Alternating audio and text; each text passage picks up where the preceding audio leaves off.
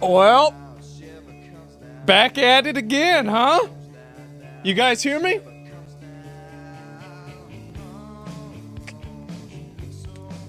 Yep. All right, good. What's going on, boys? How y'all doing? It's back. Yeah, I'm chilling, man. And, it's been a crazy 2 weeks, I'll tell you that. We missed you? Yeah, it's been, honestly, I'm gonna be real, it's been great. Like, there's been a bunch of people who reached out to me. They're like, are you okay? I'm like, yeah. I've been fine. Like, I've been so good. I've been relaxed, man. Like, I've been sitting around playing video games, fucking around. I cleaned up pretty much half of my whole fucking house. The only reason I couldn't do the other half is there's so much fucking garbage in the house, I don't know where to put everything. So, yeah.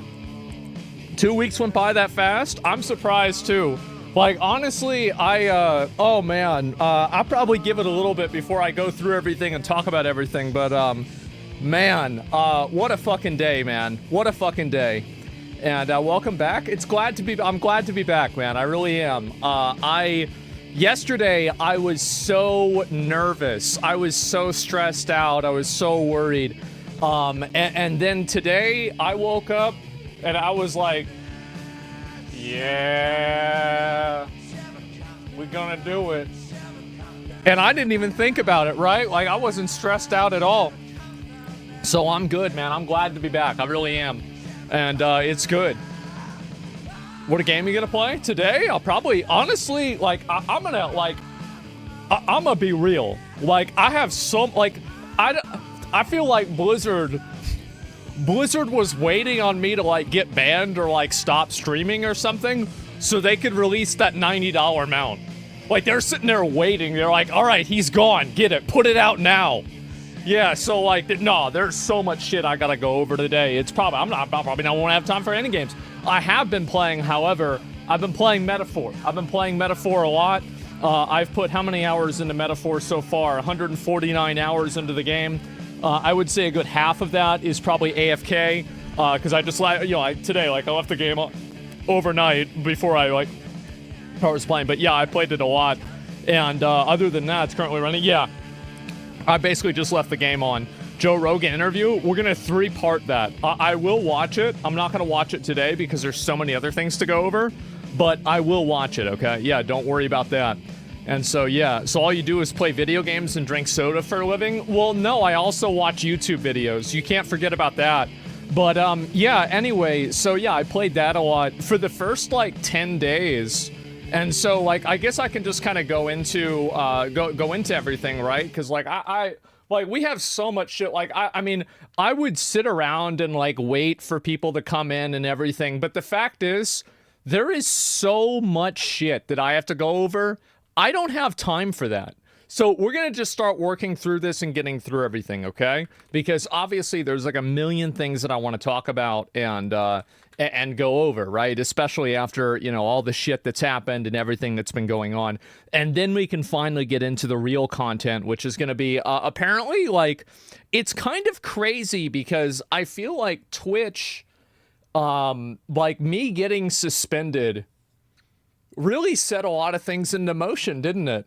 It really kind of got the ball rolling. And I didn't really, I'm going to say I didn't really mean to do that. That's like, you know, so, like, to Dan and everybody at Twitch, like, I'm sorry, I didn't mean to do that. I didn't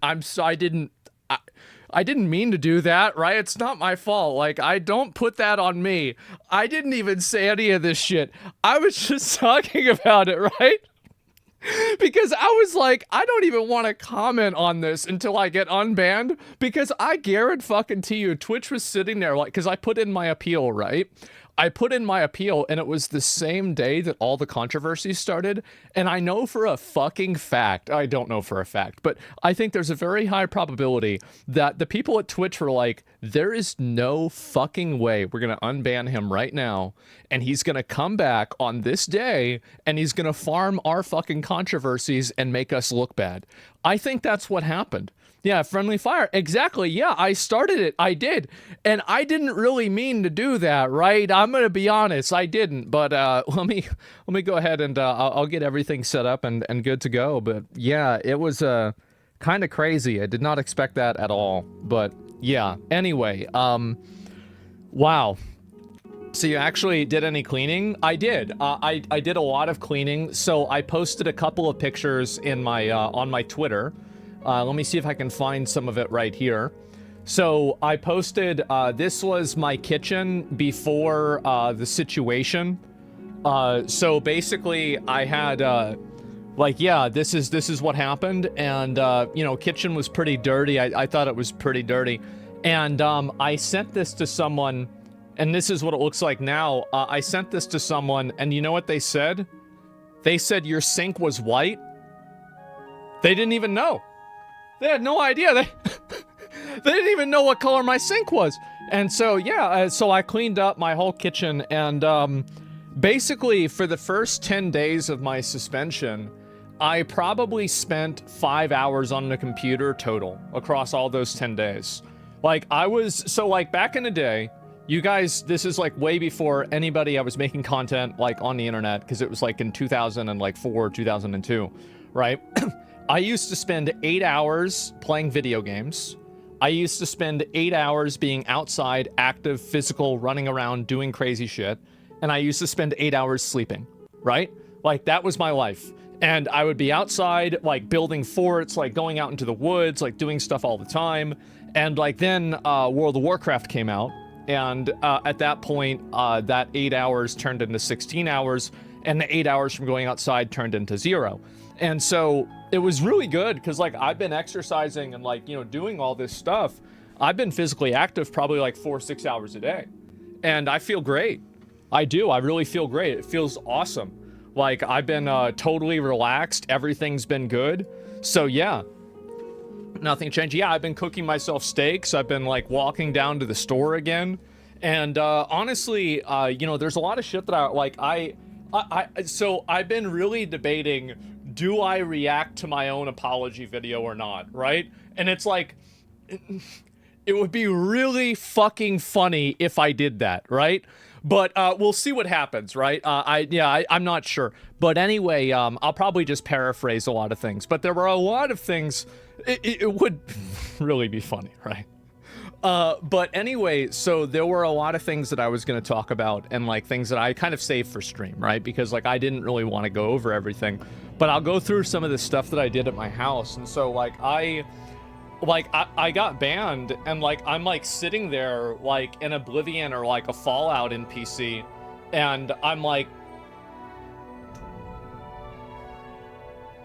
I didn't know what to do. I'm like, what do I do with my time? What, like, now I'm not streaming. Like, what do I do with 8 hours or 10 hours of my day? And so, yes, I'm back from the Shadow Realm, exactly. And so I'm sitting there, and I don't really know what the fuck to do with myself. And then, do you feel better in a cleaner house? There was a lot more mold in the house than I thought there was. There really was a lot of mold. I had no idea. Yes. Are you still a bad person? Yeah, but I'll do a better job at hiding it. Anyway, so the point is that I went through and I was like, okay, well, what else am I gonna do, right? And anyway, so I was like, all right, fuck it. I guess I'm gonna clean up my house. I don't have anything else to do. I might as well do that. And so please hire professionals for the mold. So I'm gonna be very honest with you guys. I don't have a high enough item level to fully clean my house. Because there are tools and gear sets that are available in, you know, Encourage and Nax 40 that I'm still in like BWL gear or maybe, you know, Molten Core gear to do. So I'm gonna need to bring in professionals to do like cleaning of like down here because I simply don't have the tools for it, right? There are like professional grade tools. They usually use these on houses where like people die in them and then like the corpse rots into the sofa. And so they have to bring in people in hazmat suits. So we'll probably have to do something like that. But otherwise, yeah, I will have to do that. But that's beside the point. I will do that, but other than that, I wanted to clean it all up myself because it was primarily my mess that I created. If I have a maid service come in and clean up my house, you know, I didn't really do anything. And I was like, I need to do this for myself because, like, getting banned, and, like, so this is the first one, right? So, like, I cleaned up my whole kitchen and everything. Like, I swear to God, like, I spent, I'm not even kidding you, 6 hours going through mail. Like, this fucking thing I bought at Office Max, this entire fucking thing is so, because I was going through mail for like 4 years. Like, this is like, you know, bank statements from 2020. You got to maintain it though. Maintaining it is super easy. Okay? And if you don't believe me, you can look at my car right now. My car is fucking spotless. There is nothing in my car. There is no garbage in my car. You can ask anybody who's been in my car. I never have problems at all in my car. And so, like, this entire, like, this table was, like, full of garbage. There was, like, I think there was, like, a rat that came in from the ceiling, and it fell down on the table, and it got a bunch of dirt there. And so, now everything's totally clean and everything like that. Some people were looking at this right here. I do want to address something. There are people looking at this right here and thinking to themselves, wow, this is green. Asmon really is changing his life. He's eating vegetables, right? It's like lettuce or something like that. I'm sorry to disappoint, but this is actually cake frosting on a cookie cake that I bought for myself personally. It was a Halloween cookie cake. I bought it at the grocery store for just myself, and I've been eating it myself. Now, I have been punished for that. I decided, I thought it'd be a good idea. I ate 25 cookies in 24 hours. And then I threw up somehow 28 cookies in the next 2 hours. And so, crazy situation there. Yeah, I know, it was a lot of cookies.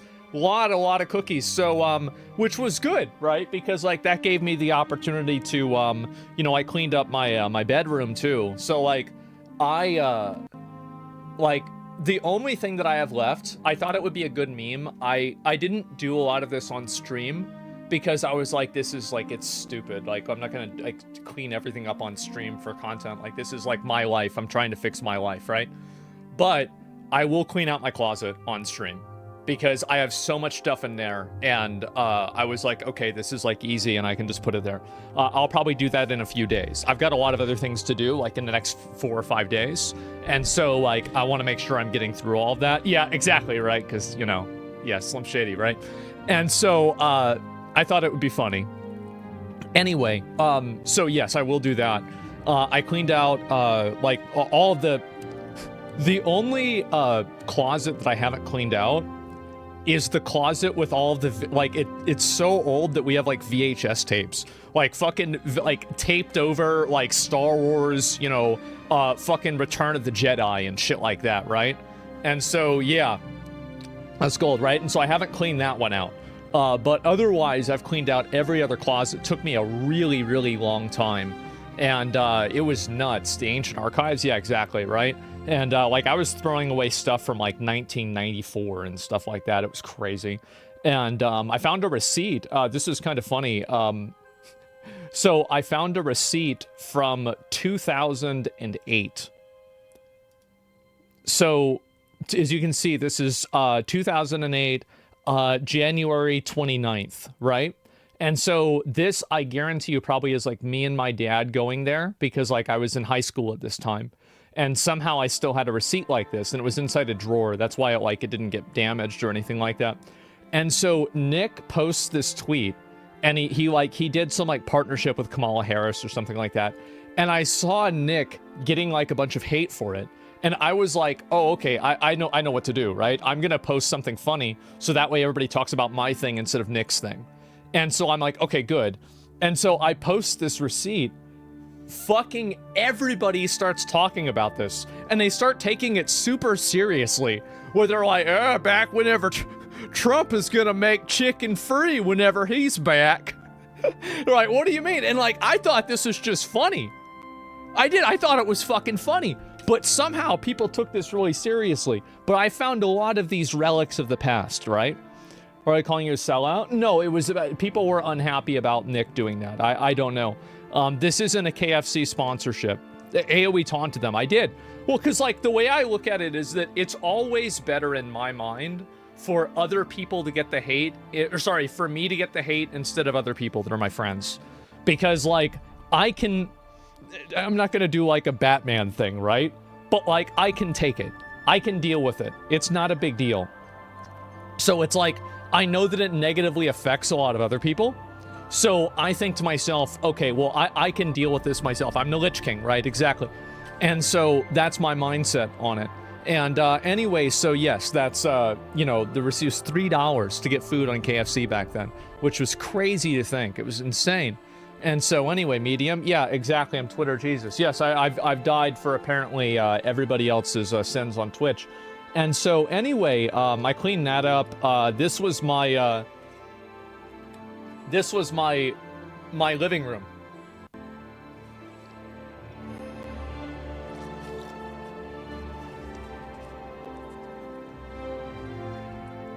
That's right. Yep. And I cleaned the entire fucking thing. And all of this, by the way, like, for example, like, these are plates that my mom bought for Cody. Cody hasn't been able to pick them up yet. And so they've just been sitting here for, like, really a couple of years. These are boxes for, like, unboxing on stream. This is a box for, like, Imaru. And, like, this is some other box. Like, so, and these are, I'm giving this stuff away to, like, Salvation Army or something like that. And so, like, a lot of the things that you still see here are just, like, in transit. But, like, everything, for all intents and purposes, is clean. Right? Like, everything's done. Like, I'll vacuum it eventually, right? But otherwise, it's pretty much done. So, yeah. And I'm glad, man. Vacuum? Yeah, sure, right? I'm really glad. And it's been a long time coming. I'll tell you guys that. So, basically, like... you still talk with your friends on Twitter? Yeah, no, I've got, like, so, basically... I guess I can kind of talk about, like, some personal stuff that I've been going through and, like, stuff that I've been dealing with. And this has been, like, things that I'm very much like a person where I will share things on stream, but there will be other things that I deliberately do not share. And the reason why is, like, I don't like talking about problems that I have because I think that that's, like, it's like emotional masturbation. And I would rather only talk about them after they've been resolved or dealt with or in one way or another, you know, addressed, right? And so now I've pretty much addressed them. So basically all of this stuff happened, and everybody from like OTK and like Starforge and everybody has been massively fucking supportive to me. Like, you know, especially like Tips and like obviously like Tectone has been fucking in the trenches for me. But, you know, Nick and Esfand and Imaru and Miz, right? Everybody, they've been totally on my side. They've been really supportive. Will reached out to me, right? What a great guy. And so I have nothing but positivity, but I've got to tell you guys that my involvement, like, I had too many things going on in my life, and it was driving me fucking insane. It was, like, legitimately ruining my life. Like, I had no time for myself. I was constantly stressed out. I had so many things going on, and I couldn't think about anything. I like, and for my mindset, it's always, like, just always keep going. Always keep going. It doesn't matter, like, if something bad happens, just keep dealing with it. You know, like I never miss a day for stream, right? And to be fair, I want to let you guys know, so the day that I got banned, I was driving home to get, I probably shouldn't say this, but I was checking my phone and driving, and I saw on Discord, somebody said, oh, I saw the suspension. I was like, and I remember thinking like, oh, I got suspended. And you know what I fucking felt like? I felt like Frodo at the end of Lord of the Rings. Whenever the ring's destroyed, I'm like, fine, it's over, right? Like, I'm fucking released. And so I did, I'm free. Yes, it's done. And so anyway, so I'm doing that, and I like come back, and it's like a 14-day suspension. I'm like, okay, whatever, right? And so then I'm like, all right, well, I'm going to think about like what I really want to do, etc. But I was going to stream that day because that was the day that like I think the New World thing came out, and I was like, I guess I'll play this and fuck around with it. But you know, that didn't happen. And so yeah, that's what it is. Twitch is burning in hell. Oh, well, yeah, basically, right? So, like, I talked to people in OTK, and, like, you know, like, Tips and I had a conversation, and we were like, you know, like, this is kind of like an issue and everything. And I was like, a lot of people, you guys need to understand, we were, like, talking around it, and I just said, I said, I was like, how about I just take a step back from everything? And he's like, really? I'm like, yeah. Yeah, he's like, okay. And I'm like, okay. Fucking great. I get to relax. Thank fucking God. I want to say, like, with this, like, I totally am on board with them. Like, there's no issue. Like, I'm not angry at them. There's no resentment. There's nothing. I am nothing but love, nothing but support. And I even, you know, I've like, these are my friends too, keep in mind, right? And so keep that in mind. Some of my responsibilities, yeah, I mean, of course, obviously I can help if they need something, you know, if they need me to help or want insight on something, sure, I'd offer advice. But otherwise, I'm very glad to, like, kind of be able to, like, live my own life for a while. And I feel like after, like, pretty much, like, after my mom passed away, I spent, like, 3 years just kind of distracting myself in different ways. And I had so many things going on that I could never really take a break and, like, really, like, kind of, like, because you guys remember, like, back in the day, like, for anybody who's, like, an old viewer, right, old viewer, you would remember how, like, the stream would go like this, right? It would be, like, everything is like it's going like this, and then I take a break, and then it goes back up, and then I take a break, and then it goes back up, right? Because I'm the kind of person, I'm a very socially maladjusted person, and because I'm such a socially maladjusted person, whenever I'm around people for long enough, I basically turn into the worst version of myself possible. And I've been spending 3 years devolving into that. And the reason I put out the video and the apology is like, yeah, obviously, like, you know, bad vocabulary, shouldn't have said what I said about the Palestine thing. It was a bad way to say it, right? I mean, not in a way, like, obviously, like, terrorists are bad, but to say everybody there is a terrorist, everybody there is bad, that's just, you shouldn't say that. It's a wrong thing to say. And the truth is that, like, if you read the TOS, the way I said, it's bad phrasing. Yeah, it was bad phrasing. You read the TOS, I broke the TOS, I got suspended. That's fair. It is, it's fair. It's generalizing. No, it's generalizing. And the funny thing is I've spoken against that many times. I did it myself. And thank God I did that, because it gave me a chance to actually sit down and think about, what am I doing with my fucking life? What the fuck am I doing?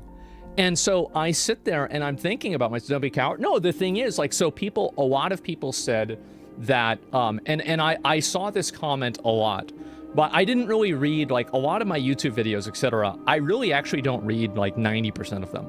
90% of the comments, but I did read a few of the comments. People are like, oh, Asmongold bent the knee, right? The funny thing about this is that this is the way that I see it, right? Is that I think this is the first time that I didn't bend the knee. Because I feel like there have been a lot of circumstances in the past, like, year, 2 years, where I have let my ego, I have let my, you know, my desire to be, like, you know, right, or, like, I've let kind of like a negative impulse or something like that. I've let all of those things kind of take control of me. And in the process of, like, letting those things take control of me, I've fucked my own life up, basically. And so, I think this is the first time that I actually did, you know, take a step back and think about, like, what am I doing with my life? What am I doing with my time? And why am I doing that? And so I think that, in fact, it's the opposite. This is the first time I didn't do that. And allowing yourself to be wrong is liberating. Yeah. And it's not really just about like that one thing. Like there's been a lot of things, and like, so like, I'll give like some examples of stuff, right? Like when I put out the thing about that girl winning the streamer of the year thing, I think her name was Rivers. I was totally an asshole about that. I was completely wrong. I was a massive dickhead. I should have never said that, right? And like, that was one of the things, right? It was, because I should have never said that. I was being a dick. And there was that. There was, no, it was. And if you look back, I was. And the other one was fruit. So she like put out this thing, and like people were saying that like she cheated on her husband, and I put that out there and I didn't do enough checking on it. Somebody reached out to me, told me it was wrong. I deleted the video. But at the end of the day, I put out content that negatively affected other people. That was, and I have no problem negatively affecting other people. That's fine. But not if I'm fucking wrong. Not if I'm fucking, like, sure, that's fine, but I need to be right about it, you know? And so there's things like that. And then there's also like other minor things, right? Like, for example, like Moon. I was way too much of a dick about the Moon thing. I was. And yes, Moon is a high roader, and it's annoying, right? But at the same time, I did not need to go that hard. I did not need to be that big of an asshole. And I'm just being a dick. Just being a fucking asshole. And at the end of the day, if I'm not checking that and taking like a degree of accountability for that, then what's going to happen is it's just going to get worse and worse and worse. And it did. It did. Thank God. And so, yes, that's what it was. But it was funny. But the thing is that like, it's about tone. And it's about tone, and it's about vibes. I think that I can make fun of people and have it be a little bit less mean-spirited. I'm not going to stop making fun of people. You think I'm going to stop making fun of? No, absolutely fucking not. No. But like, try to have a little bit more fun with it.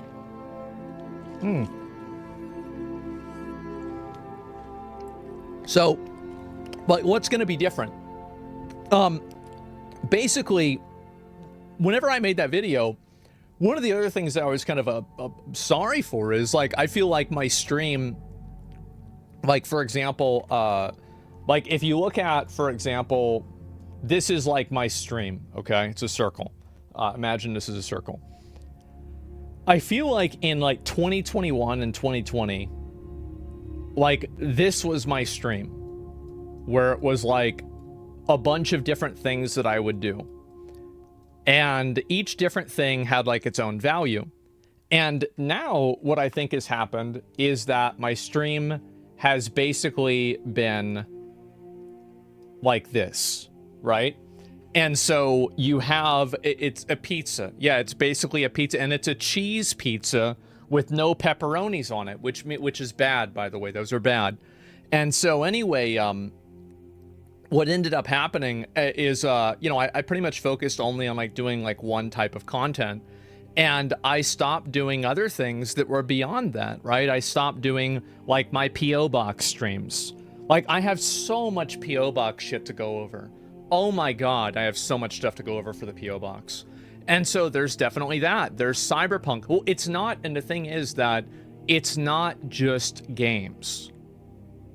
It's not. So what my plan is I want to like kind of shift like 20% of my content to being that 20% of content that like back in the day was the stuff that people really enjoyed, right? Whether it's like PC rating competitions, or whether it's like, you know, like we've got plans, we're going to be doing a Dragon Ball Z Sparking Zero tournament. I've been talking to some of my mods about it, etc.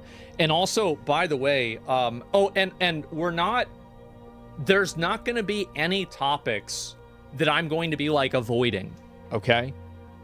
Keep this in mind. It's not like I'm not going to talk about certain things, or I'm going to avoid certain things now, or anything like that. It's a matter of tone and direction. Why would I do that? Like it's yeah, that's not going to happen.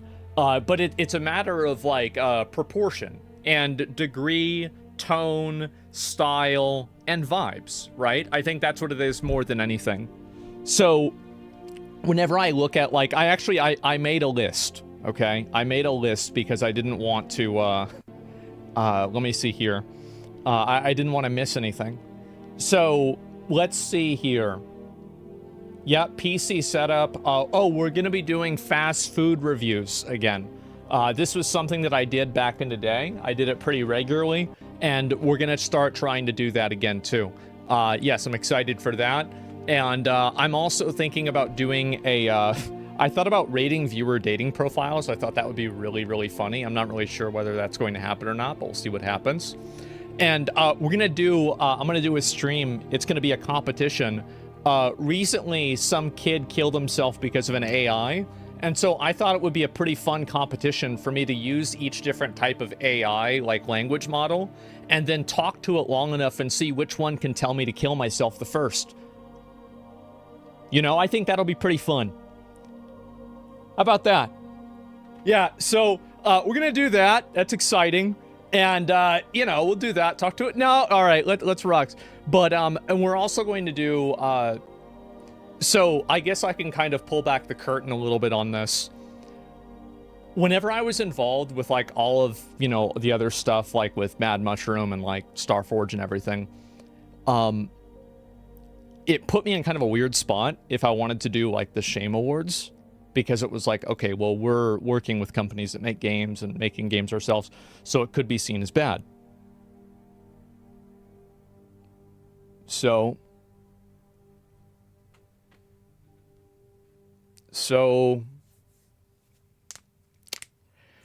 now we will be doing the Shame Awards. And I've been talking about it. I've been dealing with some people. And I am extremely fucking excited. I'm going to tell you guys that. I am very excited to do that. So, yeah, that's the plan. And I've got some other, like, minor things. Like, I wanted to do a, like, a mining stream. I know it sounds weird, right? But, like, I was going to go out to, like, you know, a place where you can, like, mine, like, crystals and emeralds and, like, or not emeralds, but, like, crystals and minerals. And then take the ones that we're able to find and then give them out to people in chat. I think that'd be a really cool thing to do. Like, it's just, like, cool streams like that. Just, like, cool, interesting, like, different things to do, right? I have, like, a mining kit and everything. In real life, yeah, so real life Minecraft, exactly. And so, like, the plan really for me now is, like, I don't want to change a whole lot, but I do want to change a little bit. And I think that that little bit will make a really big ripple effect, and it will change a lot of things, too. About steak and eggs, I recorded an episode yesterday. Yeah, I'm still doing the podcast. It's not a big deal. So that's been where I've been at. That's what I'm thinking. And that's it. What about visiting the Middle East? I talked to S-Fan and Nick about that last night.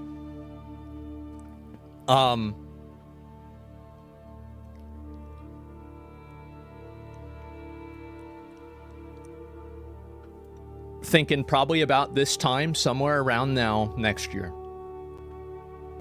That's right. I think it's going to be fucking insane. And I'm going to stream the entire thing. I'm going to stream the entire fucking thing. I'm super excited. And, yeah, that's the plan. Don't do it? No, I'll do it. It's fine. Like, yeah, why not? It's okay. And so, yeah, that's it. New Asmon era? Oh, I don't know about completely new era. I don't know about that. I think that in a lot of cases, I kind of want to do a lot of the same stuff. You know, I don't really want to change or do anything like totally different or anything like that. But at the same time, I think it's about changing again, like the tone and the vibes of the stream more than anything. So yeah. Let me see here. And you're cool with TOK still? Banned for your merchant? I don't know about that. You got banned from somebody else's stream. That's not my fucking problem, okay? So, yeah. What games am I planning on playing? Well, I've been hearing some really great things about Dragon Age. Yeah, Dragon Age, man. This game really, it really seems like a game that, that's gonna get a lot of people, you know, we're 100% gonna play it. When does it come out? What day does Dragon Age come out?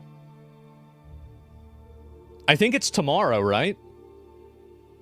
The 31st? Oh, okay, so I'm going to have 2 extra days. Okay, good. I thought it was going to be tomorrow. Okay, that's great. Yeah, I'm going to play it on release 100%, guys. Absolutely.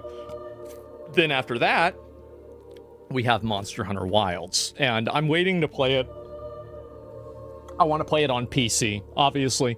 And so I know that, like, it's available on PS Plus right now, but I'm just going to wait and do it on PC.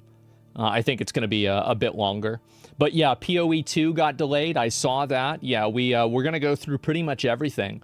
And so, yeah, I can go through and we still be doing politics? Absolutely. Abso-fucking-lutely, I'm still going to do political stuff. 100%. Yes. Why would I not do it? Yeah, of course. Now, not all the time. But if you think I'm not going to watch the Joe Rogan Donald Trump thing, you are out of your fucking mind. Absolutely, I'm going to watch it. Yes. 100%. So yeah, don't worry about who's winning. I think Trump, I think Trump is going to win for sure. But, you know, I could be wrong. We'll see what happens. They had that rally the other day and a lot of people didn't like it. So it's hard to know what's really going to move the needle and what won't. But my guess is Trump. If you had to, you know, like, I'm probably not going to vote, but, you know, I do think Trump will win. Anyway, so I'll look at a few more things. And less interest restricting content ideas could be fun. Yeah, exactly, right? Thoughts on Nick doing a political stream last week? I think it's fine. It's not a big deal. I mean, if he wants to do it, then that's up to him. I think that anybody... So I think it's a good thing for more people to get involved into politics, even if, like, they're not necessarily informed, because I think that doing that involves more people and they will become informed by listening and by doing it. So, like, regardless of whether you agree with somebody or not, I think it's a good thing to have more people invested in talking about it, etc., right? So, yeah. Everything's related in life to politics? Yeah, of course it is, right? Absolutely. Let me read a few more of these. There's no way the deep state will let Trump win again? Okay, well, either way, right? Like, that's my prediction, that's my guess. But I'll answer a few questions and go through everything with you guys, and, you know, then we can get on to our regularly scheduled content and just kind of get back to the everyday farming, right? Can you explain the philosophy behind spreading energy to do political commentary but not go vote? Well, because I'm giving commentary on, like, different things individually. Like, personally, I don't think that you should vote if you don't think that a candidate has earned your vote. Like, I don't like the idea of, like voting because, like, you have to. I personally think that there should be, like, a third option where it's, like, a do-over. And, like, if enough people vote the do-over option, everybody in the government stops getting paid until they can put out candidates that are respecting and that are reflecting the public's interest, right? Like, I would love that, because I feel like if that happened, things would immediately get better. Well, they'd probably always, nothing would happen ever, but, like, still, that's it. So yeah, it's been a great, it's been a great 2 weeks for me. I've been very relaxed, etc. It's been good. Ban appeal. I will be doing ban appeal streams. I will be doing it. That's one of those things that I kind of missed out on, and I stopped doing it, and now I think I'm going to do it again. Yeah, it's that simple. You do more co-op streams again? I am. Yeah, that was part of it as well. You never get a candidate that 100% aligns with you? Well, I think that you should make, like, listen, if you want to vote, the thing is that, this is the way I see it, you should vote on your conscience. So, like, if you think that it's a good idea for you to vote third party, then vote third party. If you think that Donald Trump is going to be the guy that's going to make you happy, then vote for Donald Trump. If you think that Kamala Harris is great, vote for Kamala Harris. Or if you don't like any of them, don't vote at all. Vote for, like, don't let anybody else tell you what to do. It's that simple. Please check out the storm you caused. Oh, dude. Oh my god. Oh my god. I guess I can, yeah, that was crazy. So, oh, wow. Man. Twitch being exposed as anti-Semites?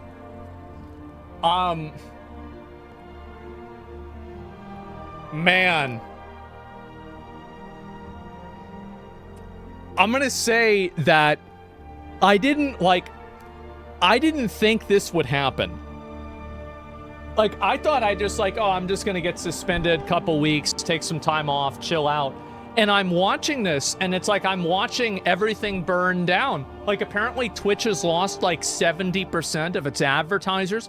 And I'm sitting here, I'm like playing, I'm playing Metaphor, like, you know, like trying to restart a mission over and over because I'm like missing an attack that's like a high mischance attack.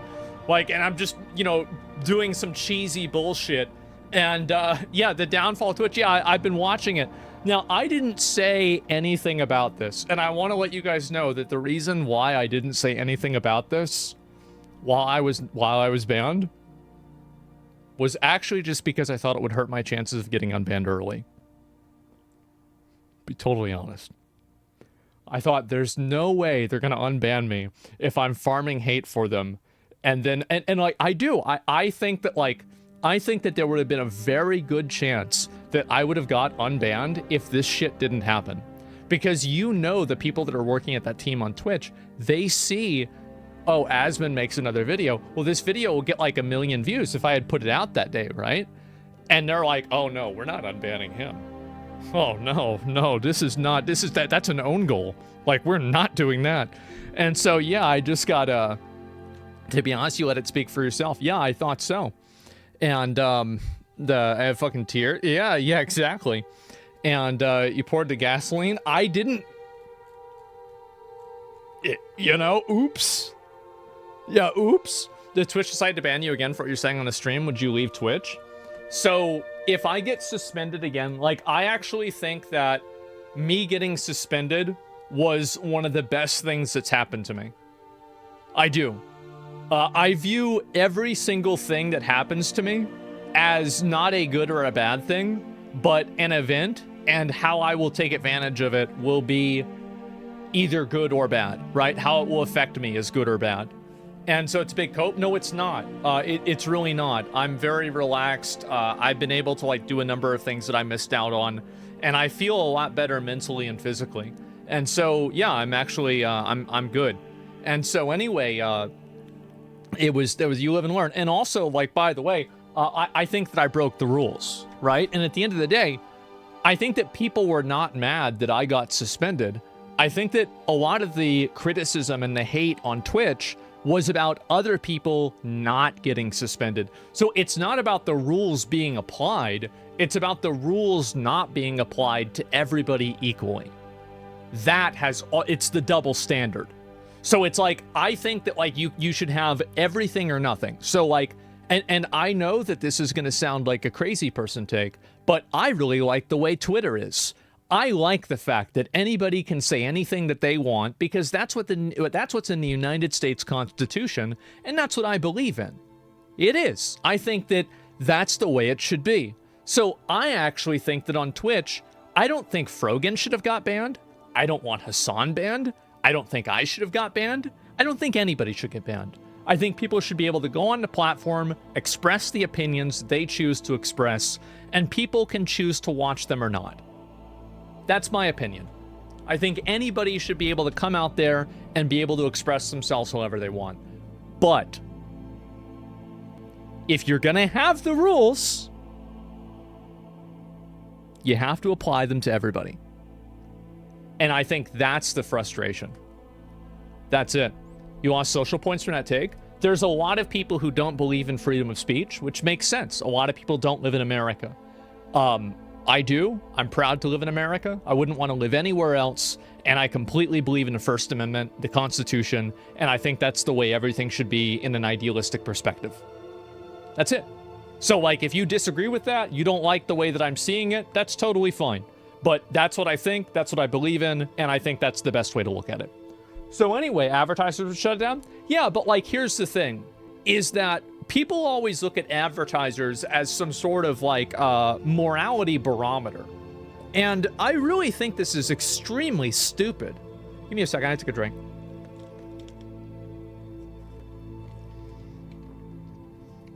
It is extremely stupid to look at companies like Nestle, look at companies like Nike and Adidas. You know, that are trying to advocate for water not being a basic human right, for using slave labor effectively in third world countries like Apple, who's been caught using people, like the abuse in cobalt mines. You're going to have these companies be the arbiters of what is and isn't acceptable to be spoken on the internet between people of like-minded perspectives? These are the people that are effectively utilizing slavery to this very day. They are the ones that you're using as a moral barometer. Absolutely fucking not. None of these companies are moral. None of these companies, I want them telling me what to do. I don't want anybody telling me what to do, except the government, because at least the government has some degree of accountability. We got rid of slavery in the government over 150 years ago. Companies still use it today. And that's why we all have these nice phones, isn't it? So that's what my perspective is, okay? Some people might disagree with that, but I really don't like the argument, the appeal to authority of advertisers. I find it extremely unhealthy, and I understand that companies need to make money, etc., but don't ever ask me to look at this as a moral benchmark. So yeah. I'm not saying no more. I'm saying who pays you to go live on Twitch if they leave, no more platform. Yeah, I think that there's definitely a problem with that, but I think there's also people like celebrating advertisers leaving whenever it's from the opposite side, right? Like that's usually what happens more than anything. So yeah, you have a money for accountability. You should see relation to the FBI as the IRS if they want to audit them. Well, I don't know about that. I mean, again, there's plenty of stuff that happens like that. Have you heard of Dan the Man? Dan the Man. I think so. I'm not really sure. What do you think about the Twitch staff hating you in their Discord chat? I think that that is going to be a great YouTube video. I think it's going to be a great YouTube video. And really, and the thing is, like, I don't really, this is really what my opinion on it is. I don't care. Really, I actually don't care. You know, like they were like, oh yeah, Asmongold is like the Lich King of incels or something like that. And I'm like, you know, I'm kind of based, right? But like, I mean, in general, right? You know, some of this stuff was kind of out of pocket. It's a bit much, right? Yeah, caught a little bit. And so I thought it was funny. I don't take it that seriously, but I do think it's obviously, there's obviously like a huge conflict of interest there when you have people that are like actively going around negatively discussing creators that they're supposed to be making unbiased decisions on. Like this is they're very clearly a problem here. And so, yeah. What do you think about the Veilguard reviews?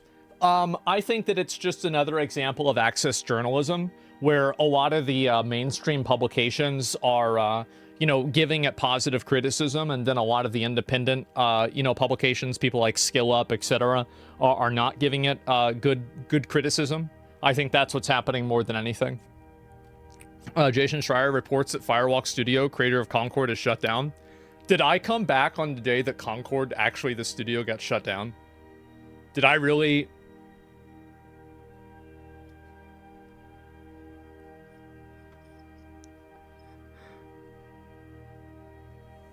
Oh my god. No fucking way.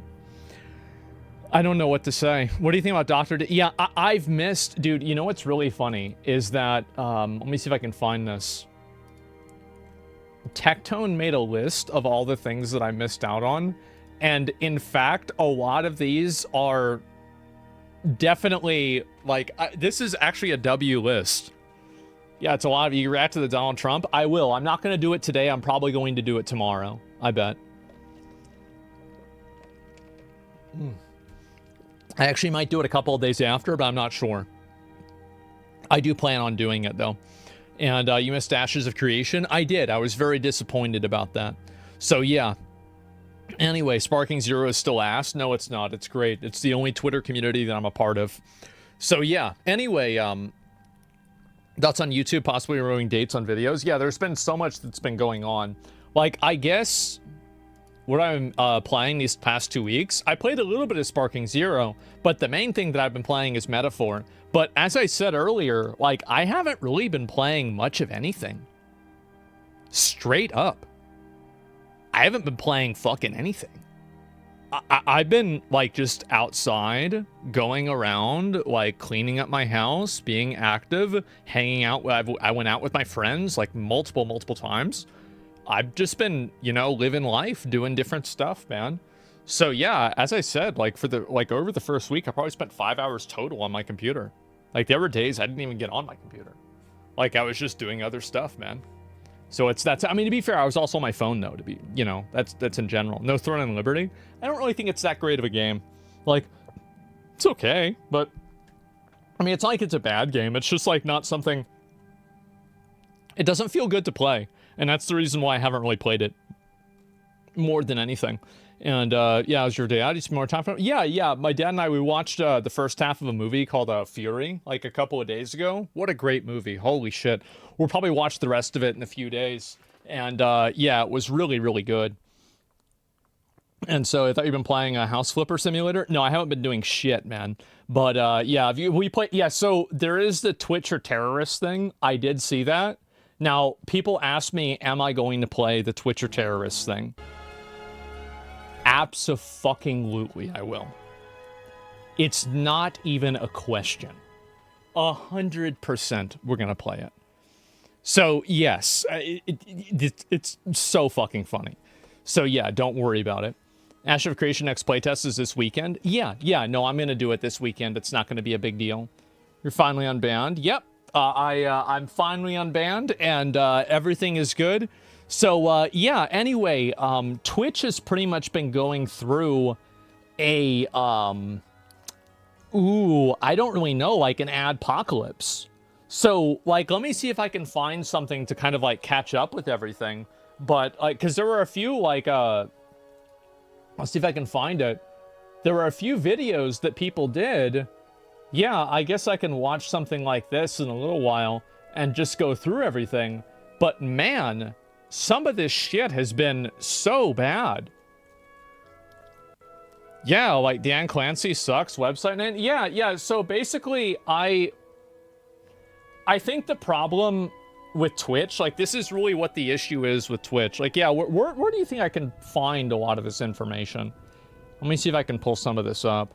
And yeah, it's this guy. And let me make sure that I pull this up. And so it's this guy on Twitter who's been really putting a lot of this stuff together. And he's been doing a little bit of this right here. And it's been going on now for, I don't really know how long, probably like ever since the day after I got suspended. Because a lot of people were like, okay, he got suspended. Somebody in Nick's chat called me Genocide Andy. I'm sorry, but like, I thought it was funny. I did. It was so fucking funny. With like my friends, like personally, we've probably made like 30 like inferior culture jokes like fucking past 2 weeks. Like you're doing this shit nonstop. Like I'm actually trying to like, because I've been off stream now. Like I've been talking with like friends of mine that I've known, you know, like for a real long time. We went to high school together and everything. And so like I'm like, okay, I can't, okay, I should not say that, should not say this, right? Actual friends, yeah, exactly, right? And so, you know, we'll be a little bit careful here. Dangerous line? Yeah, of course. But anyway, let's see here. And are you a better or worse person after the timeout? I'll try to pretend to be a better person. That's Destiny's co-host in a podcast. Yeah, so I'll try to pretend to be. The truth is that, like, I'm a pretty weird guy, you know? Like, I don't really see the world the way that a lot of other people do. And this isn't some kind of, like, fucking Ozymandias, like, oh, I'm better than everybody outlook. I think I just see things in a pretty distorted way. And some things make sense to me that don't make sense to anybody else and vice versa. I think that that's why, like, a lot of people like watching my videos, but it's also why I'll have, like, kind of fuck-ups, right? Yeah. And so that's it. We get that. Exactly. You know, did I call my local government house as part of the movement? Yeah, well, there you go, right? Come back with Joker makeup on? Yeah, clearly. And so, yeah, no one understands me. Well, whatever you want to call it, right? And so, like, I'll have fuck-ups like that. That's why I try not to really comment. Like, I'm going to be totally real. Like, I try not to comment on moral issues because I think my moral compass is totally fucked. Like, I'm just going to be totally real with you guys. It's totally fucked. Like, things that other people think are terrible, I don't even care about them. Other things that nobody cares about, I think are terrible. You know, it's just, it kind of is. It kind of is, right? And so, like, the best thing for me to do is to not talk about those issues, because when I do, I get myself in a lot of trouble. And this has been my whole life. This isn't a Twitch thing. You know, I had this problem in, like, you know, middle school, right? It's always been an issue. A moral compass isn't politically correct. Well, it's not. There's a lot of corrects in which it is not. So yeah. Anyway, we can go back and, you know, look at some of this other stuff and talk about it. So pretty much Twitch has been completely, like, there's been tons of advertisers leaving Twitch. There's been people that are really upset about Twitch, and I think that the reason why. So people found out that Twitch was blocking IP addresses and not allowing people to make accounts that were in Israel. And this happened, so basically Twitch account signups, people were not able to make accounts in Israel. And this started on October 7th, which is whenever there was like a terrorist attack in Israel and there were a bunch of innocent people that got killed. And so in Israel, right, like those people were in Israel that were killed. Very, very bad time, right? Like, can we get an L in the chat for terrorists? Anyway, so this happened, and it was only discovered recently. And basically, Twitch support came out, and they talked about it. And let me go back. I'll see if I can find actually what the statement was about it and everything. Because this is going to take me some time to go through everything, because I've just... I've missed a lot of this stuff, right? And this whole... Okay. So here we go. So Twitch came out with this statement, wanted to address this.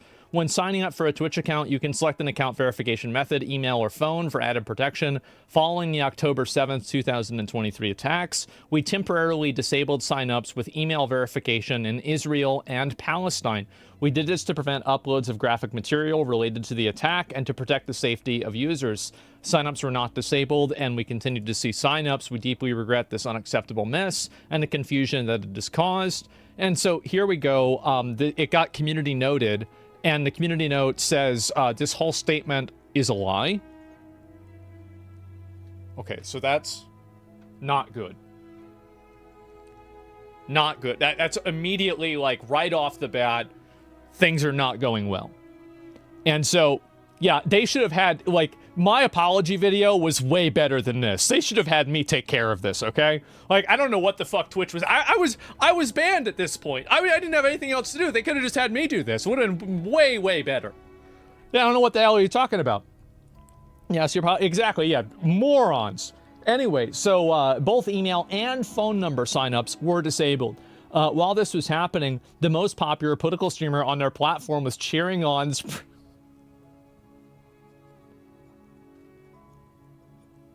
He's getting them into so much trouble, man. Oh, God. He's getting them into so much fucking trouble. It's bad. Yeah, it's Hassan. Yeah, of course, right? And, anyway, so what's happening? Most popular streamer spreading terrorist propaganda and rape apologetics on stream. So we'll go ahead and we'll watch this one here. And about the mobile signups are still working. Sure fucking seem like it doesn't. So we'll go ahead and we'll watch this video real quick and we'll see if it was actually disabled or not. And so he's going to try and make an account. And then you can see the Israel down there. Zion Love. Username unavailable.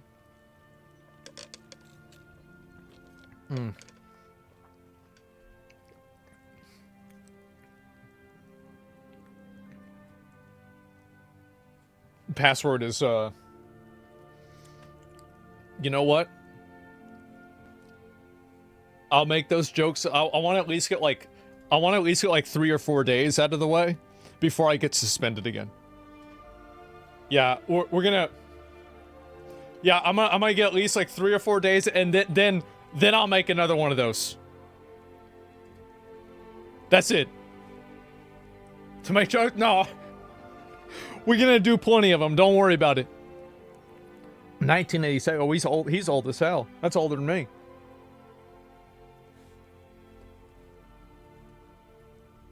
Uh-oh. No code ever arrives. Wow. So you put it in and it just doesn't send you the code. So it's not like you're blocked, you just don't get a code. Please don't make we need you for the election. Oh, sure. Asmongold's kick streams are gonna go hard. Your apology was fake as you? Oh, because like I'm making jokes? No, I think making jokes about stuff is totally fine. I don't have a problem with making jokes about things. Anybody who thought that based off of that video, I'm going to come back and love Sweet Baby Inc. and play Dustborn and talk about how much how much I like being woke. Like, that obviously was never going to happen. Like, if you thought that, you're an idiot. Like, and I think anybody who actually watched my stream knew exactly what I was talking about. How many of you guys watched that video and knew exactly the kind of shit that I was talking about whenever I was saying, like, we're not going to do this anymore? Everybody fucking knew what I was talking about. Just the unnecessary hostility, negativity. Like my dad would fucking be like, yeah, you're really being an asshole. And I'm like, nah, you don't know shit, Dad. And then, yeah. So, there it is. We knew. Yeah, everybody knew. Anyway, we'll look at this here. Said they use IP. Could they use VPN to circumvent? Yeah. Not good evidence. We need more users and data to see if it was a regionally targeted outrage or outage. It's very hard to say. But anyway, so this had happened. Let's say Adria, most likely not even worth their attention. No, it's not that big of a deal. And guys, I know that the Concord, I understand the Concord development studio waited until I came back on stream in order to announce they were shutting down.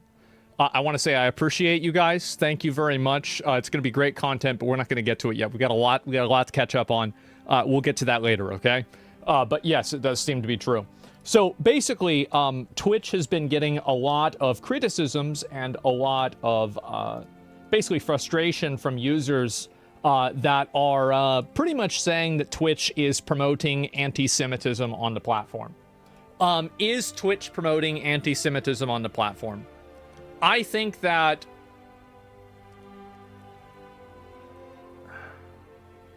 I've thought about this for a long time.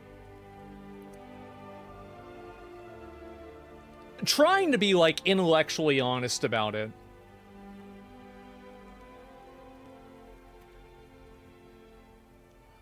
I don't even know if it's necessarily anti-Semitism, but it's a degree of, like, political extremism that is unhealthy and dangerous because it's glorifying and promoting violence. So, like, I like, whether it's like anti-Semitism or not, like, it's very, like, I don't want to use that word because that word has a lot of baggage to it. But I think that it's been very clear that Twitch does have they do have a political bias. It's been they tolerate it. They do have a political bias. And I think that the people that are running the website are exercising that bias. That's been happening. They're playing favorites. They are. And Twitch only curates what's being broadcast. It's a fine line between criticism and anti-Semitism. I don't know about that. I think that it's not really that complicated. Yeah, it's really not that complicated. To me, at least.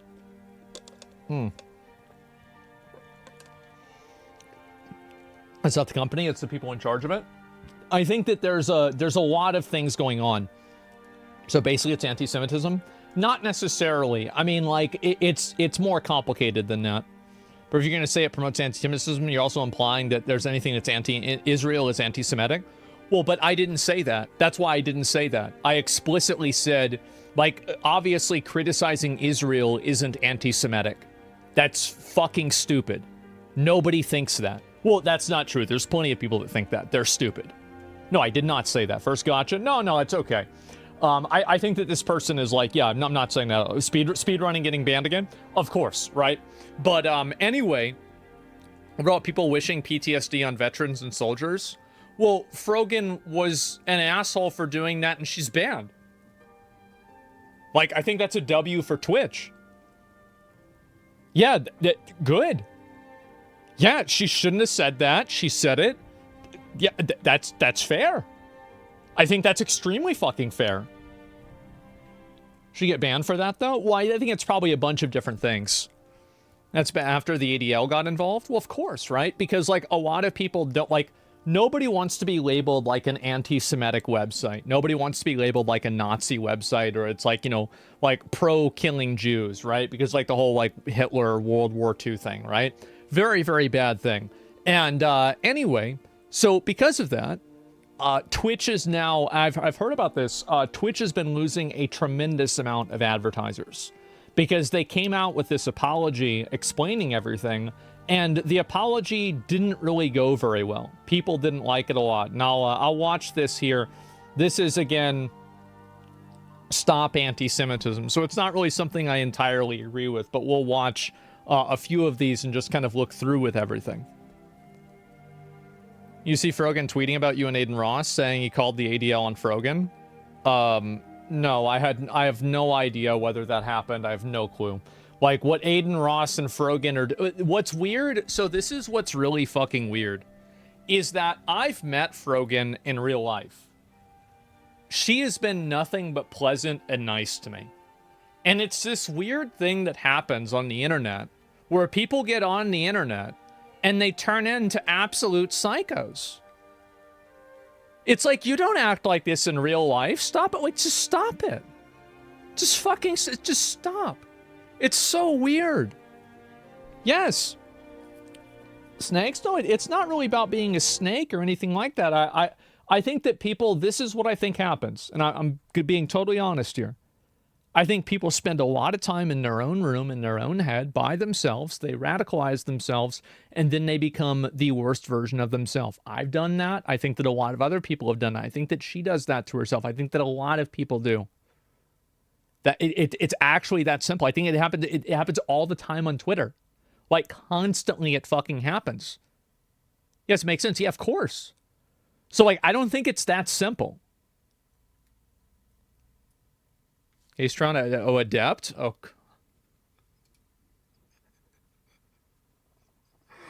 Oh, my God. Oh, my God.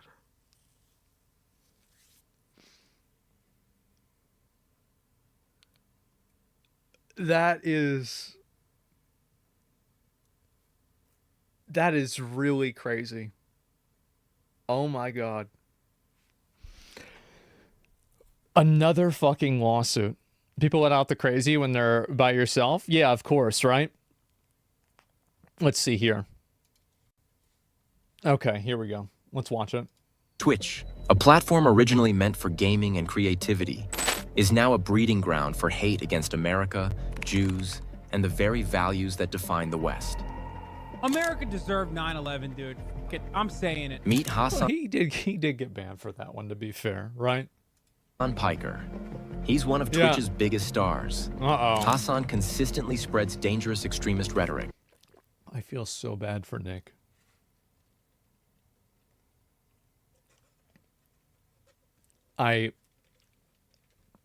Like, he didn't even know that this was going to happen. And, like, then he's getting put up on, like, BBC and everything. And it's like, yeah, look at this clip of this guy. Yeah, he put himself in that situation. I don't know. I mean, you think Nick, like, I don't think he expected that to happen. Spreading anti-American propaganda and targeting Jews and Israel. Hezbollah is a paramilitary organization. Do we like them or no? I don't have an issue with them, let's just say. Since the October 7th attacks on Israel, Hassan has... Can I watch this? Okay, it's fine. Repeatedly justified the violence and denied reports of sexual violence against Israelis. What rapes did Hezbollah do? Bro, what rapes did fucking Hamas do? What are you talking about? Hamas has committed horrific acts of sexual violence. Women and girls, men and boys slaughtered after enduring sexual violence. Women were horribly raped. The music, My man. analysis, even if there was multiple rapes that took place on October 7, this does not change anything for me. Hassan has also platformed a known Houthi terrorist and streamed terrorist propaganda on his channel.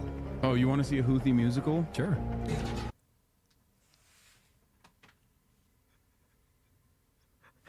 Oh my god. This shit was wild. It was.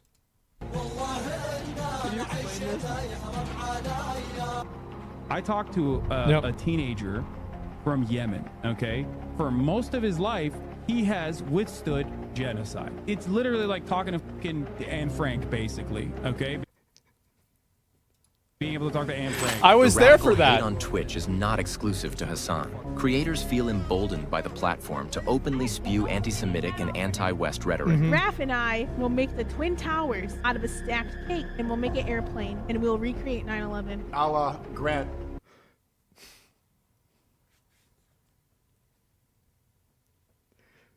I won't make a comment on that.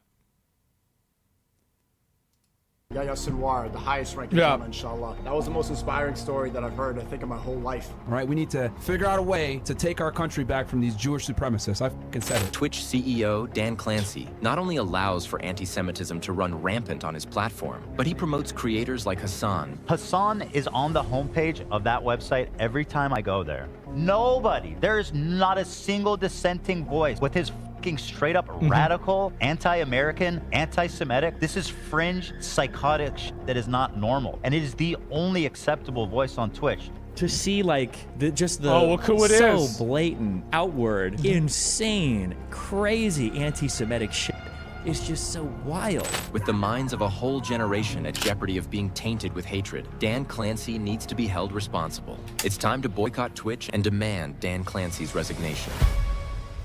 So, this happened, and it gets better. Yep, and that, by the way, guys, let's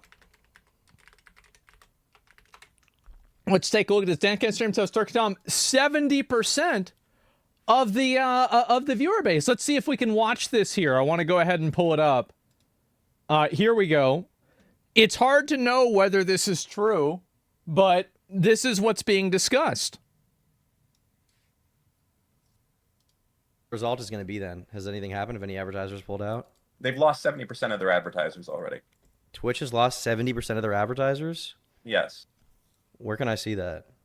You can't.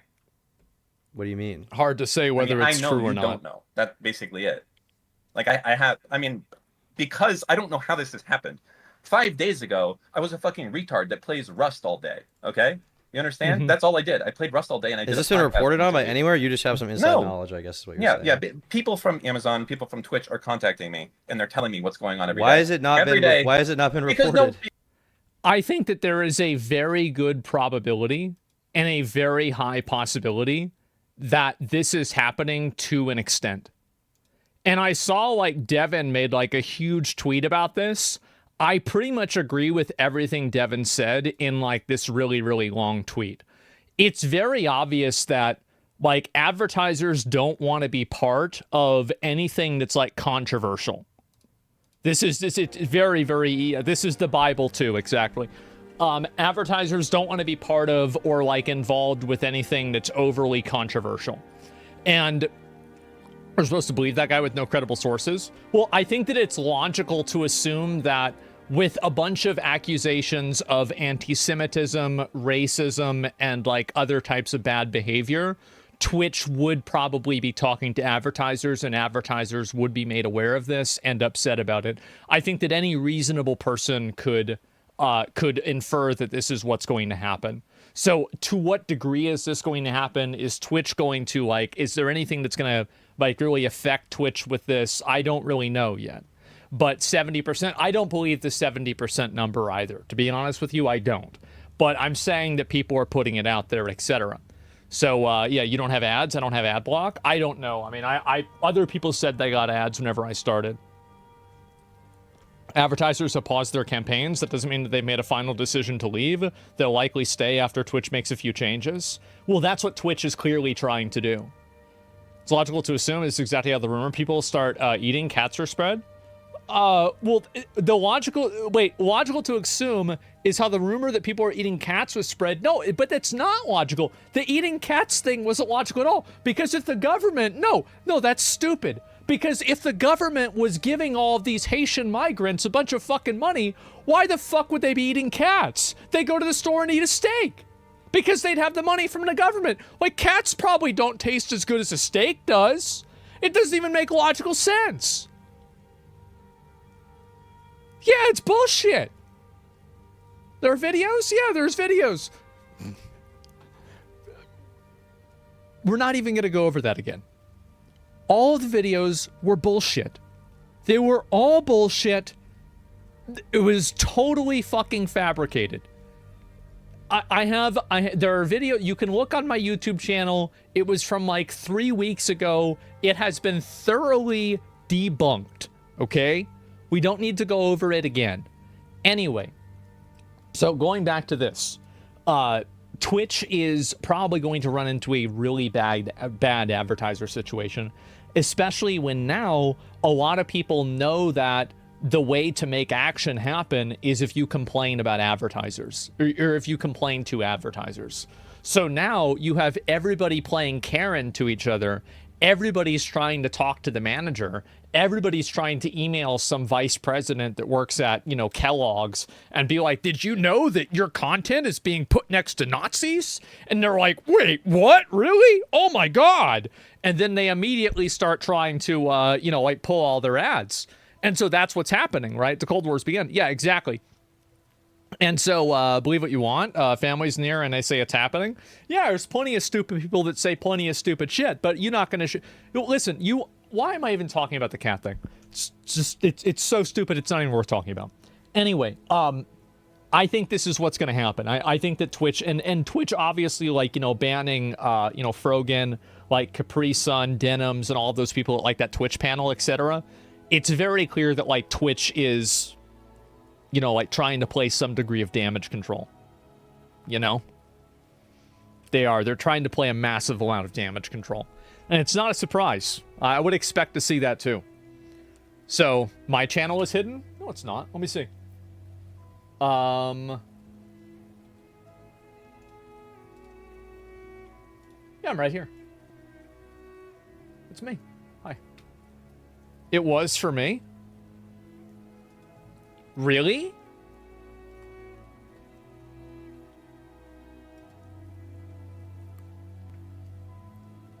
You're pushed down? I'm shadow banned? Am I? You're not searchable in the search bar?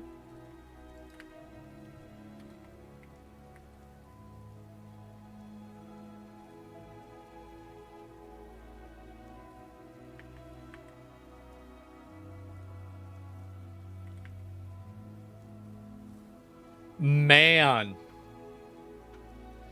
That's crazy.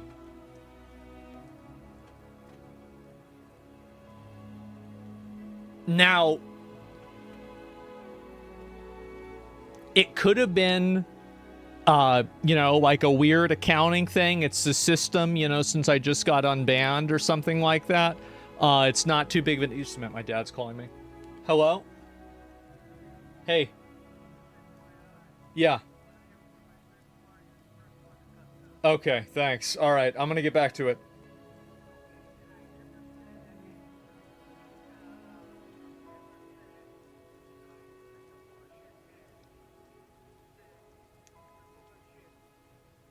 Say it again. I put you on speaker.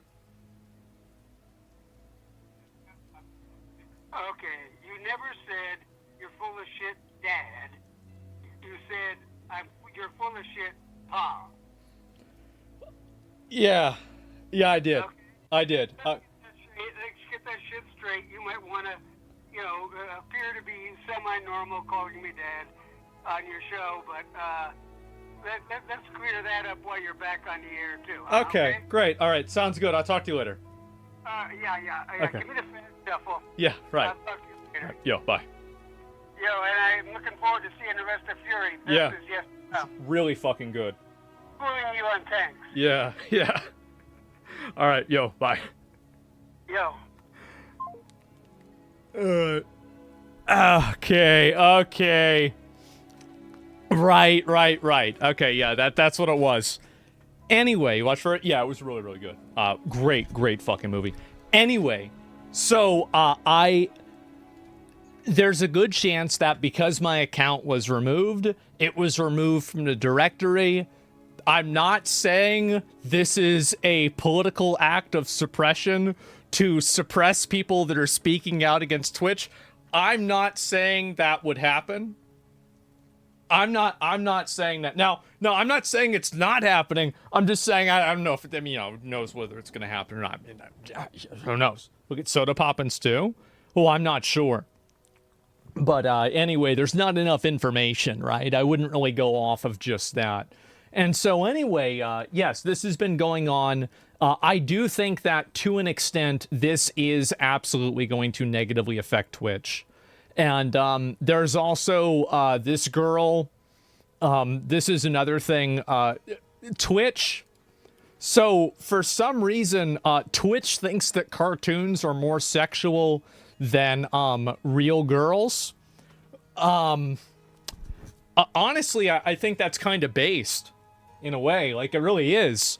But at the same time, it doesn't really make a whole lot of sense, does it?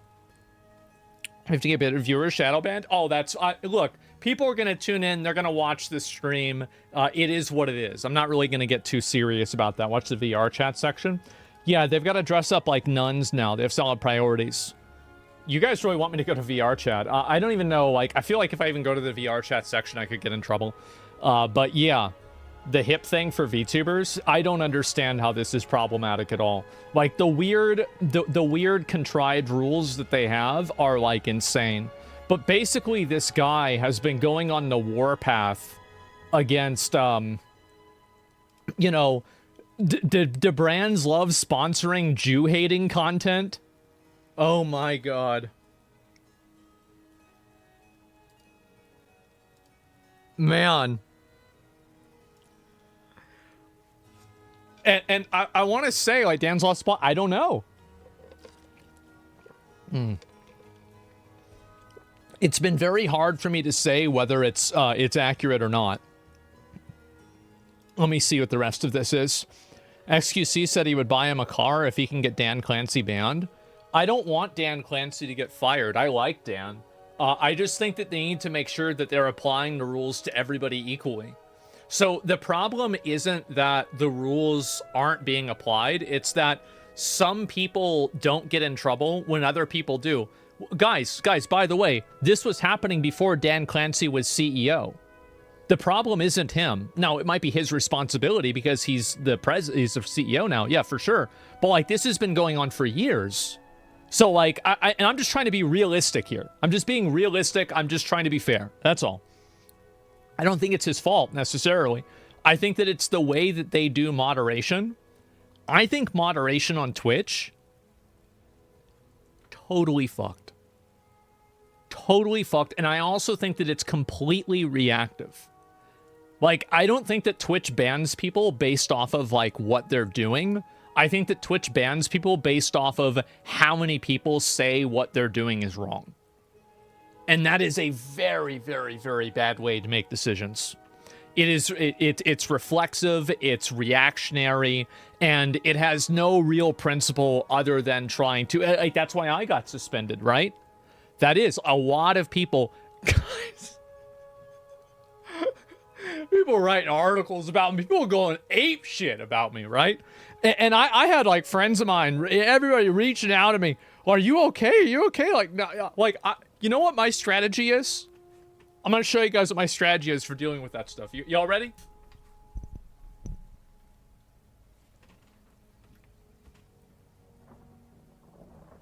Where is it? It's gone. I don't see it. Wait. What? What are you talking about? No, I'm not. No, I'm not. No, I'm not. No, I'm not. No, I'm not. No, stop. No, I'm not. No, I'm not. I'm not. Stop. Y'all stressing me out. It's probably just because my hair is like that. No, stop. It's just the way that my hair is combed. That's all. That's all. And anyway, so I just don't look at it. Yeah, I don't look at it. I don't give a fuck. So that's the way that I see it. These people that are protected, you can report them, get an instant message. They did nothing wrong, even if they get banned. Yeah. Not how the apology video made it sound? Well, yeah, of course. Like, whenever I'm talking about the way that people respond to me, you think I give a fuck about what some random person on Twitter says? No. But if it's a friend of mine whose opinion that I respect, then I'm going to listen to them. I had friends of mine reach out to me, people who I trusted. I don't care what somebody on. Oh, there's a viral tweet that says that I need to die. Okay, wow. I guess it must be Tuesday. Who cares? I care about what other people say. I work in trustee for a lot of stuff. AI is cheaper than human review. Twitch has just been a massive outlier before. They want to do it as cheap as possible. So what you're saying is that Twitch's lack of consistency with moderation is an outcome of them trying to save money and not actually an ideology? I think that in a lot of ways, you're probably right. I think that it's probably both of them. I think that there are ideological and reactionary reasons for why people get banned. And I also think that there's just people trying to save as much money. Destiny got banned for no reason. Yeah, I didn't really see that. I should care about you. People say shit all the time. Didn't want anybody to have a deep reflection because some clowns had their feelings hurt. No, I care a lot about what like friends and like people that I respect think about me. Now, obviously, I'm going to make the decision for myself. But for me, whenever I was talking about like apologizing for stuff, it was like the comments that I made were like 10% of that. I just feel like the streams had gotten a really bad vibe, and I just felt like I had deviated a lot from why I think people found the content fun. And so that was really the main thing, more than anything else. So yeah. I just joined the stream late. Welcome back. Yeah, exactly. Destiny ban was biased, unbanned. I think Destiny should get unbanned too. I don't think Destiny has done anything that deserves him getting permanently banned.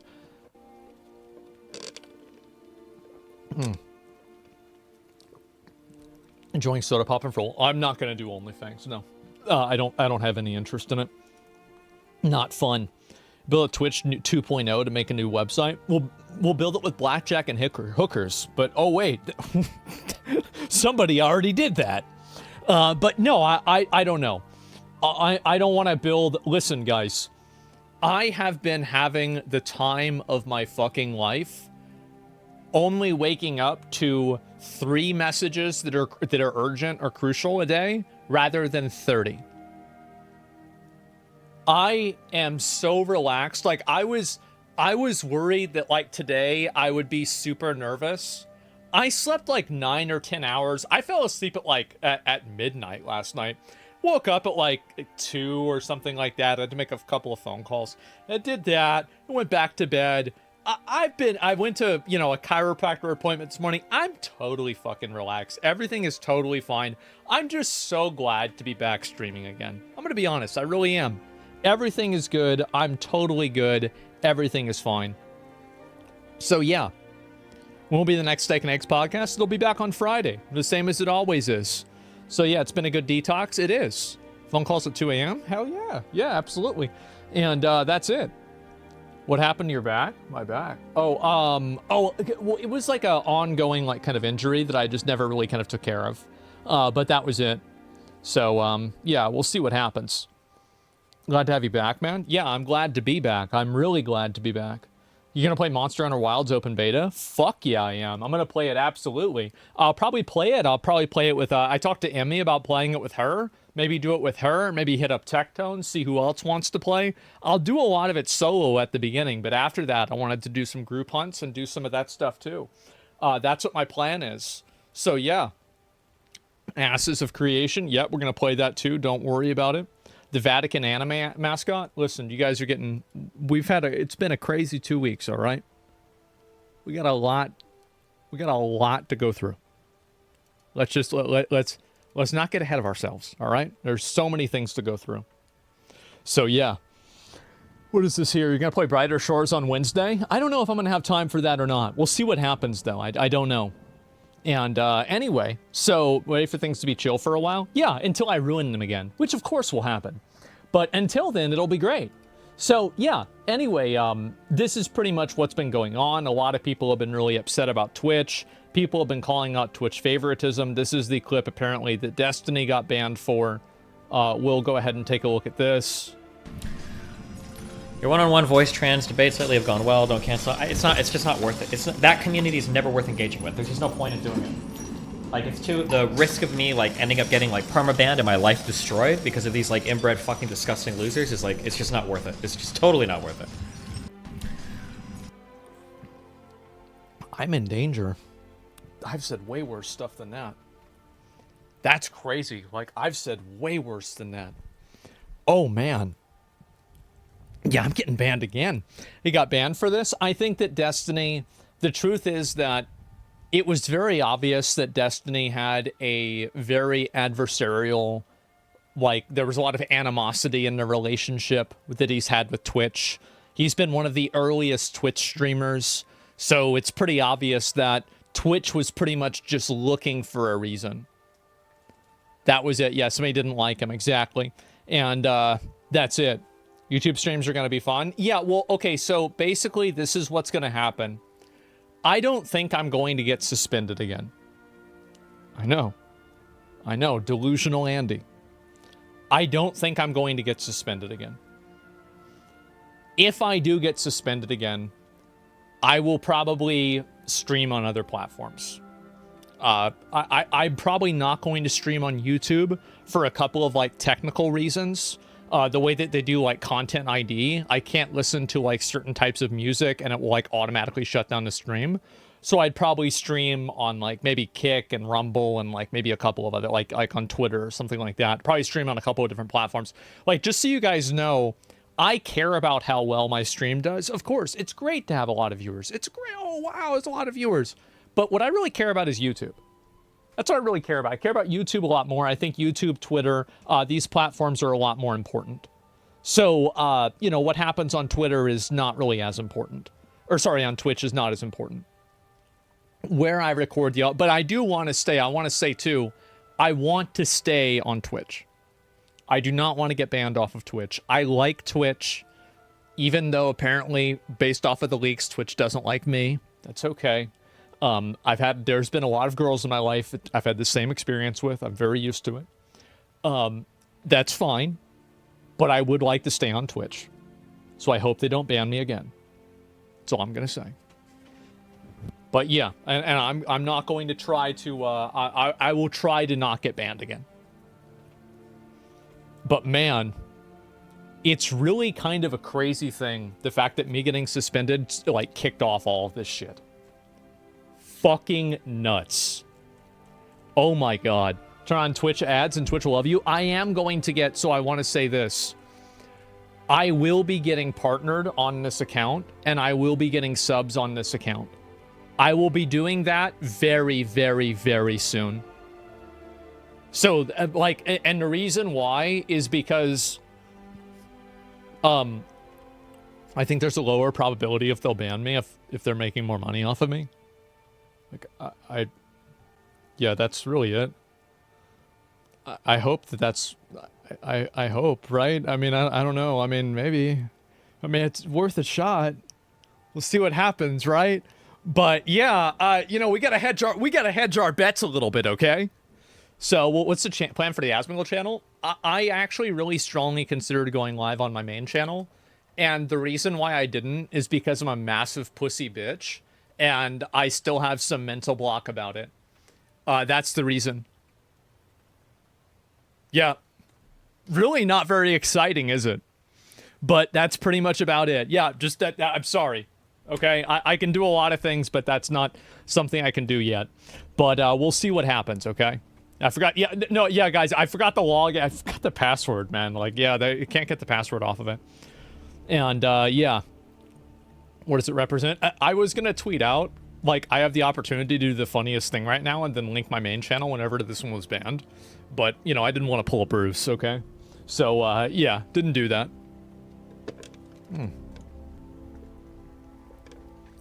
We rewatch your video back then and address the comments, the like and dislike ratio.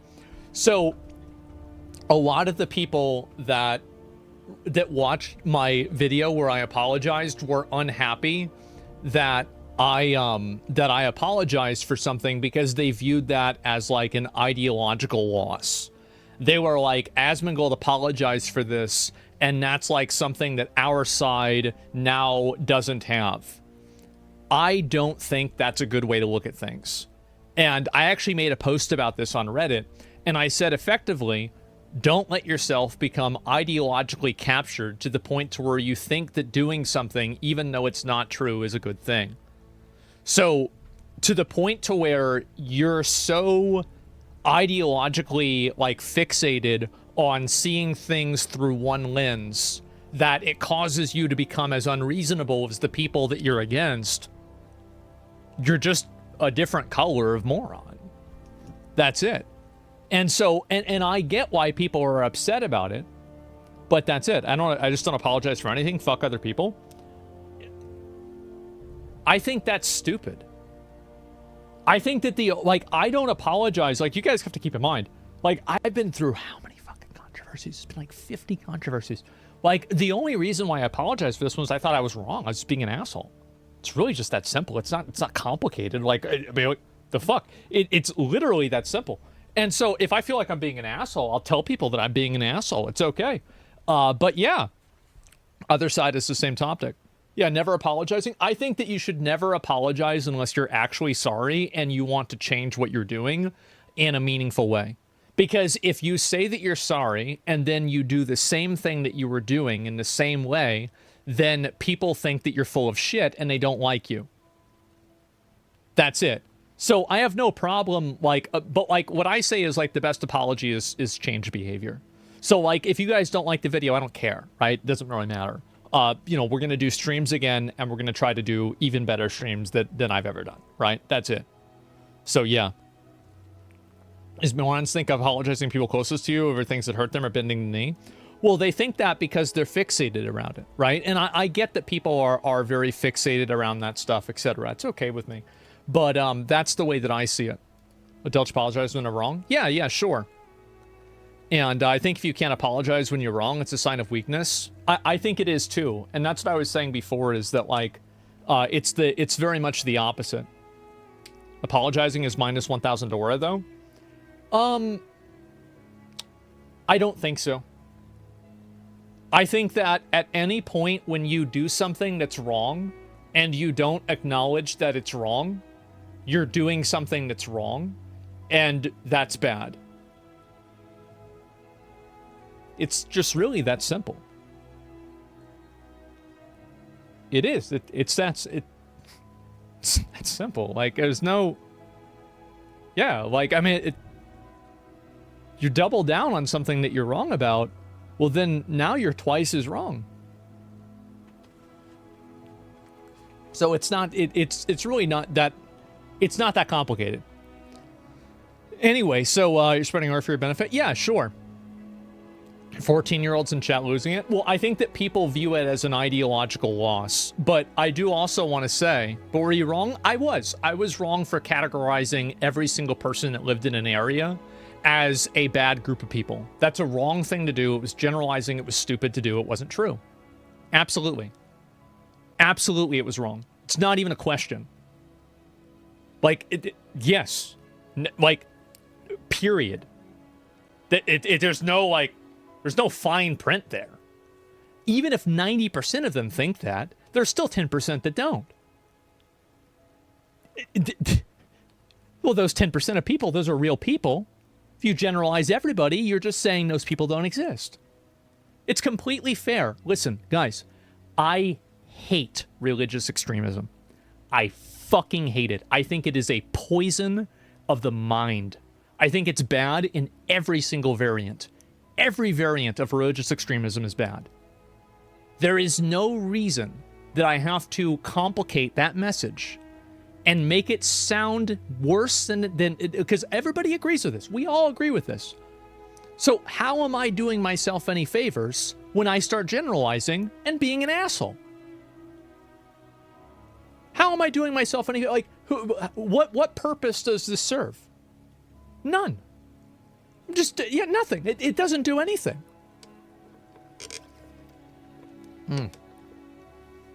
Oh, do not. Yeah, exactly. So that's the way I see it. Maybe doing it right now and saying we all agree. Yeah, of course. There's no concrete, infallible statement about a group of people. That's why generalizing is implied. Well, that's why it's bad. So yeah. Let me read a few more. Concord Studio shut down. The problem is you commenting on something you got no clue about. Well, I think that it was like just me being an asshole. Because the thing is, like, I did know that. I was just in a bad state of mind. I was just an asshole. It's really just that simple. Yeah. Generalizing is bad. And I've said this many, many times. The thing is that, like, I mean, again, we can go back and forth on this 50 fucking times. But at the end of the day, I've said the same things that people were complaining about. So it's that simple. I was implied that you generalized? Well, I watched the clip. I watched it, and if you listen to what I said, I did. It's bad. And I'm still going to be an asshole. Don't worry, guys. Oh, don't worry. But I'm going to try to be more accurate. I will try to be more accurate with being an asshole. That's all. That's all. That's all. That's all. We're not going that far. We're just going to be accurate. I know. I know it's crazy. It's crazy. So yeah, AoE words usually don't work out. Yeah, exactly. Let's see here. And did you try Ludwig's new game? No, but I saw it in your Discord when I disagreed that you needed to apologize. Some green name threatened to dox me. Oh, fuck him. I don't know what that is or anything like that. I didn't need to apologize or anything. It changed nothing. Really, like, nobody pushed me or made me do it. I really didn't have to. Like, what did I retain by apologizing? Nothing.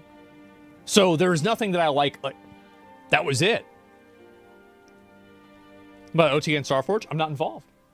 So like it already happened even after I apologized. So like who cares? And I had already decided that the day before I recorded the video. I think that people like to draw conclusions and they like to have narratives because they don't want to see things in like the way that it is. Made the right call? Yeah, exactly. 2 weeks of research, more accurate. 2 weeks of research to be more accurate when insulting groups of people. I want you to know that you're completely right. Exactly. There you go. Yep. It's that simple. Not gonna fuck around. Yes, professional racism, right?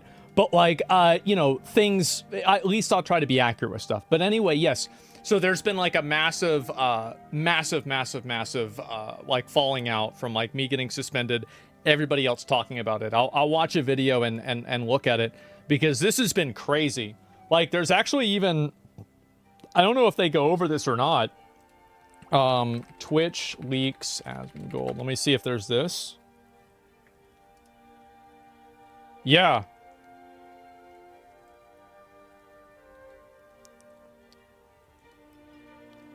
Bro. Jeremy makes the fucking funniest thumbnails. It's so fucking funny. Like, I think this shit is hilarious. Yeah, so true. Yeah, and by the way, I want to let you guys know, I have no problem with any of this stuff. I think it's farming. The way I see it is like, sometimes you're the farmer, other times you're the crop. I don't give a shit. I'm not mad about it. That's the way the game is played. It's totally okay with me. You were the catalyst. It does seem like that. It does, which is kind of funny to imagine. But anyway, I'll watch the video about it too. Obviously, you got a lot of work to do before you reach Mr. Beast level of infamy. Yeah, we'll do real life Squid Games pretty soon. How about that?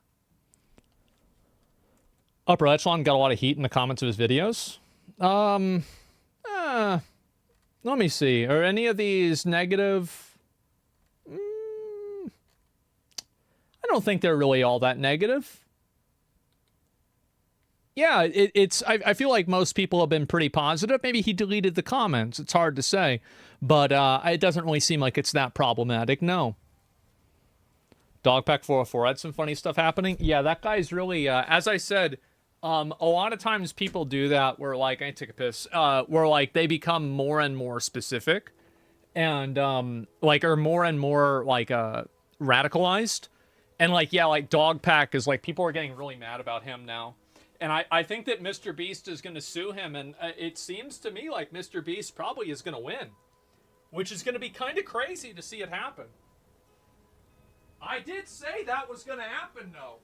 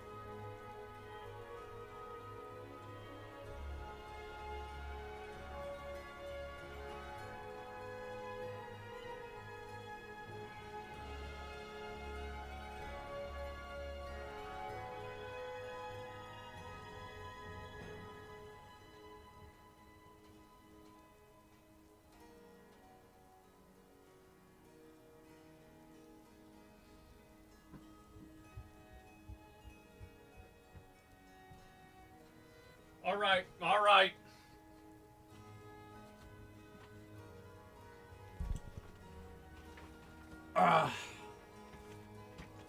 Welcome back. Thank you. I'm gonna be real. I thought it was gonna feel weird to like stream again. Yeah. You paint the walls? We are. So, I was talking to Cody and Jeff about this. We're probably going to have to paint over the blood wall. We're probably going to have to just paint over it because, like, it's like in the paint. You can't wash. I tried to wash it off. We couldn't do it. So we're going to have to take the paint off and then paint over it. Frame it. Use red paint. You know what? That would be really funny if I did that. And I don't really give a fuck either. So, like, yeah, it would be really funny if I just put red paint on there. Maybe since I'm bad at video games, I can make yellow paint too. We'll see what happens. Anyway, we'll go ahead and watch this. So, yeah. Been a crazy, crazy couple of weeks. All right. Jumping right in here, the video title says it all. Some people might view it as hyperbole, but it's not. And today I want to talk about how Twitch is Titanicking itself on the iceberg of Hassan Piker, in one of the most spectacular displays of brain-dead decision-making that I've probably ever seen in the world of streaming. Don't get me wrong, there's a lot of dumb things that happen in the industry, but start to finish, we're watching a business destroy itself in real time, if they don't make substantial changes, that is. And so far, the socio-political atmosphere and corporate environment doesn't seem to be letting them make those changes, which is flat out sinking their public reputation and the entire business model. I'm not going to go down the rabbit hole of showcasing all the individual clips and naming all the streamers involved because it's a cesspool. There's a website. There's too many of them. That's the reason why. It would be a 1-hour video. Site that recently popped up called DanClancySucks.com, which has a hefty number of clips. Yes. So there's a whole website that's been made just about, and like, I think it's kind of, I'm going to be honest, okay? I'm going to go out on a limb a little bit for Dan here. Twitch was like this before Dan was the CEO. They were doing the same thing. It's not like Dan is like, all right, turn on anti-Semitism. Let's go. Let's get it started. But, you know, people are not happy about it. Archived on it for those that want to look. Yeah. But for the sake of summary, I'm just going to do a broad strokes outline for the type of things that have been said so people can understand what the political atmosphere on Twitch has now become. Just for clarity, since I already said his name, the epicenter of this problem is a streamer named Hassan Piker, and most of the other people involved are in his direct orbit. Moderators, fans, friends, etc. These people are positioned on the extreme left of the political discourse spectrum, but the term horseshoe theory has probably never been more true in the world of streaming, because this radical sect of the extreme left genuinely harbors anti-Semitic beliefs, loosely disguising those beliefs by simply replacing a couple of key terms and phrases in their everyday dialogue. Again, without... I think that it's very hard to know when it's happening and when it's not happening. And the problem is that there's a lot of comments. So this is really what happens, is that because like I think that being against Zionism or being against Israel or being critical of Israel, I think that's very fair. And a lot of people think that. But the issue is that when you have a person that uses terms like that, who's also making negative comments about that same group of people, the lines get muddied and blurred a lot. And I think that's how you have websites like this and movements like this happen. Fully going down the rabbit hole, instead of Jew, they say Zionist, except the term is now indistinguishable because of their blanket usage. When advocating against Israel in general, they often... I have seen this, and I think that you guys have seen this too. We have all experienced racism leveling up. I don't even think that we haven't had racism leveling up. It's been an entire new expansion with Twitter. Like, I've seen tweets where it's like, somebody says like, oh, this is how you want to clean your shoes. And then like they get quote retweeted. They say, I'm not listening to a Jew. And then the quote retweet gets like 50,000 likes.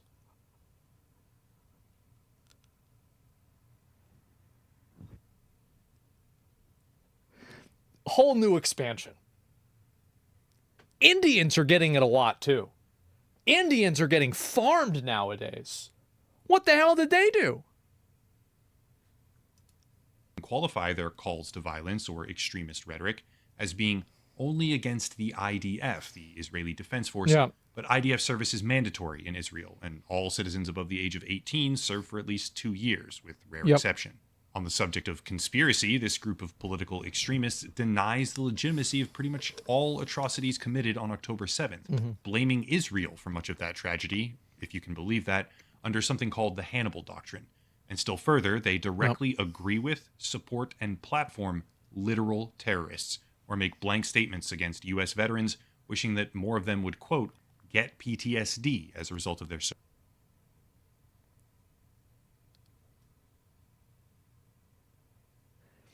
You know what Dan Clancy really needs to do? He needs to do a thing where it's like, instead of banning them, you need to just like make them go on like a mandatory vacation to like Hawaii. Go out there, hang out, like remember like just chill the fuck out.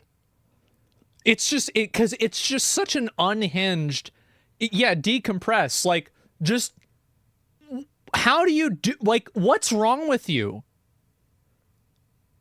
It's fucking weird. Retirement to touch grass? Yes. Streamer PTO. Service. There's more, a lot more, but the gist of it is that radical anti-Semitism has grown and festered inside the Twitch community to an extreme degree, which is a problem now coming home to roost as the platform suffers under the self-inflicted strain of allowing radical, hateful, and disgusting content to be consistently amplified across the entire website. With that said, community political extremism isn't the only problem Twitch is facing. On the contrary, the mere existence of extremism probably wouldn't have hurt them all that much if it wasn't happening alongside platform moderation failures, and even more severe, openly disprovable lies at a corporate level, which paint the entire business as being complicit with this kind of hateful conduct. See, it turns out that Twitch was deliberately blocking all signups from Israel beginning shortly after the October 7th tragedy, and when apologizing for this, the company stated, quote, "We temporarily disabled signups with email verification in Israel and Palestine. We did this to prevent uploads of graphic material related to the attack and to protect the safety of users. Signups were not disabled, and we continue to see signups from both regions. Users could choose to sign up with phone verification. We've learned that, inadvertently, we did not re-enable email verification signups for either region," end quote. However, multiple first-hand accounts and code snapshots of the website itself dispute that claim, showing that phone verification was also not working, and that Twitch had seemingly decided to blanket ban the sign-up process completely. Keep in mind... Banning everybody from Israel.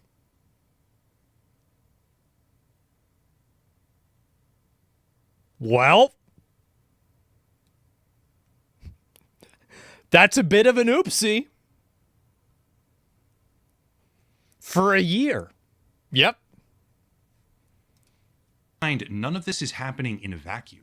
Twitch has been widely criticized for years over unfair, highly biased moderation efforts, where some streamers will be selectively banned while others receive no punishment whatsoever for equal or substantially worse infractions. The terms of service has been unevenly enforced, categorically, and the wider community has no actual indication of how they should act, beyond a general sentiment that left-leaning political extremism is totally okay, and anything right of Well, this is why Twitch is never going to be able to ban extremism. Because people that are part of these like fringe political groups think that what their extremism is not extreme. They don't think that they're being extreme. So this is the reason, and this is the problem that they're going to run into with like trying to use language like, oh, we're going to ban extremist language. Because if they ban extremist language, who decides which language is extreme? That's very dangerous. Is at risk, and whether or not that impression is actually true doesn't really matter because that's what people think, and that's what their actions have been clearly showing. Here's the thing. Being a biased platform doesn't mean your business has to fail, but Twitch is in a uniquely bad position here because they don't have content moderation systems at scale.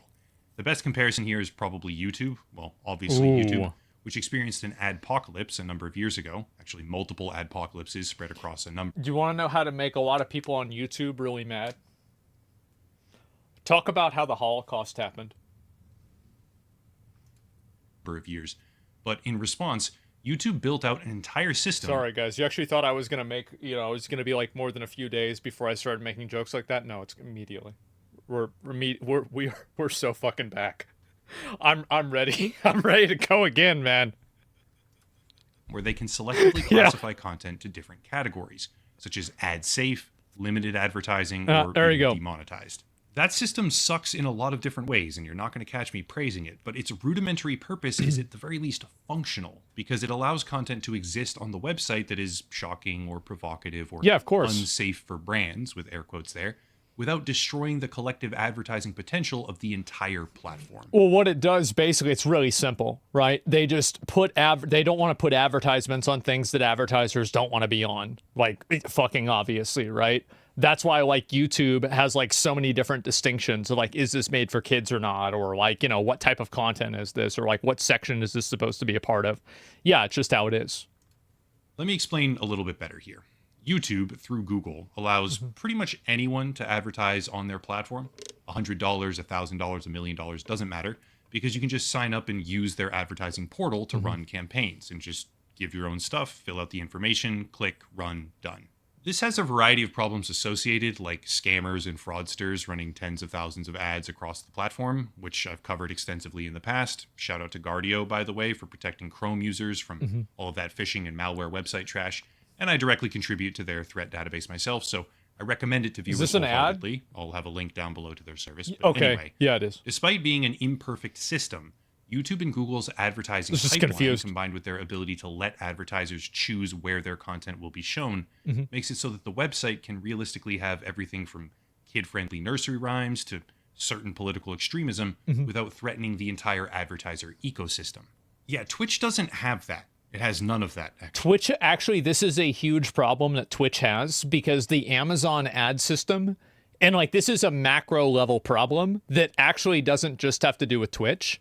The Amazon ad system, like, so if you were to compare like the quality, right? If you have Amazon versus Google, this is Google's ad system.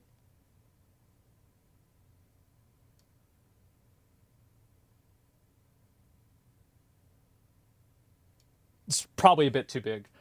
That's Amazon's ad system. So Amazon started, experimenting with tags on Twitch maybe like 2 or 3 years ago. And the reason why this is really bad. So think about it, like if you're an advertiser and you're selling makeup, do you want your ads playing next to videos for Space Marine 2? No. No, you don't. You don't want to have, because... Yes, no, you don't. You don't want to have your ads playing next to. You want to have it being playing next to like other girls putting on makeup or something like that, right? Like female focused content, which is what makes sense. So that's why Google AdSense is so strong and so effective, is because of the ability of Google to target ads to stronger and more convertible, right? It's like if you're selling an ad to 1,000 people, you'd want to sell it to people that are the highest probability to be activatable on that ad. Google does that so much better than Amazon. Think about it like this. If you go on Twitch, it doesn't matter what channel you go on, you get the exact same ads, don't you? But the content's totally different. Think about how much less valuable that is. Think about it from an advertiser point of view. There it is.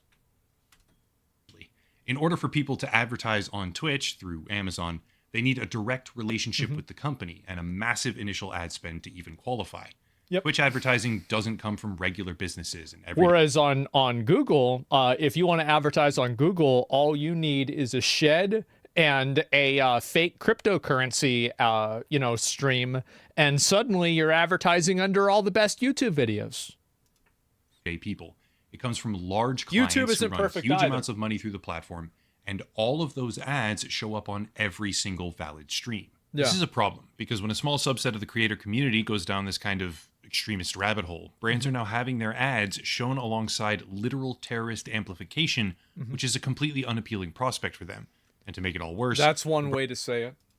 broader community on Twitch is acutely aware of this and now weaponizing it against them. There are multiple. I think that people don't actually care about the terrorist propaganda. I know this might sound crazy for me to say. I know some people do. But I think that what really gets a lot of people is the fact that people perceive there to be a double standard. People hate double standards. It's like the Norm Macdonald thing, right? Like, people hate double standards and hypocrisy more than oftentimes the action themselves, because it's an insult to the individual person that is witnessing it, because it's insulting their intelligence, making them think that it's not happening. Very large-scale communities who have now explicitly begun calling for advertisers to be contacted. And this is where I myself get a little bit mixed on the issue, because that's a pretty scary thing to see happen as a creator. As a side story here, I've had that happen to me before, where a journalist spent like 6 months going around emailing advertisers and trying to get me and a few other creators as well demonetized. So regardless of who I see targeted by this, the idea of going after sponsors and ads, in my opinion, is a little bit dicey. However, it's very the best way for you to monetize as a content creator is to be funded directly by your audience. I made a video about this in 2017, and it turned out that I was right. And it's not really too big of a difference, but really, you have never typed one message, and this is the first thing you had to say.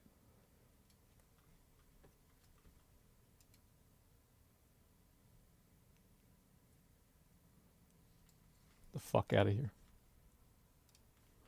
Anyway, what was I saying? I forgot. Personal feelings are somewhat irrelevant on this, because one side of the political spectrum has been using this tactic relentlessly for years, and now the same thing is happening right back at them through Twitch. Make no mistake, this is an apocalyptic situation for Twitch as a platform, because they have unevenly... Oh yeah, advertisers are skittish, and you can't rely on them. Yeah, we'll speedrun this. Forced their moderation terms for the past, decade, leading to a lack of community respect for them as a company. More recently, they have allowed left-wing extremism to fester and grow with no pushback whatsoever, leading to a wave of indefensible or inexcusable statements across the website. And now, those statements are being shown. This is what happens, right? Is that there's so this is a big problem that people on the internet have, is that there is something that's effectively like internet politics. Well, internet politics isn't real world politics. So whenever you hear somebody that has like an internet opinion about something and it gets put and broadcast to like the average public, they're like, what is this psycho saying? Where it's like on the internet, this is normalized. But if it goes to mainstream media, people are like, what the fuck? And I think that happens a lot. And that's what's happening right now. Opposing communities, leaving Twitch in a situation that can't be solved by anything other than very heavy-handed enforcement of their own terms, which they have been deliberately ignoring and not doing for years. Stuff is already happening behind the scenes, by the way. I'm not in the know on this per se, but there's pretty reputable creators discussing it who are actually being contacted by people at Twitch or Amazon. And the general sentiment that I've been seeing creep forward right now is that the advertisers are basically in shock, like open shock at how bad the association can be for them, as well as what kind of content their products can be shown against, leading to a massive retraction in potential business for Twitch as a platform, which is... You could easily assume this is what's going to happen. Easily assume. I don't know, a couple weeks, maybe a month or two away from hitting full force. My timeline could be wrong easily, but this issue isn't going anywhere, and the problems facing Twitch as a result of extremists in their broadcaster community are only ever getting worse. It's kind of hard to really communicate the gravity of the situation to people who don't really frequent the website, but the level of extremism, if applied to any other group in the entire world, would be jaw-dropping levels of reaction immediately. If the statements being made by... I think that it would be jaw-dropping levels even now. Like, and I think that's what's happened, is that in the last 2 weeks, a lot of these clips have come out of like, hoping soldiers that get PTSD. Like, normal people don't think like this. Normal people don't talk like this. Like, you go to Walmart and yeah, there's the crazy bum with 2 teeth that's talking like that for sure. Well, of course he is, because he has to before the aliens kill him.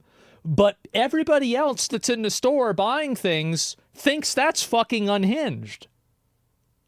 Yeah, IRL has consequences. Yeah, well, what I'm saying is that it's like it's a distortion of reality that happens on the internet, where people think that extreme opinions are normalized because people self-radicalize themselves into echo chambers. That's what happens. Certain Twitch broadcasters were tweaked ever so slightly and applied to quite literally any other racial or ethnic group on the planet, they would all be deplatformed instantly. Somehow, the prevailing social norms inside Twitch have degraded to a point where they have completely lost the plot and become it's obvious double standards. Everybody can see it. A protection racket, really, for heinous levels of anti-Semitism, masquerading as anything other than hateful. And the music is about to stop because advertisers are not going to tolerate this, and weaponization of the advertisers is now a default tactic in the online culture war. Because it works. Just in case I haven't fully outlined this That's why. towards the end, just so there can be no doubt whatsoever, even though I said I wouldn't go too far down the rabbit hole on specifics, one of the largest broadcasters on the entire platform, who is consistently shielded from accountability in every respect, played a straight-up terrorist propaganda video live on stream. And I love how he's getting the Voldemort treatment. I love it. I think it's so fucking funny. I'm sorry.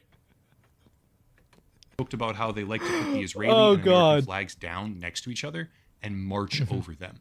He refers to it as a musical, unironically propagating it to his audience. And some of the most flagrant TOS, like terms of service violations on Twitch that you can possibly imagine for him and a variety of others.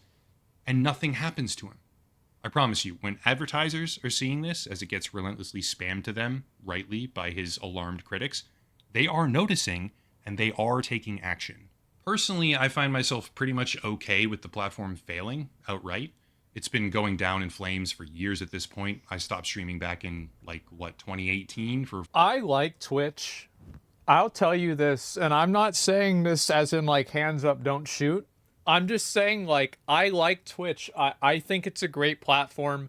I don't want to see anybody get banned, but if you're going to have a rule and you only apply the rule to one group of people, it's not a rule, it's a weapon.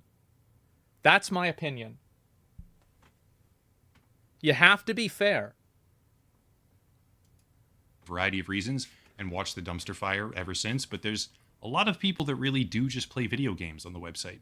And they honestly don't deserve to face an adpocalypse because the moderation team and a fringe group of extremists have gone totally unhinged. Yep. Realistically, it would be a much better outcome for the platform to wake up and improve while... I think that what Twitch should do is Twitch should make a separate category for political and like spicy conversations, and then have that category have less types of ads. That way people can still stream the content, but the content doesn't directly affect the advertisers. That's what I think that Twitch should do. Like, yeah, basically call the category is only politics, only the drama category, unhinged, the terrorism category. That'd be fucking great. Hot tub politics, yeah, brain rot categories. No, I'm not even gonna read that one. That one's really bad. The races, yeah, you could have terrorism category, racism category, prostitution category, I guess gambling category. Maybe have a crypto scam category, right? So like all the Elon Musk ones just go right into there. Spending these people immediately, but I just don't really see that happening anytime soon, or it probably would have already. In the end, Twitch is facing a pretty devastating adpocalypse. They brought it on themselves, and the platform is about to undergo either radical changes... You think there should be an abortion category? You think there'll be enough streams of abortions that like it should get its own category? I don't know, man. Maybe if Kamala Harris wins presidency, like they'll have an abortion category. Sounds really good, man. It's or great. Crash out fully, one or the other. There's no middle ground. They either change completely, start banning these people, and kind of overturn their entire business model for the past couple of years, or they fail as a platform. That's it. If you want to support the channel, check out the links down below. A special VPN deal, locals and Patreon, other special offers as well. But I'll cut it there and stop rambling. As always, thank you all for watching. Question everything, and have a nice night. There it is. I think it's a massive problem for Twitch. Huge, huge, huge fucking problem. Gigantic fucking problem. Because it's only going to get worse. See, you guys might think that like after the election is over, that like, you know, okay, everybody's gonna return back to normal. Keep in mind, when did January 6th happen? Ah, jeez, when was that? Oh man, I think it was in January at some point. Maybe it was February? Yeah, it was on January 6th, that's right. So like we have another couple of months of this that's going on. Because so like if Trump loses the election, the only people I can tell you one person who doesn't think Trump is going to lose the election and won't think Trump lost the election regardless of the outcome of the election. And do you know who that person is? It's Trump. So I can guarantee you that this is going to be going on for the next 2 or 3 months. It's going to be like the election is going to be like the beginning of the show. That's like, you know, it's like that's the grand opening of the circus. It's not like that's going to be the end of it. It doesn't matter. He isn't sitting president at this time. It doesn't matter. You think that Trump can't cause trouble. You really think he can't cause trouble? I think he can cause plenty of trouble. Yeah, I really think he can. Free content for you? Oh yeah. Oh no, I remember one time, I remember on January 6th, I remember I stopped my stream and I went to bed and I took a nap and it was like in the afternoon and I woke up like 2 hours later and I opened up like the Twitch app and I see Hassan has like 150,000 viewers and I'm like, oh fuck. Oh God, what happened? Like anytime he'll have like a lot of viewers, I always assume that like something really bad happened. You think that there's any trouble if Kamala loses? I do think so. I definitely think so. I don't know what that trouble is going to be yet. Whereas like we know what the trouble is going to be like if Trump loses. We know what that's going to be because it already happened. So I think that's what it's going to be. I'll link you guys the video. It's an upper echelon video. And as I said, I think this entire thing, it is going to negatively affect Twitch in a big way. I think that like the more that I look into this and the more I really evaluate it, I think that what's going to happen, what Twitch needs to do, is they need to have a section for content that is like controversial. It's the same way as like right now they have, for example, like they've got if you look at the different categories, right? You've got like ASMR as a category, right? And like if you go on one of these streams, like for example, like I'm just going to look at this one. Let's see if I get an advertisement. I'm not getting an advertisement. What a surprise, because a lot of advertisers don't advertise on the ASMR section, for example. And so the problem, like I think that I don't want to see people get banned. I really mean this. I don't want to see people get banned. But what I do want to see is other people not be collateral damage for content. This is, oh shit.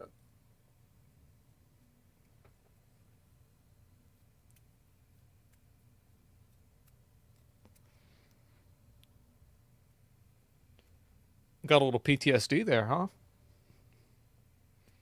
Yeah, had a little bit of PTSD. Man, how about that? Yeah.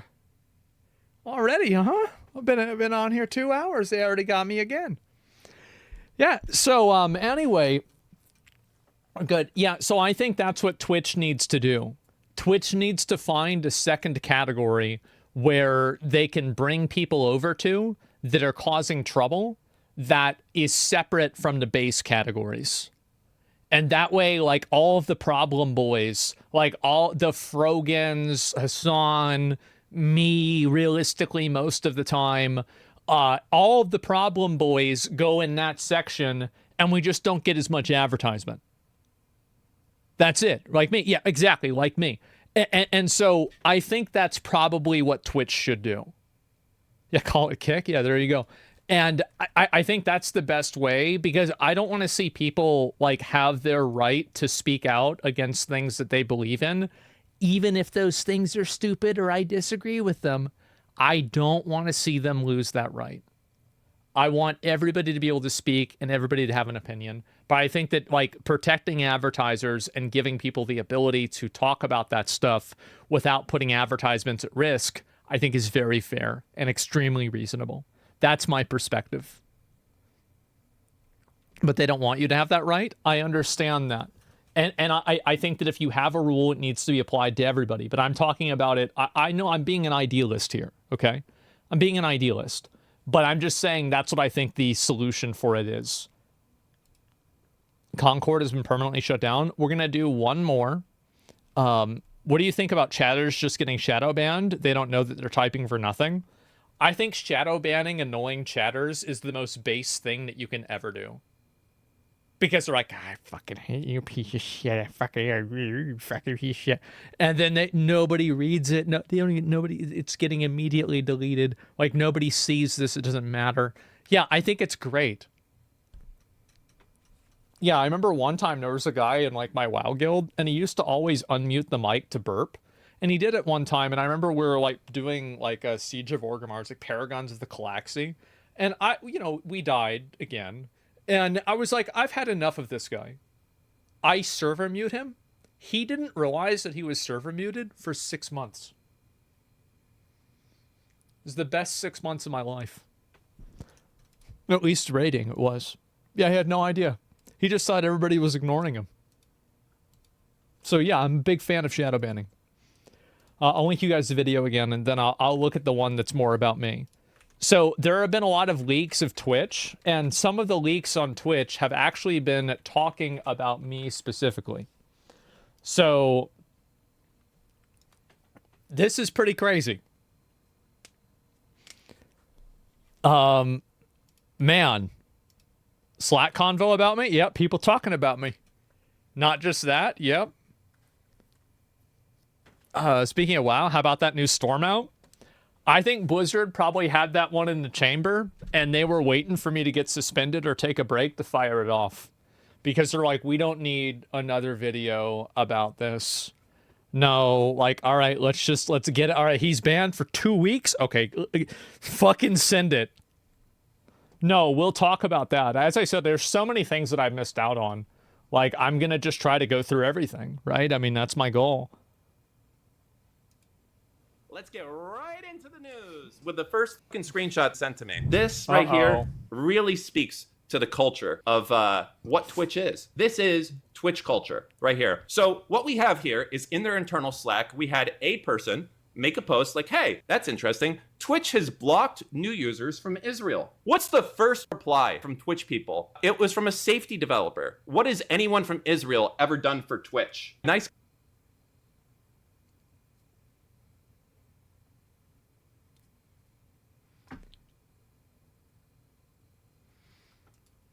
Culture, Twitch. Nice culture. 2 thumbs up. Oh, someone hearted it. The one who hearted it was Senior Trust and Safety. Based. Wait, can I get the Frogan clip of based?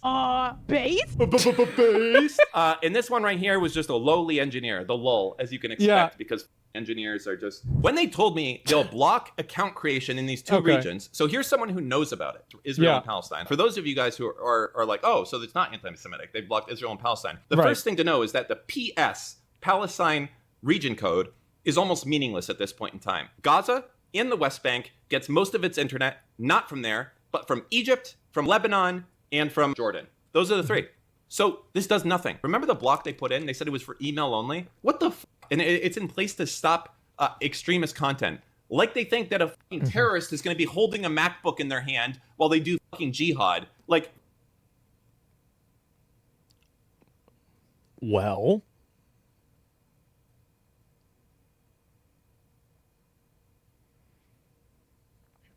As a matter of fact, they're not going to use a phone or something. Are you fucking high? To be fair, they're probably not. MacBooks are really expensive. They'd probably use like a Samsung phone or something like that. Like, there's no way they're going to use a MacBook. Never mind the fact that it was a full block. Maybe block. One of the hostages they took maybe might have a MacBook, so they could use that one. But otherwise, no. Okay, it wasn't just email signups, it was mobile as well. The only people who could sign up, unironically, which is kind of funny, are those that were in Gaza and Palestine. So it actually only blocked people that lived in Israel. How fucking funny, huh? How fucking based. Based? Based? Anyways, when I told them that they would block account creation in these 2 regions, I told them it was a bad idea. Censorship. But they didn't listen. They didn't listen. Okay? And then they forgot to remove the block after the RIF. What's I forget RIF? to play some programmer term. 7 face palms there. Now, this is, again, the incompetency at the company. I hope that Twitch as a company is just led by a fucking moron that wants to be liked by OTK, has no management skills whatsoever. That's what I want to believe. So he keeps putting all the... Well, wait a minute. No, I don't have to worry about that. You know what? You think whatever you want. Look, I've said it before. I like Dan. I've said it many times. So, hey, maybe it's working, right? People that everyone likes together instead of actually trying to build a business. Well, anyways, on to this next message here. Twitch doing something without remembering to undo it later? What? Never. Yeah. This message brought to you by the video organization who did this all the time and a bunch of omegalols. So what we have is it's so funny that this company is so fucking incompetent that they had people like trolling about it. All right, let's go on to the next one. The internal jokes are about them fucking up. Yeah, that's good. Oh, someone leaked. And then what else did they leak? First off, they leaked that they laughed about the way that the code was put into the... So this is a code that was leaked to stop anti-Semitism. And they say they actually hard-coded it. They're laughing. And then at the bottom, look at this. Look at the culture here. Dropping a JIRA ticket in there seems suspiciously cover your ass. They're like, so the engineer, the poor bastard engineer who had to put this code in place to block all of Israel is like, I'm putting a fucking JIRA ticket in here saying that like the crazy lady in Trust and Safety with the purple hair who hates Jews or whatever, she told me I had to block Israel. That's why I'm doing it. Just to be clear. He knew from day fucking 1 what he was doing was... Because so apparently they're saying that that's like unusual. Hey, he's just doing his job. He doesn't want to get fired. Look, he didn't go to school for. He got student loans to pay. Yeah. Okay, sure. You want me to block Israel? Okay, I'll do it. to do Yeah, this. I just to put a work Jira. here, Jira bro. is like a ticket management system. So it's like instead of just committing a line of code, he committed code, and then he's like, above that code, there's a line. Please see this link to see why the I did this. Please don't send me to jail. When Amazon finds out that all the grants and Twitch finds out that all the grants they got from the government require that we don't block Israel, and we did it. Oops.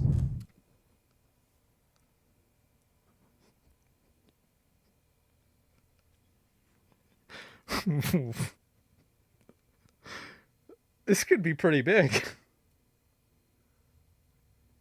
This could be really, oh God.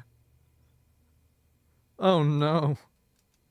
Well, the ability to dynamically block signups based on criteria that could have been coded sometime in the last years that Twitch has been blocking things instead of just appending to a single file. So they're basically saying, you know, why do we not have like a proper system and do this instead of writing a hardline piece of code in there? It's the first time Twitch has ever blocked a country. Let's just give them a pass. It's real nice, by the way, that the country that they ban is Israel, the one that right now everyone in the world seems to hate, the far right, the far left. Everything. Have we banned Ukraine? Have we banned Russia? I think there's a lot of... I think that we did ban Russia, to be fair. Did we ban Russia? My understanding is that we did. Am I wrong about that or not? No?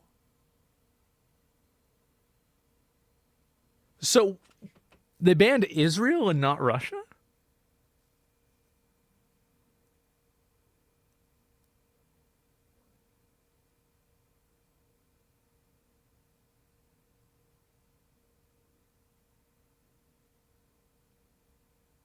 Other way around? I don't know. Their own videos and streaming going on there.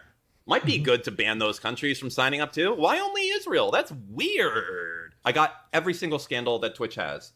Every single one. You know the funny part also? You're like, oh man, Twitch right now is probably looking for the one Jewish employee that's worked there in the last 20 years. This guy that leaked it to me, he's actually not Jewish. He's like a Palestinian activist. And he's like, I just fucking hate Dan Clancy. He is so fucking cringe. He just wants to be liked by everyone else. He's shit at his job. The saddest thing, allegedly, don't know if this is true, but he said during COVID, when everyone was fucking locked up and he came in there, he was trying to look cool on a Zoom call, lifting weights in front of everyone else when people were fucking dying in front of them. Based? Dan Clancy is more obsessed with being liked by OTK than... I gotta stop. Right back. I use the bathroom. This is too good. Oh God, this is too good.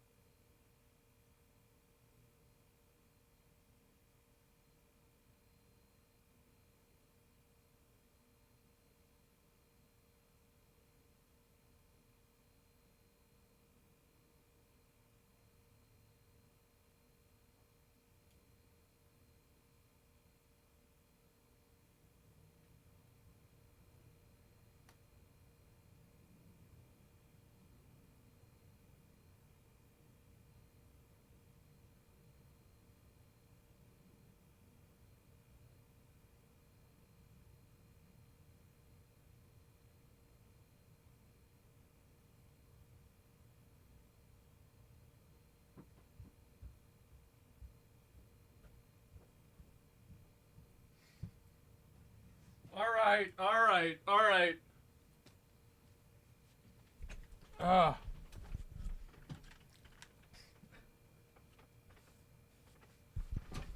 Did I get shadow? A lot of people are saying I'm shadow banned. I actually just, you know, while I'm taking a piss, I'll like look at my phone, and I've a lot of people have been sending me screenshots of me being shadow banned. That's crazy. Yeah, I don't know what to say. You work as a regular bat? I guess so. Yeah. Uh-oh. Ooh. Building a product that people give a shit about. I'm going to caution this. Just because you're Arabic, or have an Arabic name does not mean anything. It means fucking nothing, okay? But I'm conspiracy pilled because every time I look up anything on the site, ever, it's always, like if I flip a coin 1,000 times and it's like anti-Semitism on one side or incompetence or I don't understand on the other, every single time it's been anti-Semitism. Every single time. So anyways, this is an Arabic guy that was in customer trust, okay? Trust and safety team. I don't agree with people calling this anti-Semitism. Sign-ups from Palestine were also blocked. Yeah, right. Except for the fact that nobody fucking uses that shit. This person could be the world's biggest Jewish activist. I have no idea. I'm just putting that there for context. I'm sure people will love to clip this and be like, oh, he said Arab, he's racist. I just put it there, and I prefaced it pretty clearly with my feelings on the situation. This is the Asmongold was banned after.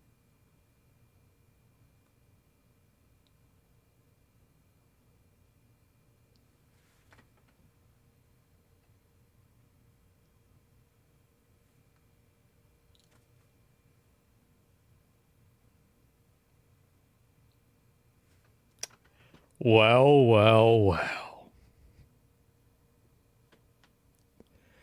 Oh boy. After racist rant about Palestinians. This guy, this is nothing. Shout out to Kotaku for not putting the word racist in quotes like some other sources. And then this guy here, you mean like some other journalists? Now, I'm taking a leap here by doing the triple parentheses, but this is the same person that said this line right here. This is the safety developer. The same person who said, what has Israel ever done for Twitch? That's the same person who said that. So you could say, Dan, you're breaching. That's definitely not triple quotes. It sure fucking reads to me like anti-Jewish. Maybe I'm wrong. God, you got more shit. I thought we were done. This is an interesting one. Right now, the current... It's crazy. It's crazy. They're talking about me, thinking about me. It's honestly like racist, Skull. As I said, bro, somebody in Nick's stream called me Genocide Andy. I'm sorry. I'm sorry, guys. I thought it was funny. Trust and safety policy manager or manager of something. Love you? I forget. Yeah, they love me. Basically one of the highest up people at Twitch. This person's last job, they stepped down after an investigation in front of Parliament, in front of the Prime Minister of the United Kingdom. It was on TV. You guys probably saw this story. They stepped down because they were being investigated for anti-Israel sentiment or activities or whatever you want to call it. So, senior manager in Twitch safety and trust team has been suspended from prior job for anti-Israel sentiment. That's interesting. Wow. This is a trust and safety manager here. This is a good one here. This person is basically defending this person. I've had a chance to talk with this person. I think she has great policy ideas and practices. I don't really like the idea of the pitchforks over things that are murky, blah, blah, blah. By the way, do you know who this guy is that I found out? This guy in red. I'm not going to identify him by name. And again, if anything happens to that Slack, I will identify people. I want to preface this. So he's saying basically, if you try to delete the evidence, I'm going to show everybody's name. Oh my God. Very clearly, I hope, I actually do. You know what? Never unban Steve from Twitch. I'm not joking. Never unban him. It's better on YouTube. I don't really like Destiny. Like Twitch. I don't want to support that anti-Semitic platform. I don't want to do it. Don't unban Destiny. Now that I've had that said, you know who this guy is? In Destiny's ticket, in his file, there's a thing in there that says, do not even fucking touch Destiny's account or even think about unbanning him until you talk to me. That's who this.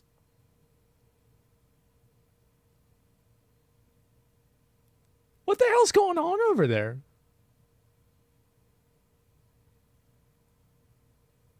That's fucking crazy. This is nuts. Like, this is $1 billion company.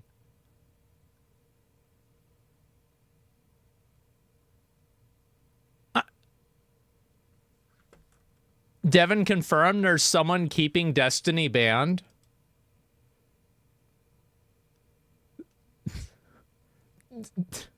This is like an anime plot. Like, So ridiculous. The fuck? This guy is right here. This is the guy. The guy. And he's like, what's the problem with hiring someone to step down in front of Parliament for hating Israel? I think they're totally based. This is the person in the file. Do not unban or touch this without first reaching out to me. This next segment I just like to call Twitch fucking hates Asmongold. This is unironic.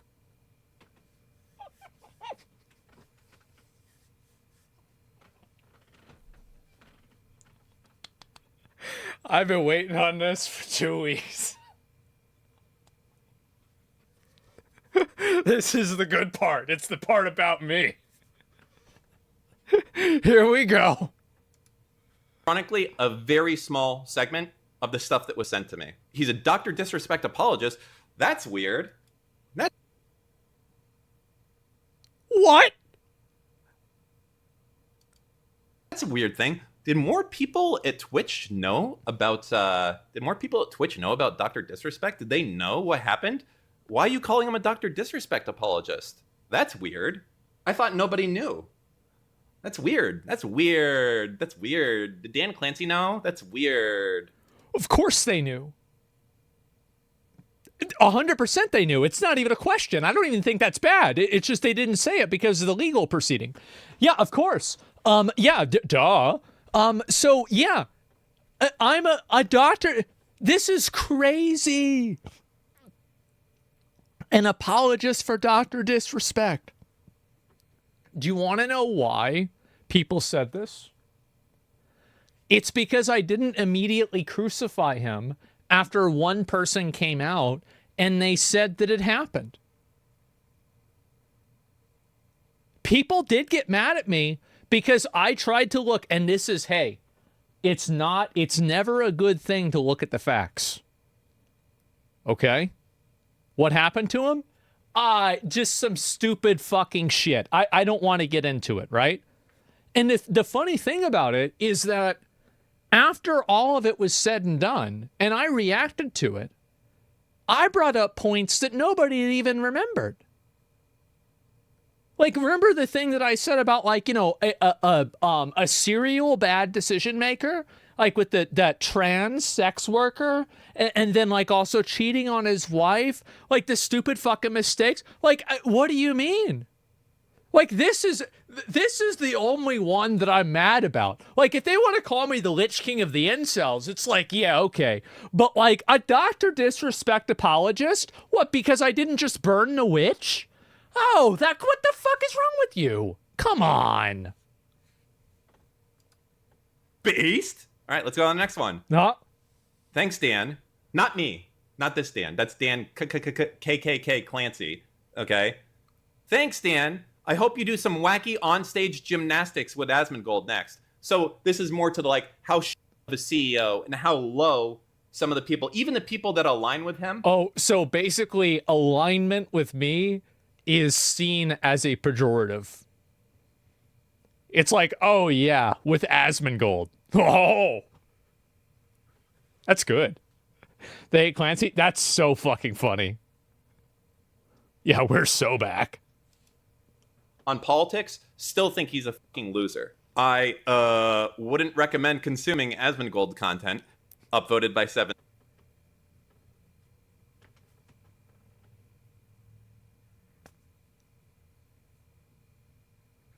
That was me, was it? Oh, okay. Thanks, Tips. This rent free. So you guys said I'm shadow banned, huh? That's crazy. I wonder what happened. Yeah, I wonder what this is. There's the incel thing. Yeah, I don't know. Search for your name? I'll search for it right now.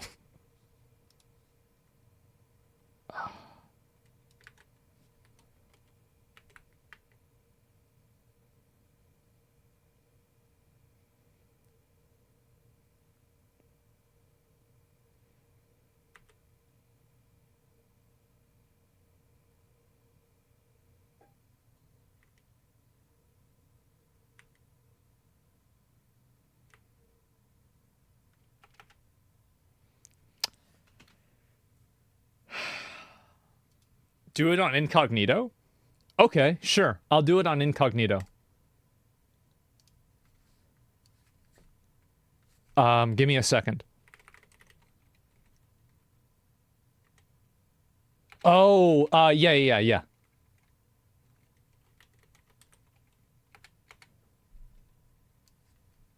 Okay. And, well, as a surprise to literally no one, I'm not on the recommended tab. I'm nowhere on the recommended tab. So if you refresh, I'm not. That's crazy. Look at that. But yeah, around here, yeah. Yo, what's up, Action? How interesting. So let's go ahead. We're going to search for me. This is on incognito with no cookies.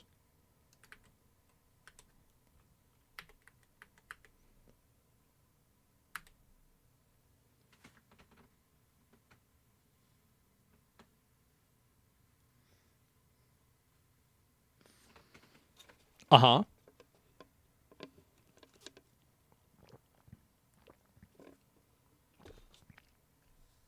That's great.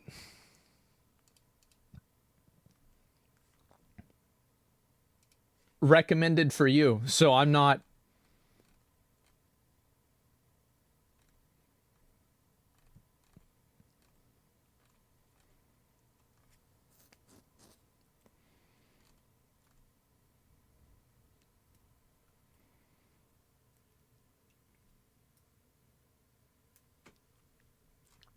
I'm right here. I'm right here. It's okay. You're right. You're right. I didn't see it. I'm right here in the middle. All the way down here. Sidebar. Yep, there you go. Might be a directory thing. It only syncs once a day. I'm sure it's all just a big misunderstanding. It's a big misunderstanding, and it's like a, you know, like a, it's like a weird, like it's like a weird accounting thing, right? Where there's a glitch in the system, and you know, I'm sure, I think that's just what happens, right? Yeah, there's a glitch. There's no way that's what would be. Okay, so this is more stuff about me. This is from Twitch employees. Here we go. Or sorry, emoted by 7 people, liked by more. Yeah. I'd appreciate the following recommendation. TIL is the first when I search for the incel emote. If any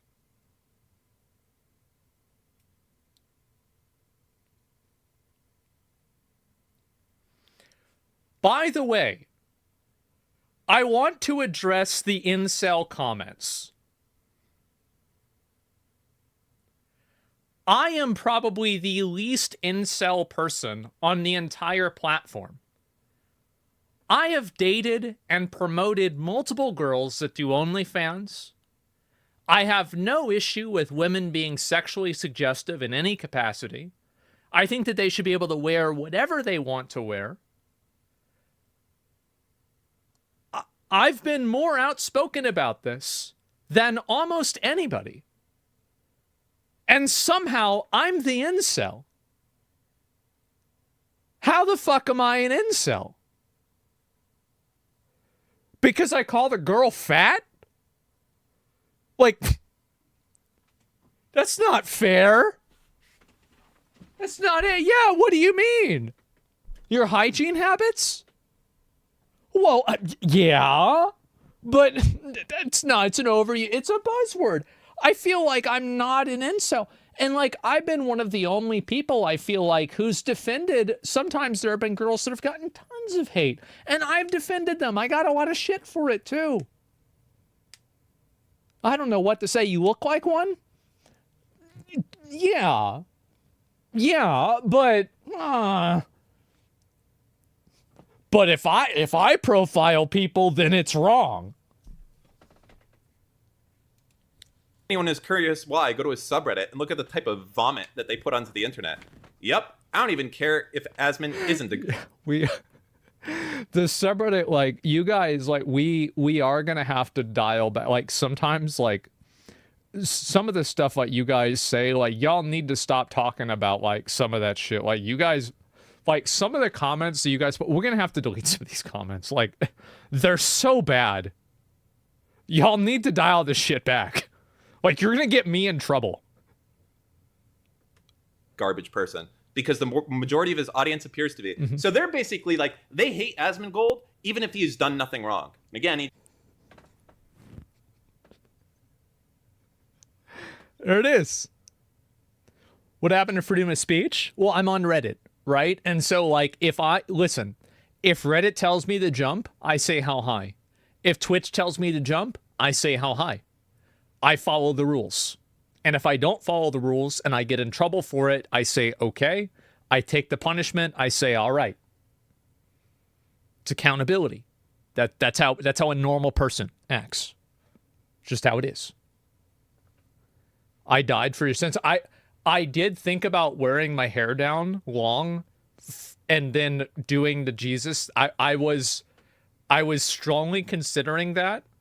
And the reason why I didn't do it is because, honestly, I just wasn't having a good hair day. I don't have good hair days anymore. I used to have good hair days, but, like, in my 20s, I had good hair days. I'm 34 now. did something wrong. But that said, they hate him even if he didn't do anything wrong. No, of course. Just because they want to hate his fans or what he stands for, or because he's not sucking Hassan's. As soon as I even here's the thing too, is like I feel like I'm very like open with like listening to other people's opinions, and I don't ban people unless they're mean to me or they break the terms of service. Those are basically the two reasons why people get banned. And so yeah, or I don't like what they're saying for whatever reason, and or they're spamming. Yeah, true. And so I actually like I let people say pretty much what they want to say.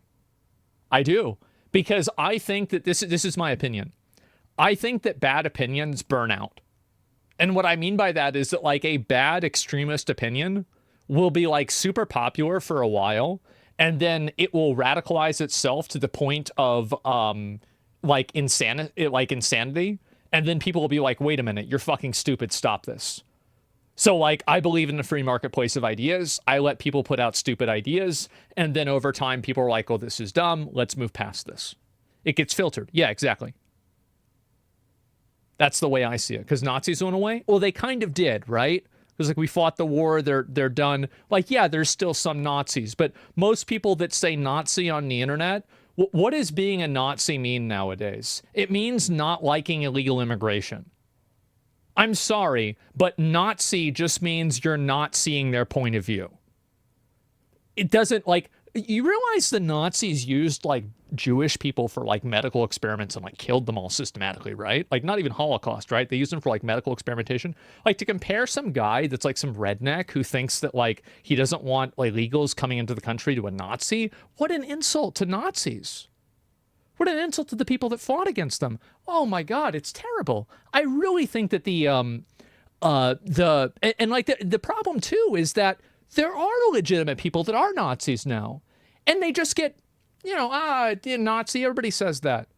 It's like the boy who cried wolf. It's a huge issue. The phrasing, yes. You have to remember, a lot of people don't believe that's real. Well, no, that's a separate group of idiots.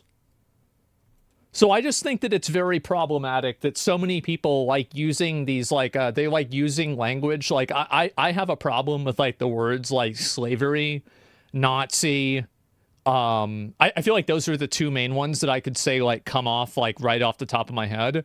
Like, those two words, I think, are overused in a way that is extremely harmful, because I think it delegitimizes and it waters down the genuine effect of what it is. You see what I'm saying? Like, I think it's a really big problem. woke is overused. I think woke and DEI is overused too. You're right about that. But like woke and DEI don't have like a really bad historical context. And so like that's not really as big of an issue. You feel like the banhammer's getting closer and closer reacting to content? Oh, sure, right? You misspoke, it's going to get clipped. I don't think I misspoke. I was about the insult to Nazis. Well, yeah, they're way worse. Fucking obviously, yes. They're way fucking worse. All I'm saying is that don't water these words down. I think this is a very fair thing to say. Get a whiff of Gamergate these days. I just tune out. Not even remotely worth my time or even worth considering it. There's like, I have a lot more. The Slack only has retention for 90 days, but we've been, this guy had been saving it for a while. So we have more stuff going back, but I still have to filter through more of the stuff. I just wanted to push something out quickly. So there's more? Thank God. That's going to be another video. Oh, thank God. Yes. All righty. This is the gift that keeps on giving. This is insane. I got the feeling, I got the itch that Twitch was thinking of putting out a new statement. Here's something I do want to put across to people. I am recommending that if you see ads playing anywhere on Twitch, until Dan Clancy steps down, and this is his responsibility, I highly recommend that you let these companies know who they're supporting with this type of shit. It's easy to do. Like, if you see an ad for A&W root beer, go to LinkedIn, type in A&W marketing, and you'll find the guy in charge of marketing. And then you just go to anymailfinder.com, type in A&W.com and the guy's name, and you drop him an email. And you send him a video of the ad playing in front of whatever fucking insane content happens to be going on at the time. Or you just say, hey, I want to let you know that your ad is on this site that currently banned Jews for a year. And the ban would still be in fucking place today, by the way. Don't forget that. Don't forget the fact that Twitch didn't remove this ban out of the graciousness of their heart. They removed the ban. Yeah, I got called out. Because enough people finally told them. For the entire year, you had people in Israel constantly emailing them, doing user voice tickets, tweeting at them, making threads in our Reddit. And you know what happened to all of that? Deleted, ignored, sent to trash ban, generic response. That's what happened for all of that. They knew, and if they didn't know, they're incompetent. For a year, it would still be in place. And you know what's even more fucked up? I know for a fact that if I didn't bitch and moan and do all this bullshit, and Ethan didn't speak up, and other people didn't speak up, and the congressmen haven't spoken up, that just one day, and maybe 6 months from now, maybe a year from now, the ban would just silently be removed. No one would know, except for a few Twitch engineers. Well, we know now. Well, there it is. So they're talking about me. If you see an it's crazy how... I mean, were they talking about other people too? Sorry. I do this fucking thing where I breathe the thing that I'm drinking. Really bad. Really bad. Shouldn't do that. Anyway, yes. I wonder, so are they talking about other streamers like this all the time? Is it just me? Am I the fucking Voldemort here? What the hell? 30 years of drinking liquids? No, I do this about once every 2 or 3 days. It's crazy people got drinking. It's so embarrassing. I'm such an idiot. Okay, anyway, I think that we're good now. I apologize. Anyway, they're talking about this, about me, constantly. It's insane. I really, like, I'm in shock. I'm in shock there's this much, like, open conversation about me. Now, I think that a lot of this is calling into question the way that Twitch does suspensions and how people are treated by Twitch. And I think it's going to happen more. Exasperated, when you look down, you swallow, less likely to happen. I think I'm just an idiot. I think that's what it is. They hate so much, it's insane. I guess so.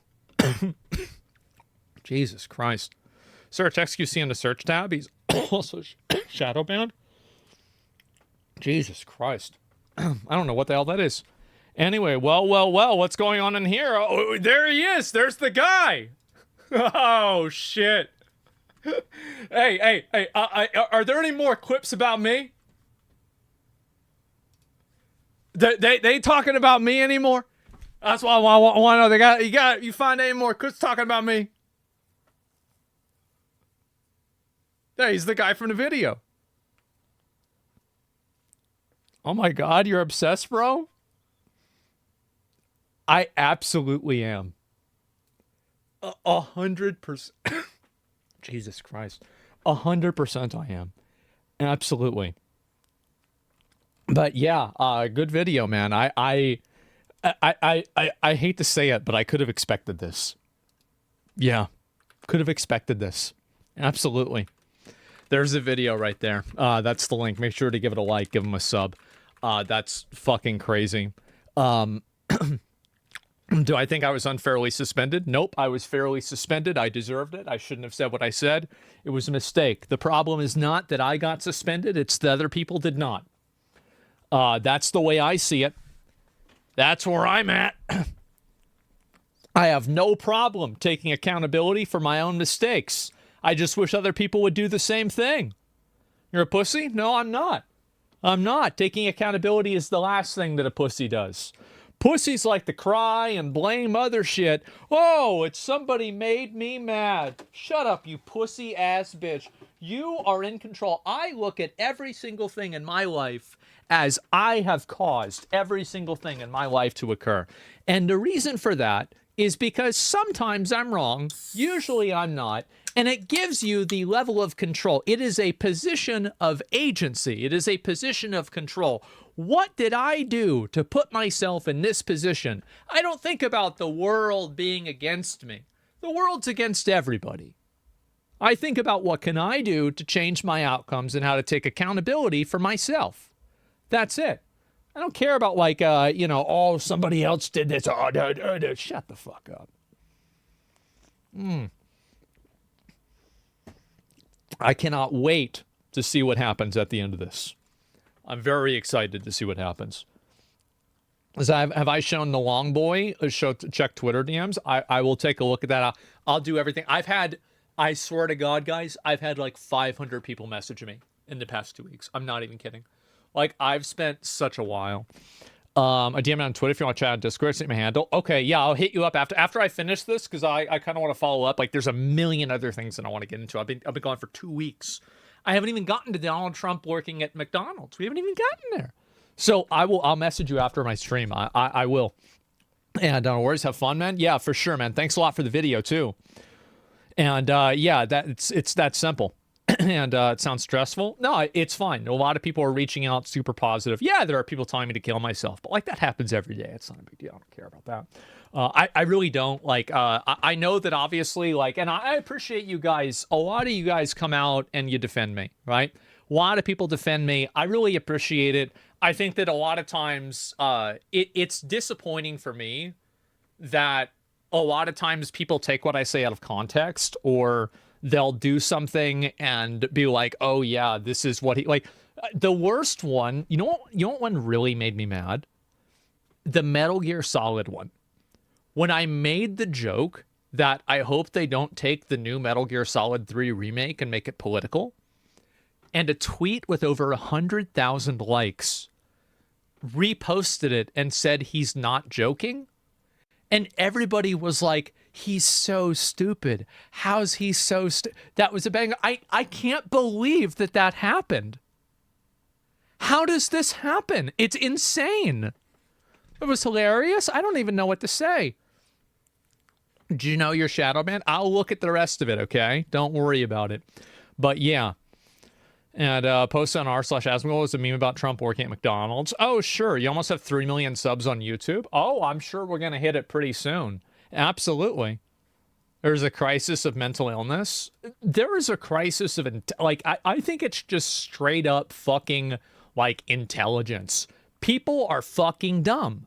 That's the reason. I don't even think that it's anything beyond that. I think they're just fucking stupid. It's that simple. Defend you, I'm sick of people getting slaughtered for having an opinion. Oh, I appreciate defending me, right? I do. And also we have, I want to say, right now we have a Discord. We're trying to rebuild the Discord. I'm trying to be more active in Discord. So you guys can join the Discord. I'm assuming it's Asmongold is the Discord. I have no fucking idea. My moderators, I haven't said this enough. I want to say it now. My moderators have been doing the Lord's work. They like my mods have helped me so much recently with like getting things set up and everything like that. So huge W's, huge hearts in the chats for the mods. They've been doing an incredible job. So yeah, I'm very your Discord is super good, not capping. Well, thank you, man. I appreciate you not capping on me, okay? And yeah, for sure. But yeah, it's been a pretty wild 2 weeks. I'll tell you guys this too. I said it before. I probably repeat myself a few times because I know that there's going to be people rotating in because of like all the drama and everything that's been going on. But I want to let you guys know, like mentally, I've never been better. I'm great. I'm actually doing great. I'm relaxed. I'm happy. I've been hanging out with my friends. I've been physically exercising all the time. Everything is great. Didn't ask? Shut up, fuck up, bitch! You're in my stream. What do you mean you didn't ask? Look where you're at. That's awesome. Yeah, actually, I don't want to yell too much, especially after coughing. It's going to fuck up my throat. And cleaning makes you feel good. I did a lot of cleaning. And a lot of the stuff, I haven't taken pictures of it yet. Because, like, so, I don't know if you guys have had this happen. I will spend 3 hours cleaning something and it will barely look like it's changed, but it will be like a huge change. Like, for example, like my dressers, I cleaned out all my dressers and like all my closets, right? Except for like one that I'm going to do on stream. And like, that's it. And so like, I spent a long fucking time doing that, right? So yeah. How's the cleanliness feel? It's okay. I mean, it's not really a big deal to me. It's really not, but I'm glad to do it. And yeah, that's about it.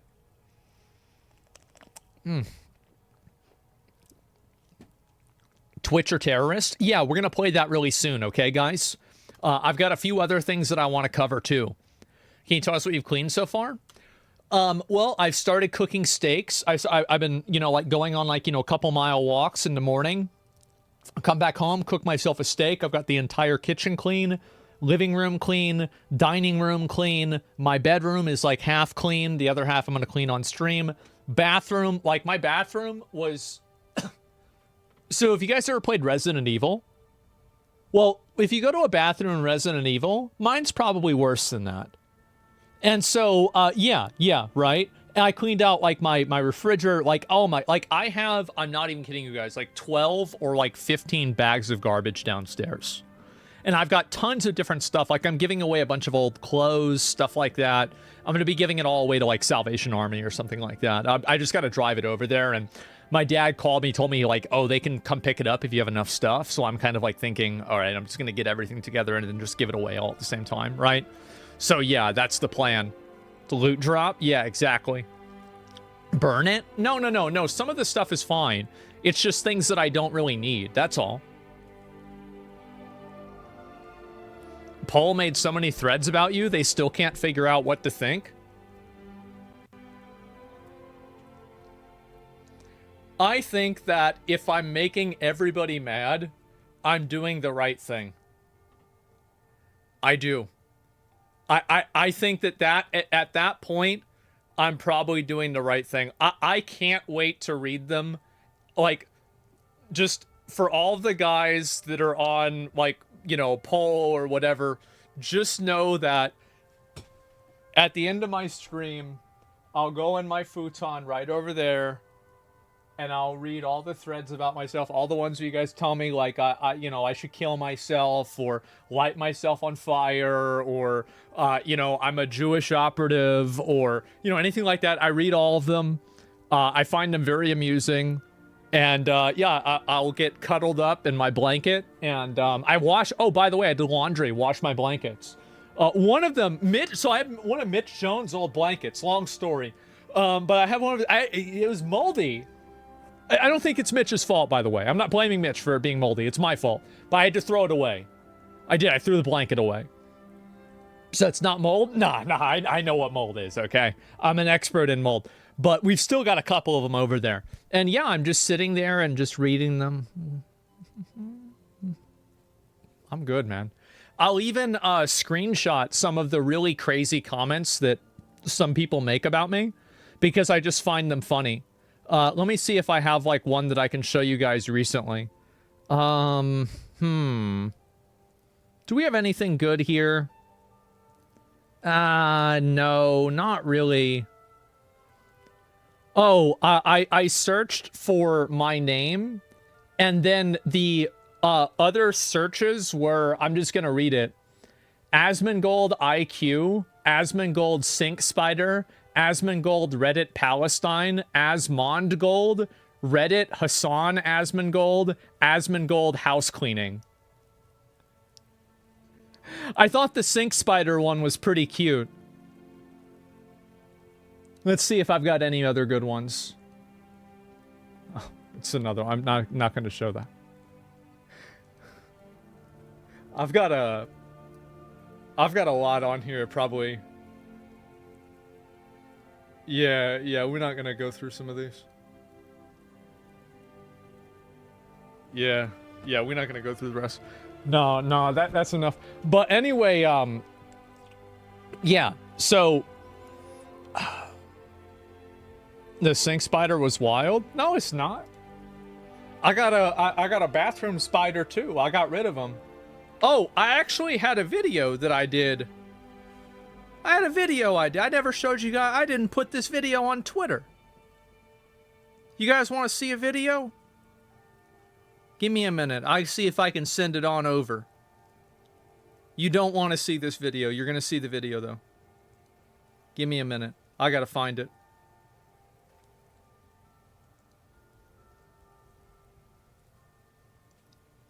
Okay. No.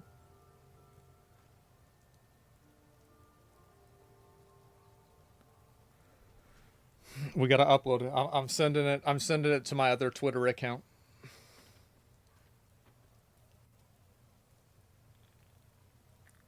It's okay. When are we gonna watch Kamala videos?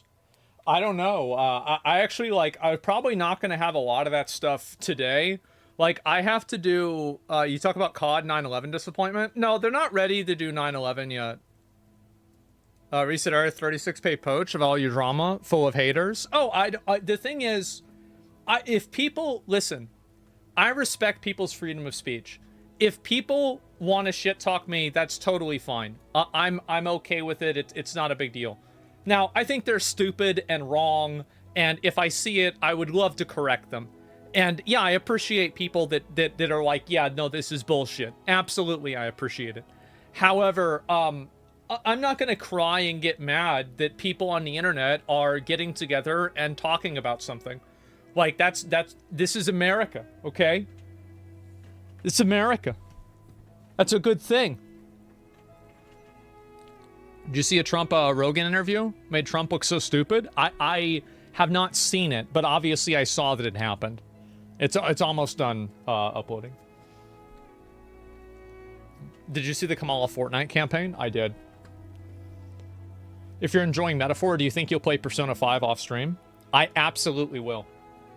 I'm going to play Persona 3, the Reload, because that's the one I bought because of that one guy on Twitter. And then I'm going to probably play Persona 5. Fucking house. I really want to be able to show this, but I don't know how I can show this without it being... Okay.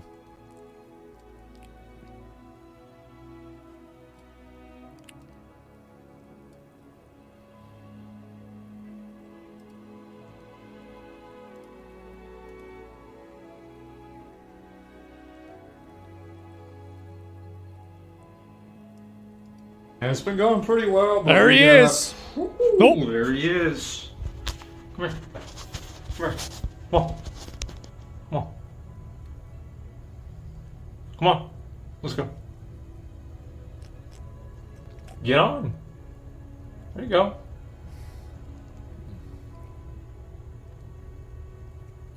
We gotta do it real slow, so he don't get mad. They call me the Roach Whisperer. Come on, bro. He's starting to grip. There it is. We got ourselves the boy right there. Oh, there he is. There he is. Alrighty. Alrighty. Oh. You were going. I didn't cut him in half. Oh, he going up my arm now. Usually I cut him in half. I gotta open the door.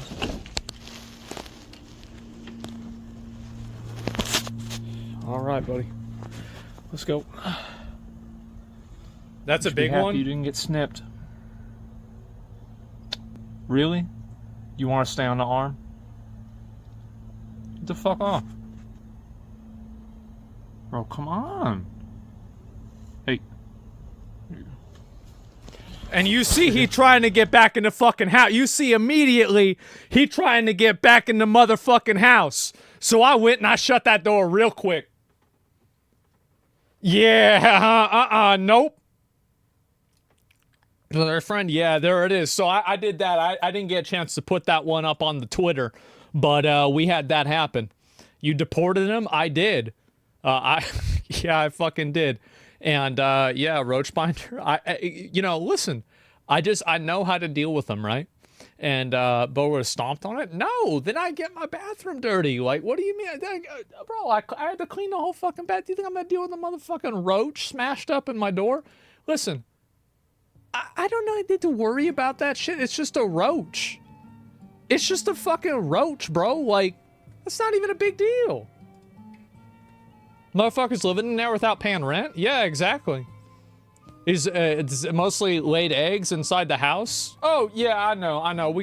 I used to wear headphones whenever I was sleeping because I was worried about roaches crawling in my ear.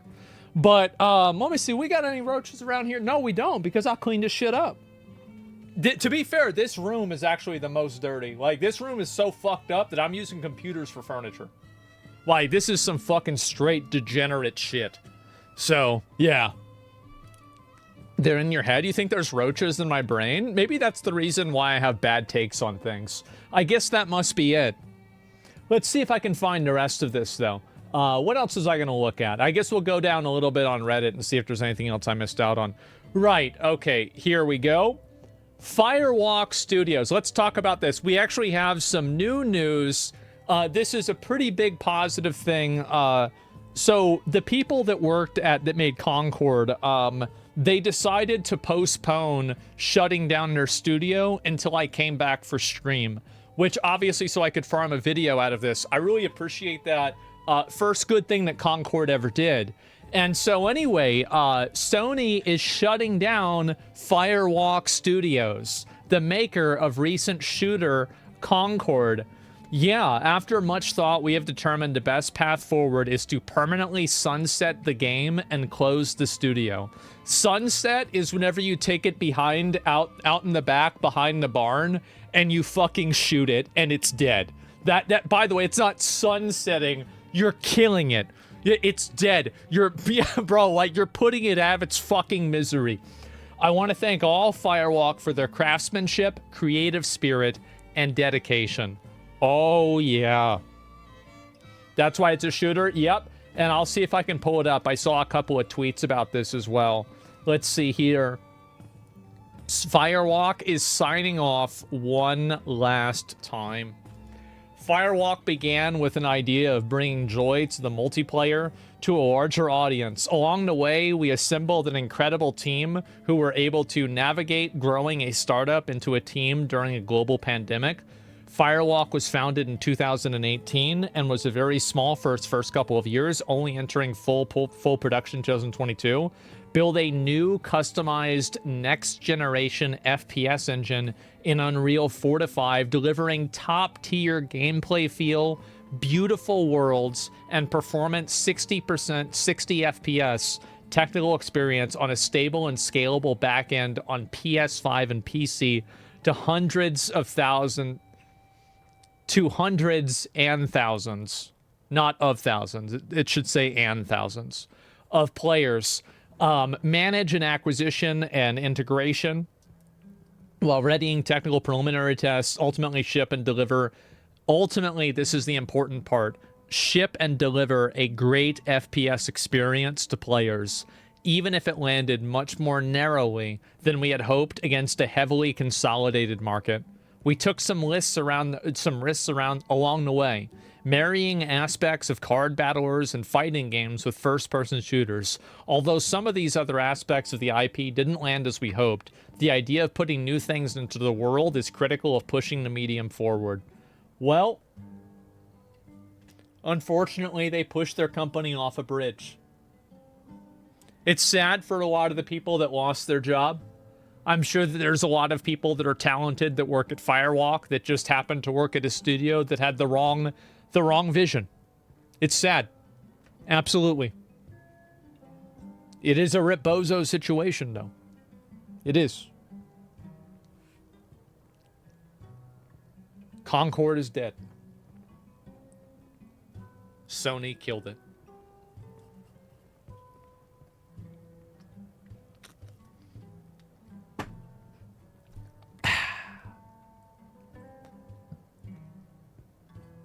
Man, people in the comments aren't so happy, huh? Yeah, ooh. There's a report that the likelihood of a $400 million as well. Well, you should look at the value of the parent company, and then you'd know even more. It's crazy. Now, I never even knew anything about the game. Yeah, nobody did. You actually are shadow banned? I know I am. Don't worry about it. So, yeah. There we go. Sony has closed Neon Koi. Let's see here. Some updates from Sony Interactive Studio. Uh-oh. As part of our ongoing efforts to strengthen SIE's studio business, we have had to make the difficult decision regarding two of our studios, Neon Koi and Firewalk Studios. We need to be strategic, though, in bringing our games to new platforms and recognize when our games fall short of meeting player expectations. With this refocused approach, Neon Koi will close, and its mobile action game will not be moving forward. Regarding Firewalk, as announced in early September, certain aspects of Concord were exceptional, but others did not land with enough players. And as a result, we took the game offline. We spent considerable time in these past few months exploring all of our options.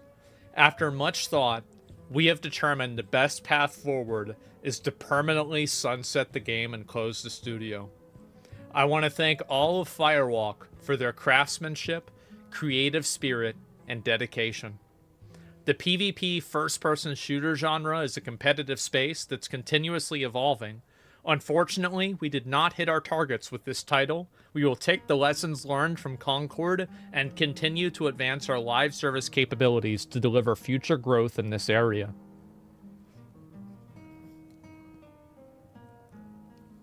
I know none of this is easy news to hear, particularly with colleagues and friends departing.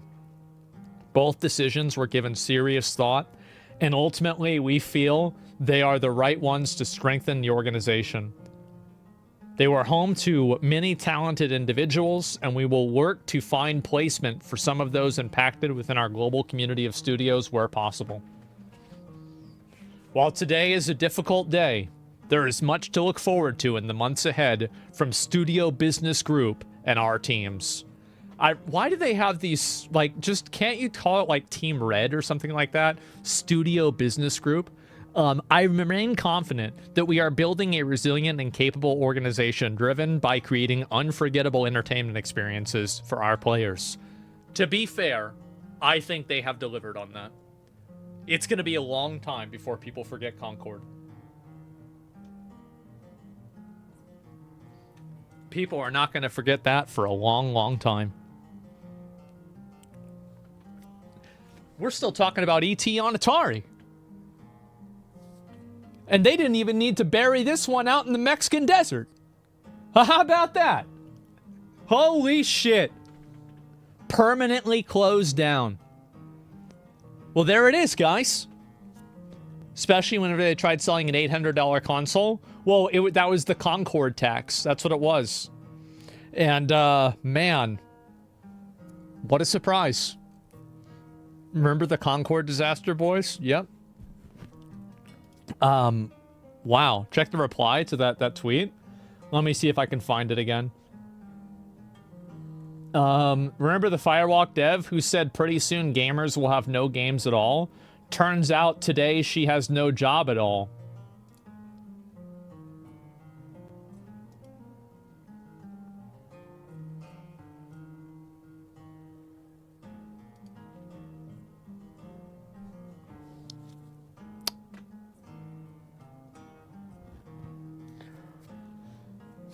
Do you know what's really crazy about this? Is the fact that they couldn't even put the game out free to play and try to extract more money out of people from, like, microtransactions. They actually thought that it was so bad that they just aborted it. And this is, by the way, this is a post-birth abortion. Like, the game already released, right? It's not like, oh, we're canceling the game. It's not really going very well. No, they released the game. The game was in a functional state. And they said, you know what? Still, let's take it to the back of the barn. That's bad. The character designs were just that bad. I think there was a lot of reasons why Concord failed. Character designs are part of it, but not the only reason. So yeah, there you go. Concord Studio is shut down. Done. Finished. Deleted. Yeeted. That's it. And by the way, I would say I told you so, but I didn't tell you so. Everybody knew this was going to happen. You don't just light $400 million on fire and then ride off into the sunset. Okay? That doesn't happen. That's too much. You can't waste that much. That's way too big of a fuck up.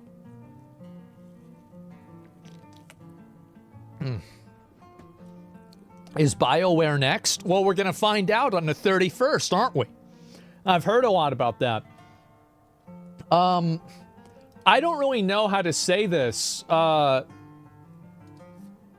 me see if I can find this.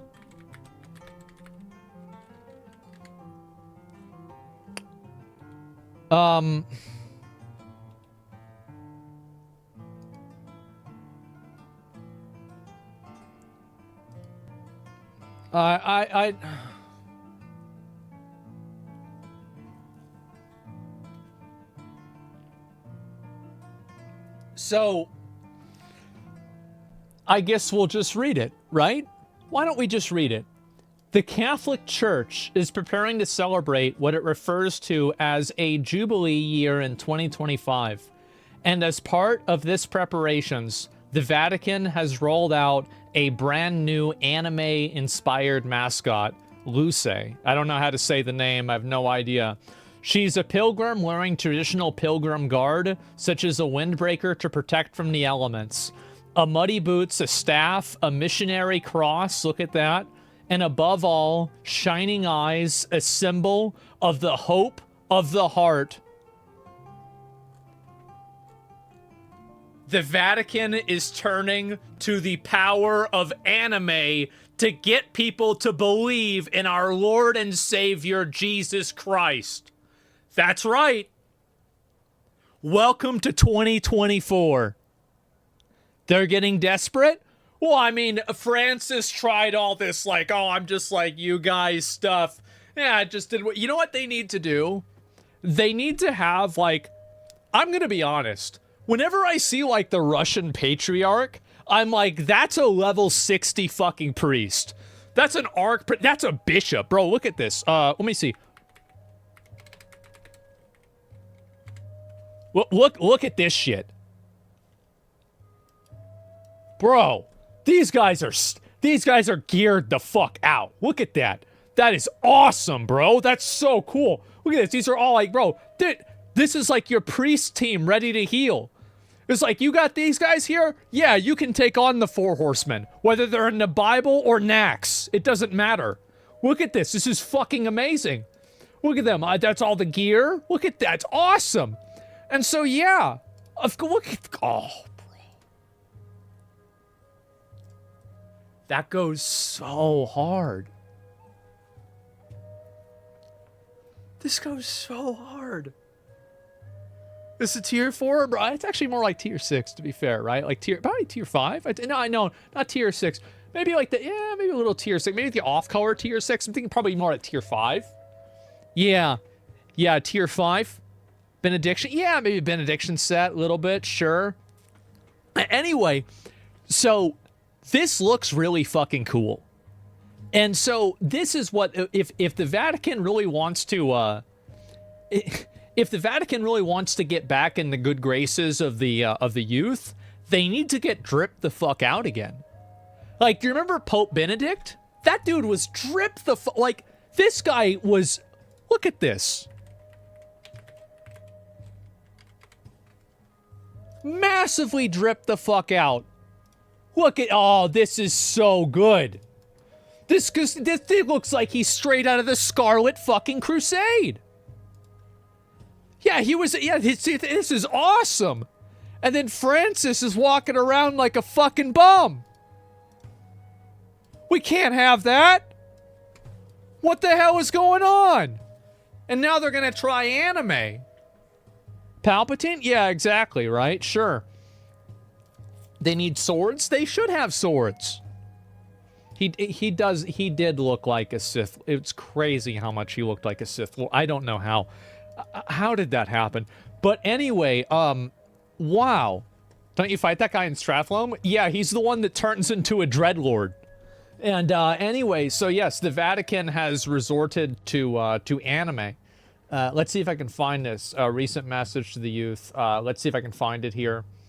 Look at Pope Francis, bro. Come on. Come on. Dude.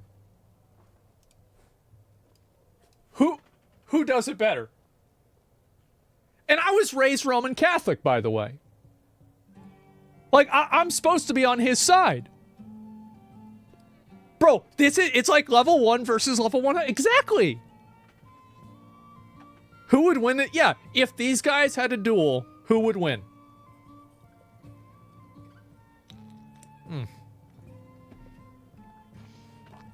The last good pope that I think that we had was Pope John Paul.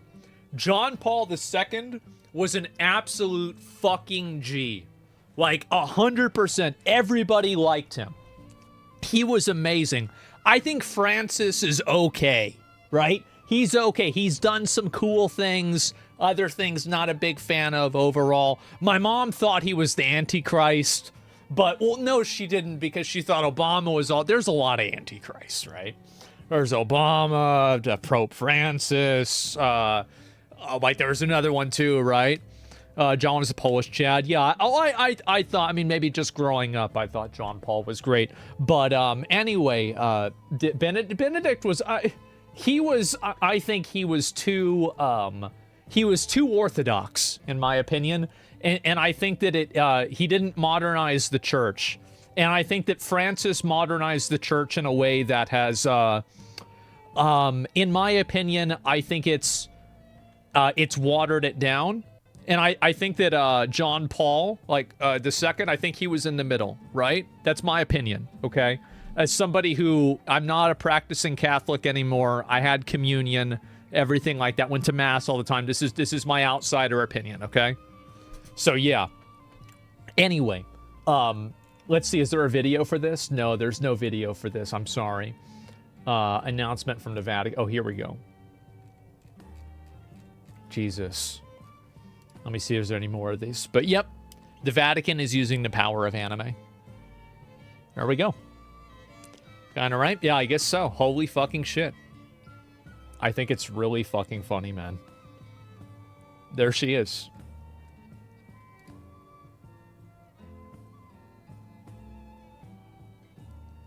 What are the comments on this? They're turned off.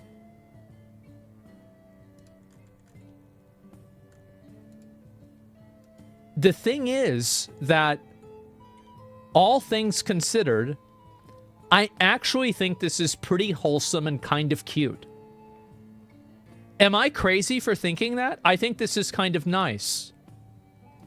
Like, there's nothing that's, like, bad about it. It's not... No, I'm not going to look it up on Rule 34.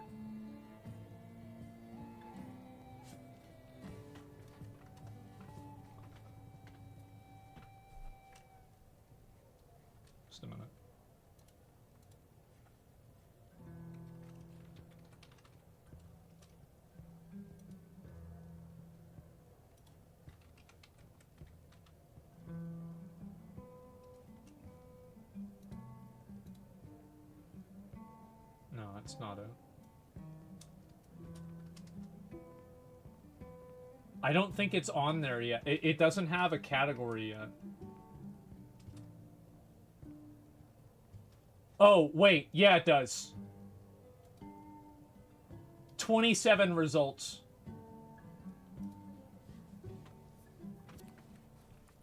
Yeah. That's crazy. Why is there blood on the shoes? Those were the people that that didn't accept. That's from the fucking. Those people were they didn't want to listen to the Bible or something. It's mud, by the way. Yeah, it is mud. It's like just like clay type mud, but it does look kind of like blood, doesn't it? But yeah, it's the blood. It's the blood of the sinners and the heretics.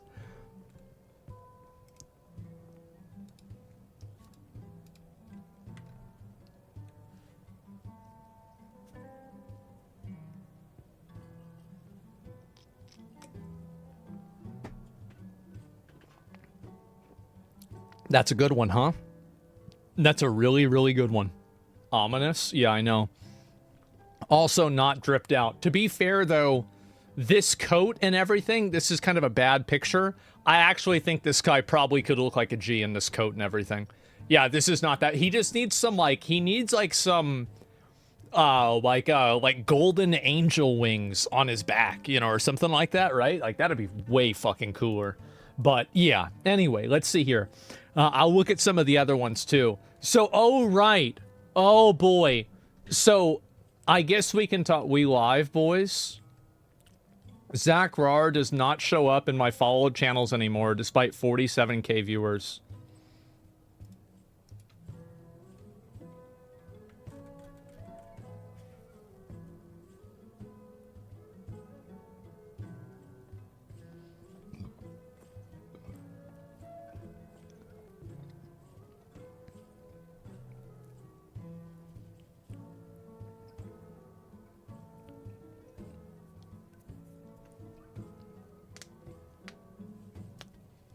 That's crazy.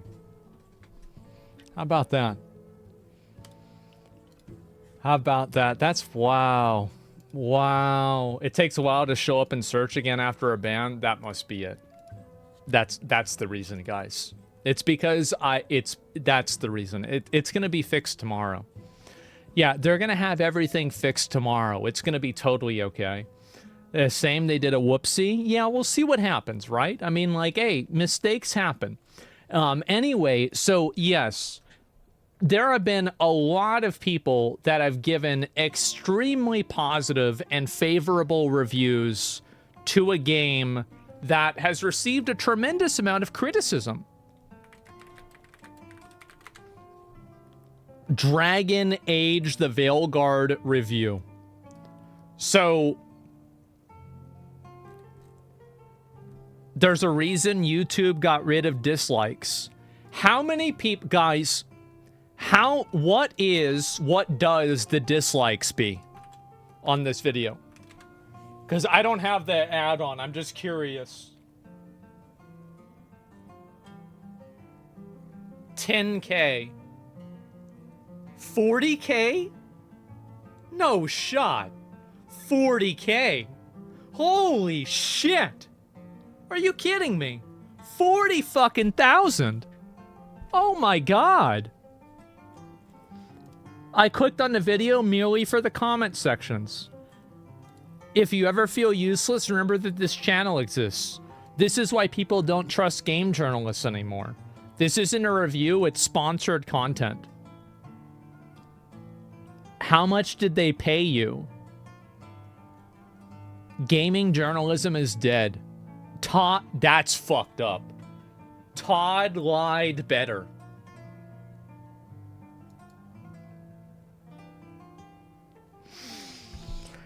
Man. Please watch the Skill Up review. I know Skill Up was very critical of it. So, let's see. Other people, the truth about Dragon Age. Oh, yeah. In the most dramatic twist of fate, I find myself allied against a former enemy. Or with a former enemy. F extra life. I never thought this would happen. I don't know what to say. Making all yes. I don't know. Redemption arc? I guess so. People are mad about this. I'm gonna watch this. So, what am I? I'll be right back.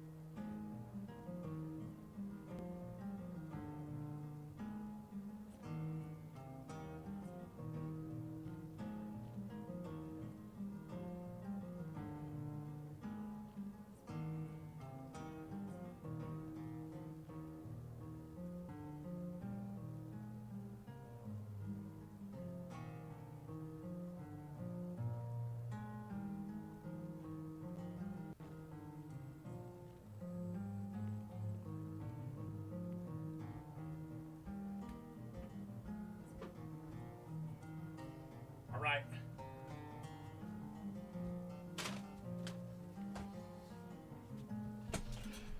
I really never thought this was going to happen, but we're entering a new era of potentially access journalism. This is always a bad thing, by the way, but we're starting to see it happen again. So we're going to don't even know if it's good or bad. Let's be skeptical on both sides. We don't need to be skeptical. All I need to do, gentlemen, you know what's going to happen? I'm going to play Dragon Age myself. When it comes out, the day it comes out, I'm going to play it. That's right. And we're going to see what it's really like. Yep. Day one. Hashtag sponsor? Nope. Maybe, hey, you know what? Maybe Twitch will ban me then. For self-harm. Anyway, let's go ahead and take a look at the video. The truth about Dragon Age Veilguard reviews.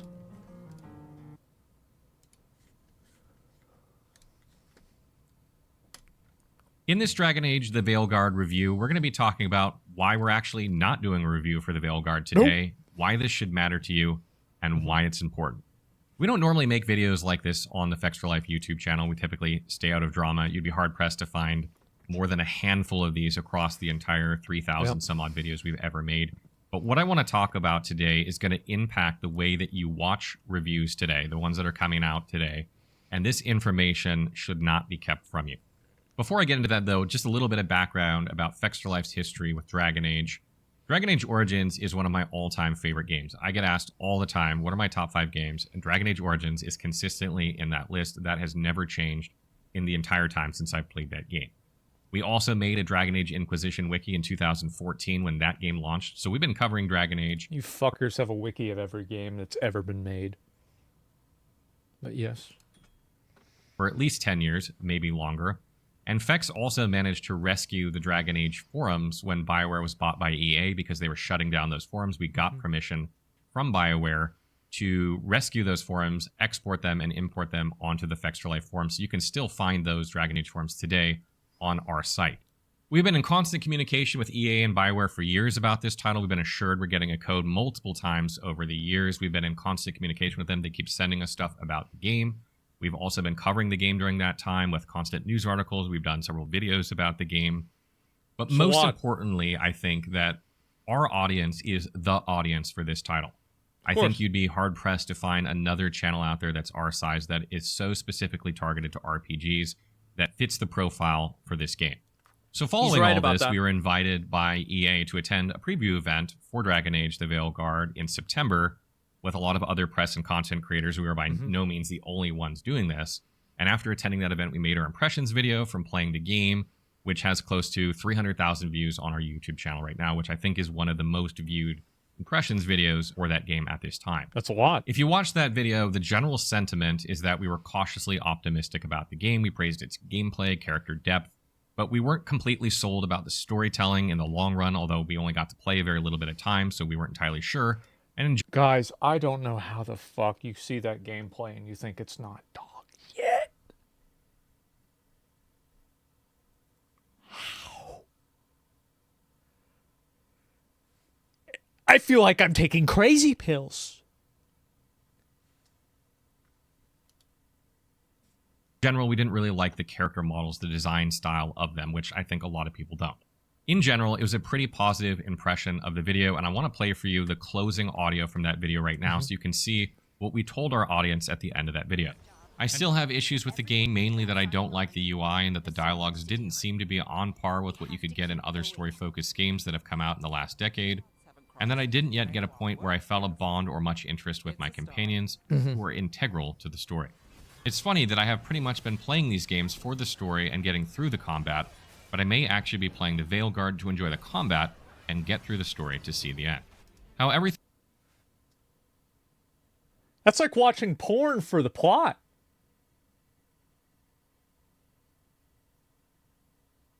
You gonna play this for the combat?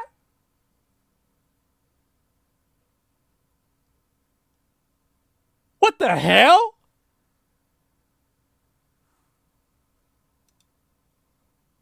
Works together and progresses into a full game remains to be seen, and there were several big and impactful events that I cannot discuss, but so far my opinion on this has become more positive, and I would like to urge anyone who loves CRPGs to hang in there and wait for reviews and not write the game off just yet. And just to illustrate how mild that our criticisms were of the Veilguard, after publishing our impressions video, we got called shills.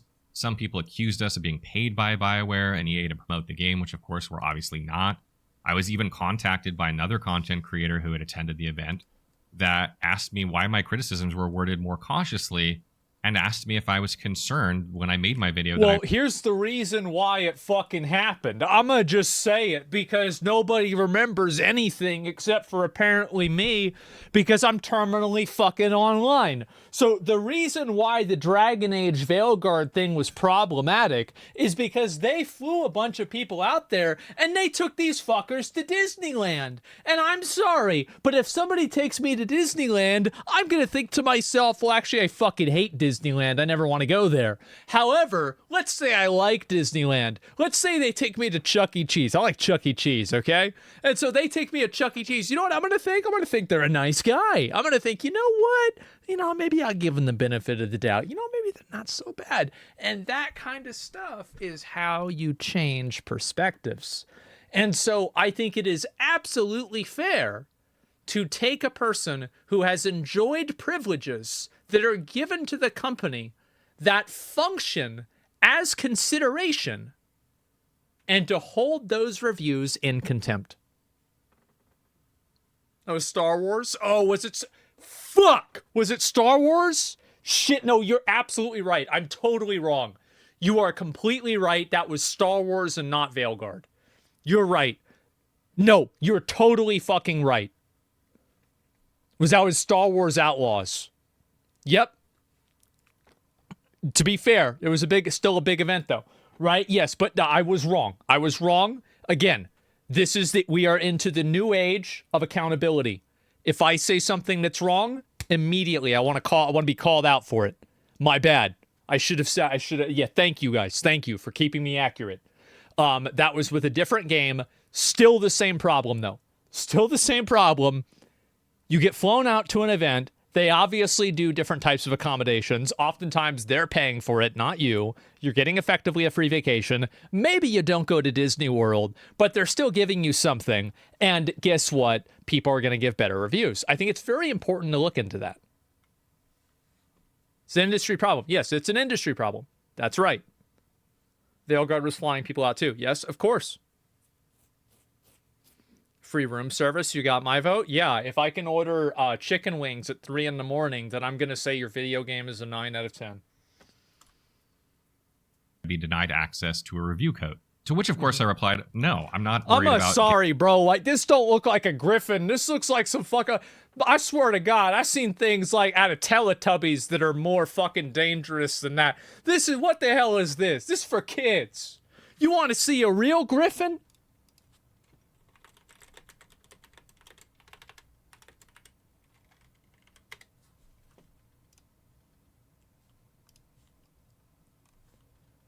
This is a real one. These look like the real ones. See this? That's a dangerous fucking animal. You see him? Look at him. Oh, wow. Then you got this. What the hell is this? Nickelodeon. It's supposed to be a baby griffin?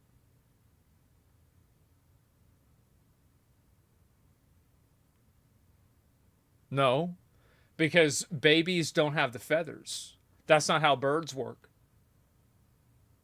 I've seen how I've like no, because like then they don't have the feathers on them. Yeah, you tried that, didn't you? I replied, no, I'm not worried about getting denied access to review code. That simply doesn't happen in the gaming industry. But I was not concerned about this at all. I reassured him that he shouldn't be concerned about this because it's just not really a thing in the gaming industry. It's so rare that it shouldn't scare someone into not saying what they think about a game. So after publishing our video, nearly immediately, our contacts at EA and Bioware stopped replying and communication went to zero. Jesus. So we started inquiring as to what was happening and reaching out to other contacts in the industry in a bit wider of a circle to try and figure out what's happening. As a result, we discovered that we were essentially getting fake reassurances that we were getting a code to keep us happy while denying us access to the Veilguard. It wasn't too long after this that I began to be contacted by other press and content creators about whether or not we had a code. And generally speaking, I get this a lot. People tend to ask me whether I have a code or not, because we generally get codes for all the big games. I'm not trying to brag. It's just simply reality. We have a large channel. We almost always get a code, and another creator or press can figure out if they should have a code right now, if they're going to get one or not, by asking us this question, which is what happened here. And we started piecing together between us that some people had codes and others didn't, including ourselves. And you might have also seen Wolfheart's tweets about this topic on Twitter or X, and Luke Stevens' video about this topic as well. Both of those individuals were with us in California for the preview event, and both of them put out preview videos as well as ours. And I think between the three of us, we probably have some of the 3 most viewed videos on this topic, or at least most commented on, I would say. And if you read those tweets and you watch that video, you can tell clearly that they also feel some way that they were intentionally excluded by EA from review access for some unknown reason, likely because of critical comments they made in their preview video, even though most... It is very hard to say whether they were excluded because of critical reviews or not. However, when 3 people that go to the preview event give unfavorable or questionable criticism, and one of the common variables is that they were giving questionable criticism,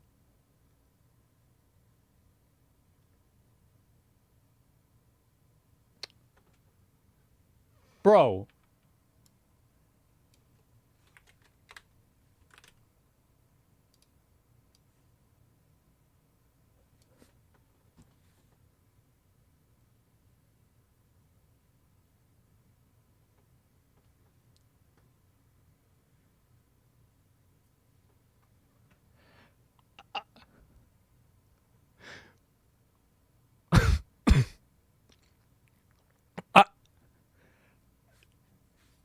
yeah, we're going to look up his logs.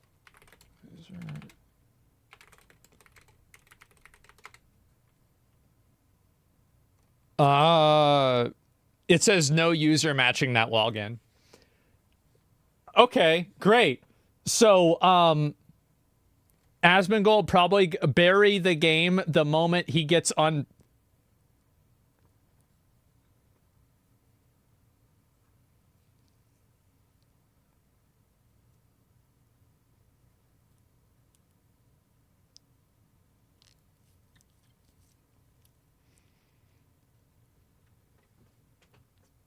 That's crazy, huh? Wow. What about that? How about that?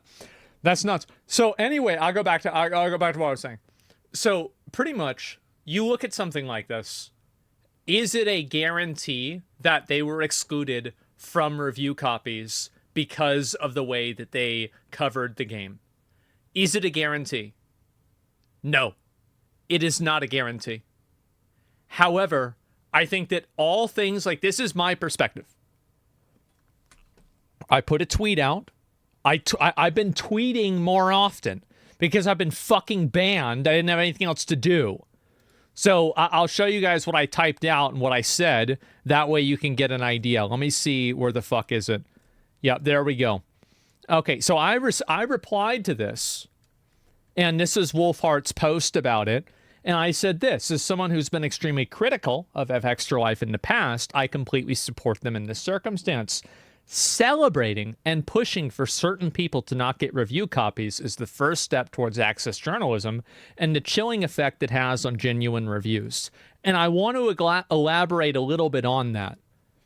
If people are not being given reviews based off of criteria that is not related to their ability to provide a review to an audience of people that's seeking a review, then you are looking at a very, very unfair situation. And access journalism, this is a term, a lot of people might not really be familiar with this term.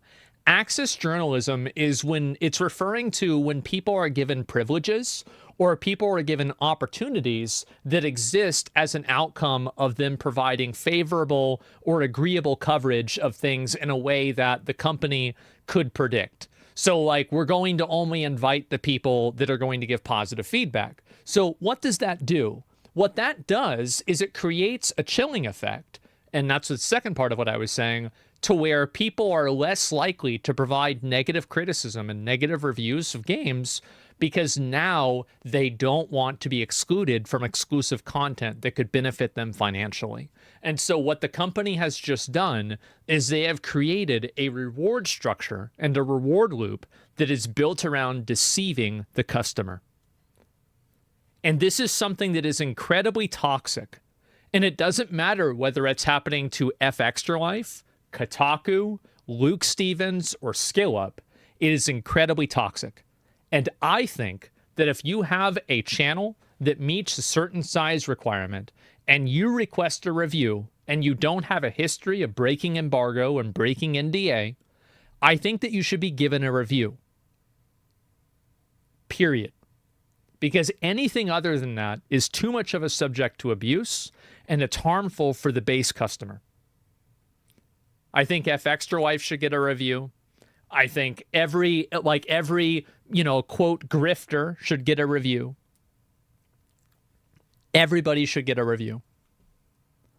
Check your email. This is a really good point.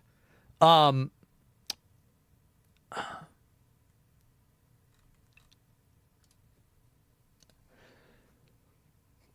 think that companies should pay me not to play their games. I think, like, if you know you're coming out with a dud, you know it's a turd. Just send me like 10 grand, and I won't play it. I won't play it. Like, I'm thinking like we're like a reverse sponsorship. I think it's a good idea. It's not extortion, guys. It's it's not extortion. 10 grand. No, you cheap? Yeah, of course. Yeah, I mean, yeah, I'm a reasonable guy, very reasonable guy, and it's hush money. Well, I would tell people. Be like, yeah, listen, this is like, they paid me not to play this one because they know it's gonna suck, and so yeah, it's really smart. Yeah, it is. And so anyway, I think everybody should get a review code. Everybody should get one. It doesn't matter whether you're an idiot. It doesn't matter. Like the most woke, biggest social justice warrior on Kotaku, I want to fight for their right to get a review code. I want to make sure that they get a review code because that is what's fair. And it's what's best for every consumer and every customer. When you have an unfair system, the only thing that you have to do in order for that unfair system to be used against you is to wait. of the things they said were positive about the game, just like us. And these are just two individuals that are speaking out about this, but we do know that there are at least a handful of other content creators and press that were left out, maybe more, that share a similar sentiment, that feel like they were deliberately prevented from giving their own opinions to their own audience about this game. It is feeling like EA is deliberately trying to prevent us from telling you what we think about the game, and they want you to hear it from someone else. So you then have to ask yourself, why would EA do this? What is their angle? What do you, this is always my favorite part of videos like this. Why would they do this? Everybody knows why they would do this. Everybody knows. Either no one or everyone? Yeah, I think so. What are they trying to accomplish by doing this? After the previews came out, I think it became very apparent that most of the people who were still interested in Veilguard after watching the previews... And I also, like, so there's an element of nuance of this that's getting a little bit of people confused. People are using the example, like, because SkillUp posted a review of this game, and the review was critical. The difference is that SkillUp's initial reception of the preview event was positive. So he was given the review copy on the pretense that he was positive about the game. That's like there's like that complexity and that nuance, because it's not that nobody that gave it a bad review, but that's the complexity there. He did a bait and switch? No, he didn't do a bait and switch at all. He just simply like got a larger perspective of the game. I think that's reasonable, right? Waiting for reviews to make their final decision about whether or not to purchase the game. If you just read comments in any YouTube video about the Veilguard or look at the poll on our community page, you can see that the vast majority of people that are still interested are waiting for reviews. Yeah. Looking at this, EA's marketing team... Well, reviews serve as a tool for people to inform themselves about the quality of a game. Like, reviews exist for the sole purpose of serving the customer as a tool for making an informed purchase. That is the reason why reviews exist. Probably saw this and decided that they needed to make the reviews as positive as possible, trying to exclude those that might, give the game a 7 or an 8, while also reaching out and finding press and content creators that would maybe give the game a 9 or above. Just think about this for a second. If you're on the EA end and you're trying to manipulate review scores because you want high review scores, what are you going to do? You're going to research press and content creators and what they usually give to games score-wise to give you a general idea of how they're going to review your game. If I was trying to scam people, I would do this. These are reviews for Diablo 4.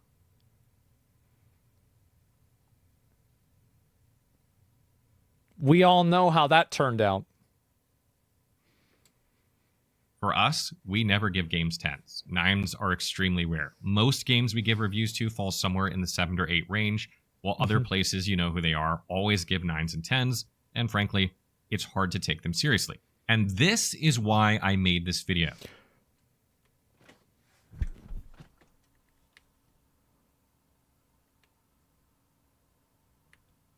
When it comes to central storylines, this is easily the best Bethesda quest yet. This is about Starfield. Starfield, in a nutshell, is everything it needed to be, much more.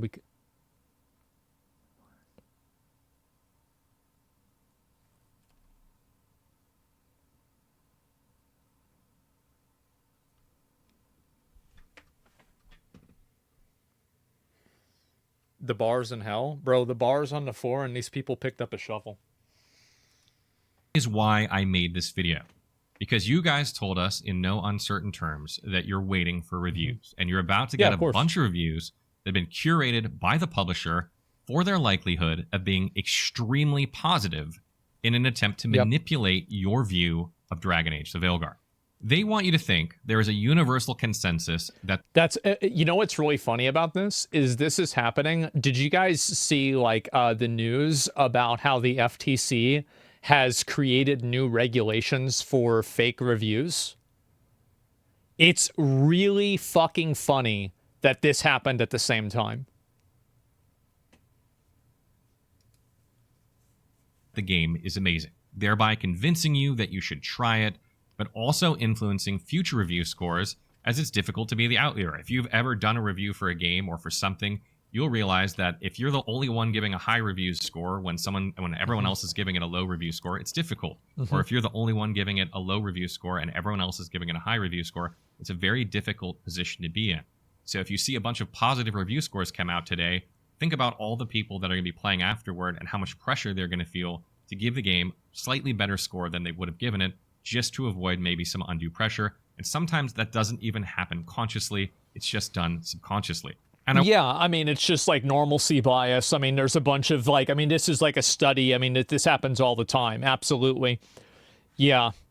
I've never seen such dishonesty when it comes to game reviews, honestly. I mean, Cyberpunk was bad, but nowhere near this because the game was actually good and it wasn't buggy on PC. So with Cyberpunk, correct me if I'm wrong, because I was wrong about the Star Wars thing, but wasn't the review copy of Cyberpunk actually different than the copy that was actually released? So the reviewers were in fact not lying. It's just that they had received a separate copy.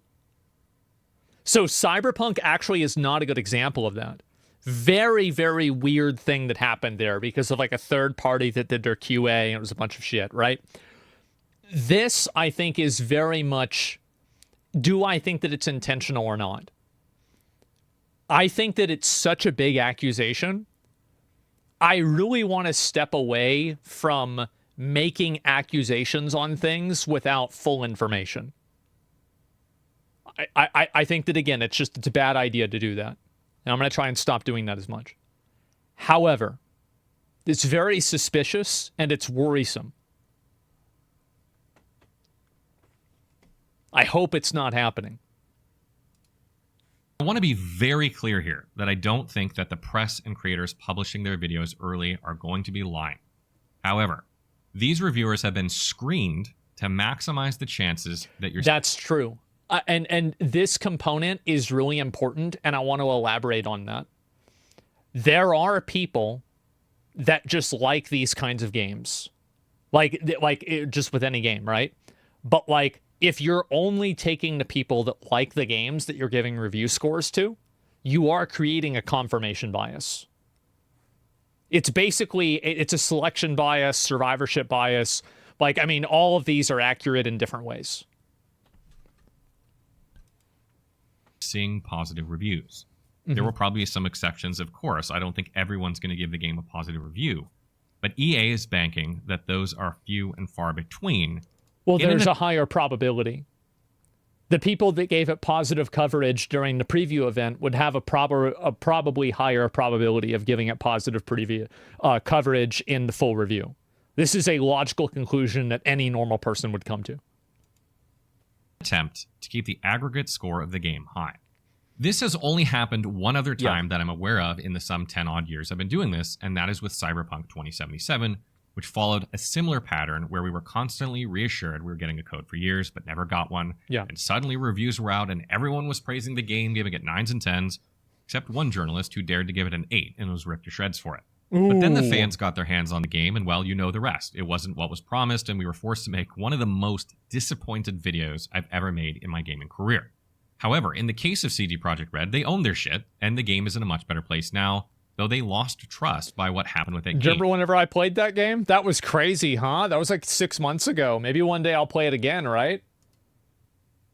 And in CD Projekt Red's case, they had already garnered quite a positive reputation, so they survived the backlash. Fuck you. However, neither BioWare or EA have shining reputations in the gaming industry, and many people think this is BioWare's last chance to prove... As a Blizzard fan, every time I hear that, it's just really funny. They still have it.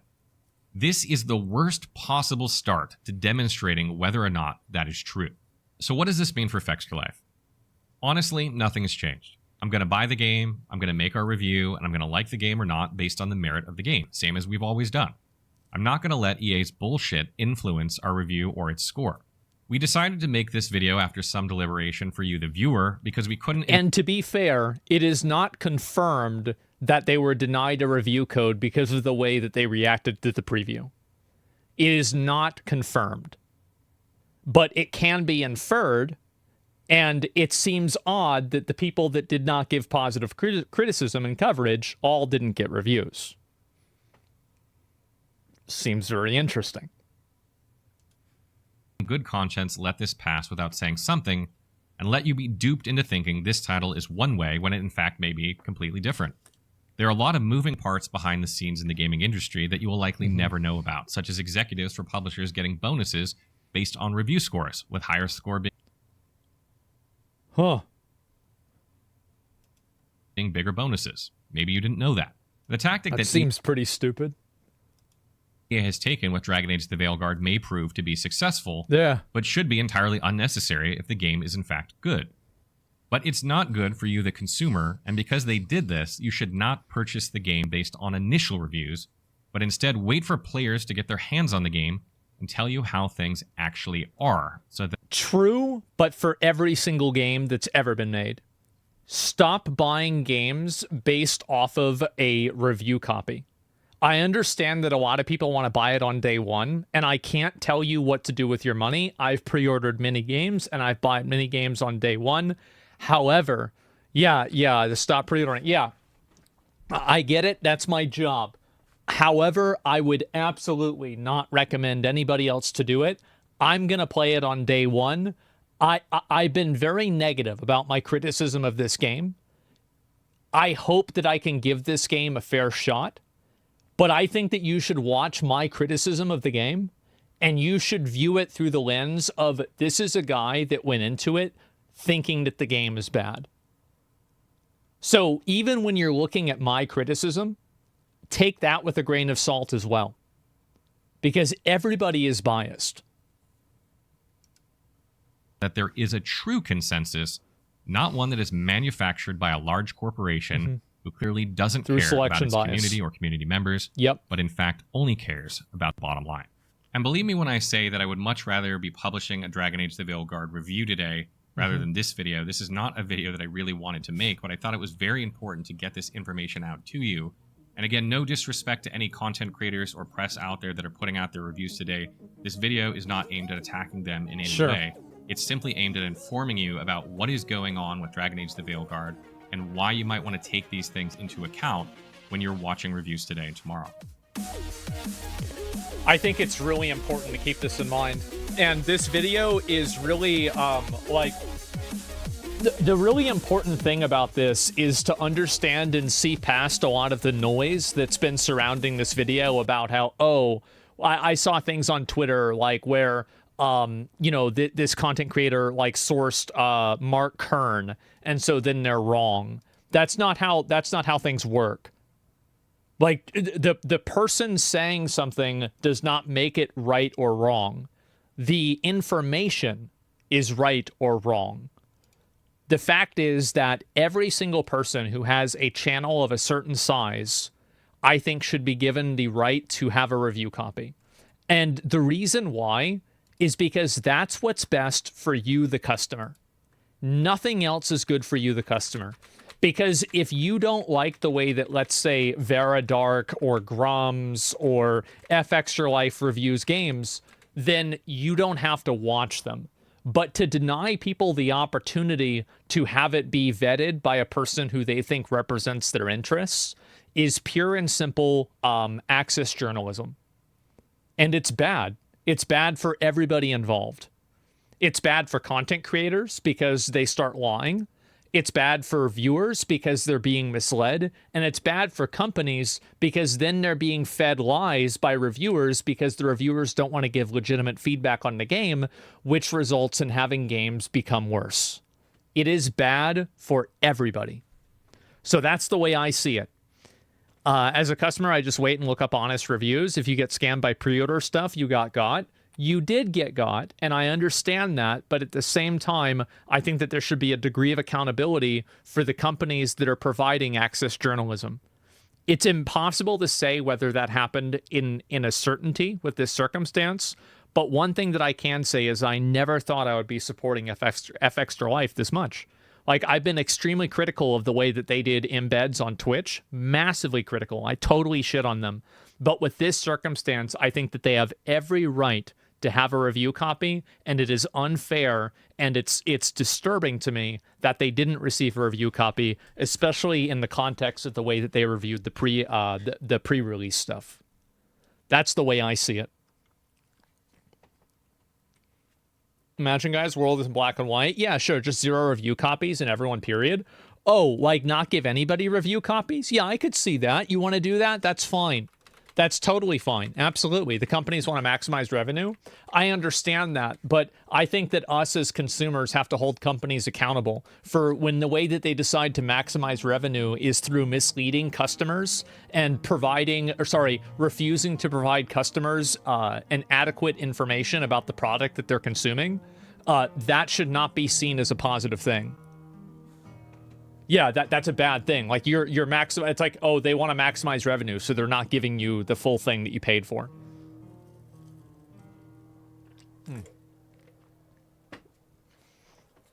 Kind of sad how Extra Life perception grew back after they stopped the embed. There were a lot of people, whenever I made this tweet and I talked about it, let me see if I can find it here. Where the fuck did it go? Where'd it go? Give me a second. I'll pull it up in a second. Let's see. Where is it? And it's right here. Yeah, there were a few people were critical. Access journalism has always been a thing, dude. That's, yeah, so have, like, every other crime in the world. Like, we should get rid of laws. It's just like, what type of thinking is this? Access journalism is a stupid term that means nothing. All journalism is personal and professional, is based on access. Oh, my God. It's sad how illiterate people are. Yeah, it's really sad. The sources are suspect at best, and given the several critical reviews, people were critical of the game, reviewed codes. It's pretty ridiculous to suggest anything suspicious happened.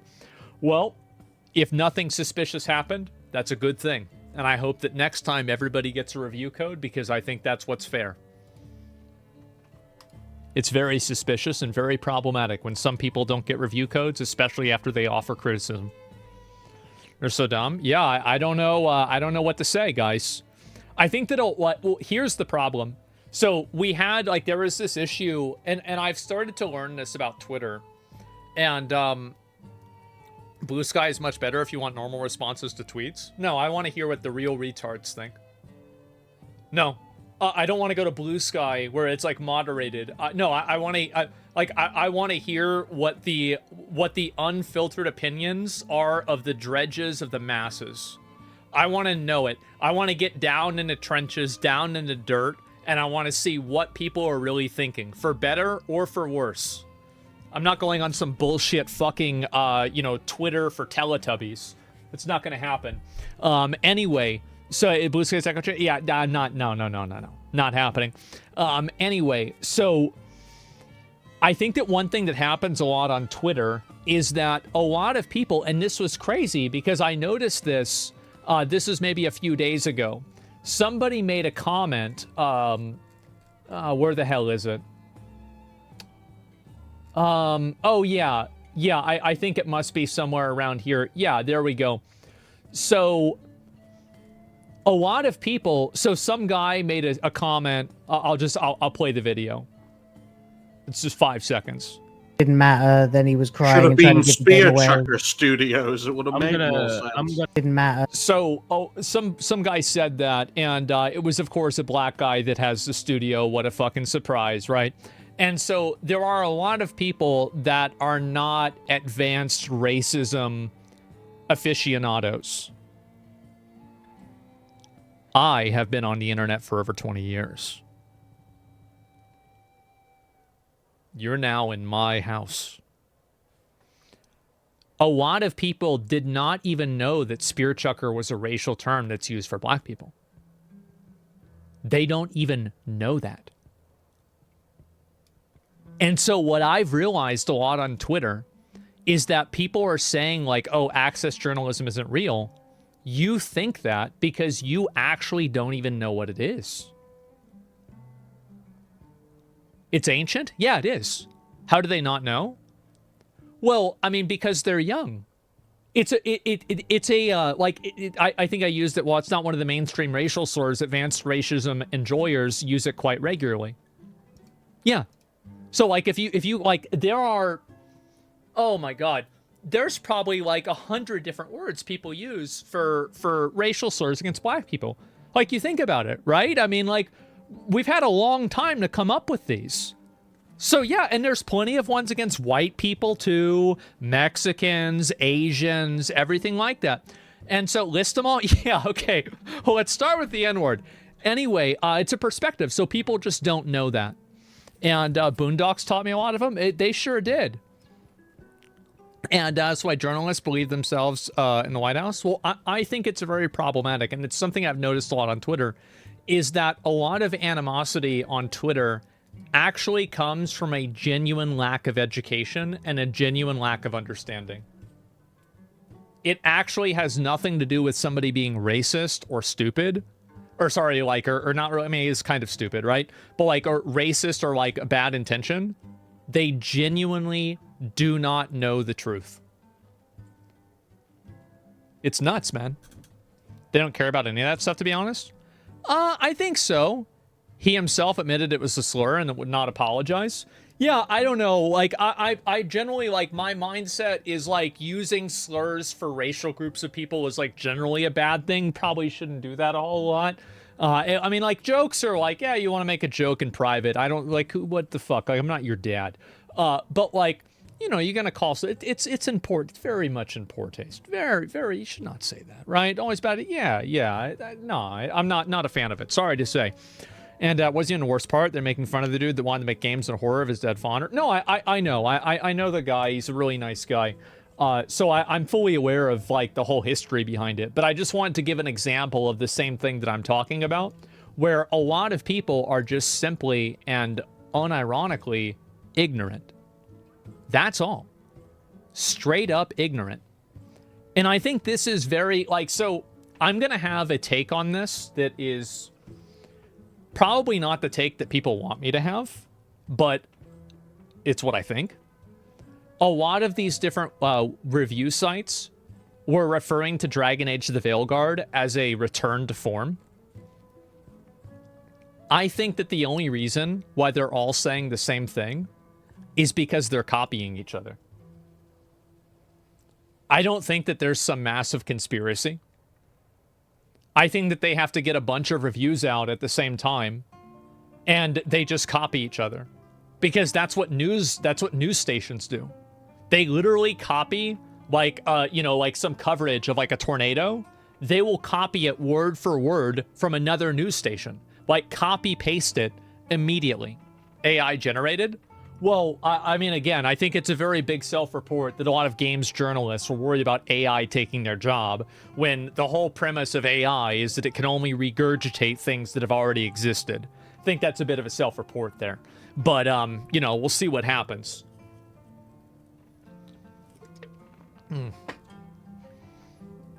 Good versus great journalists? Yeah, I'd say so. They aren't copying another news station. There's just one company that prepares all of them for the news stations. I think it's probably a bit of both. Sometimes I'm sure that there has been, like, overarching opinions, but I also think that it could be as simple as them just copying each other. Either way, and here's the point that I'm making. One way or another, what you're reading is not authentic. It's either copy pasta, or it's something that's just been passed down from management. Either way, it is not the thoughts of the person who is writing the article. That's the point. I don't want you to think that it makes it any better. I'm just trying to say that a lot of these reviews should not be taken that seriously. What should you say to a lot of people with their eyes on you? A comment on Twitter, you only gotta slap yourself? Oh, people are gonna get mad. Listen, here's the thing. People are gonna get mad about things that I say. It's always going to happen. I think I've already made, like, jeez, did I make a joke? No, that's right. I was going to make a Holocaust joke, and I was like, no, let's wait a few more days until I do that. So no, that was the one I didn't make. But I did make a few other ones. Yeah, that's a day two. Yeah, we'll at least give that like 3 or 4 days, okay? But no, listen, guys, we run this is an adult stream. It's an adult stream. We cover a lot of adult themes. We talk about adult topics. I have no problem using humor that's crude, bad humor, dark humor, no problem at all. If you don't like it, watch something else. That's it. I don't think there's anything wrong with what I'm doing, and hopefully people don't see it as being a bad thing. He's saying quit being pussies. Yeah, exactly. Yeah, quit being pussies. It's that simple. Come back from a ban and said spear chucker? Well, yeah, of course. I mean, that's the term. I think we should be very... I view myself, I'm doing a public service because I'm spreading awareness to words and terms that are used to refer to people in a racially derogatory way that are effectively dog whistles because a lot of people haven't had the same type of education on the internet that I've had. There's a lot of terms like this, like young scholars, joggers.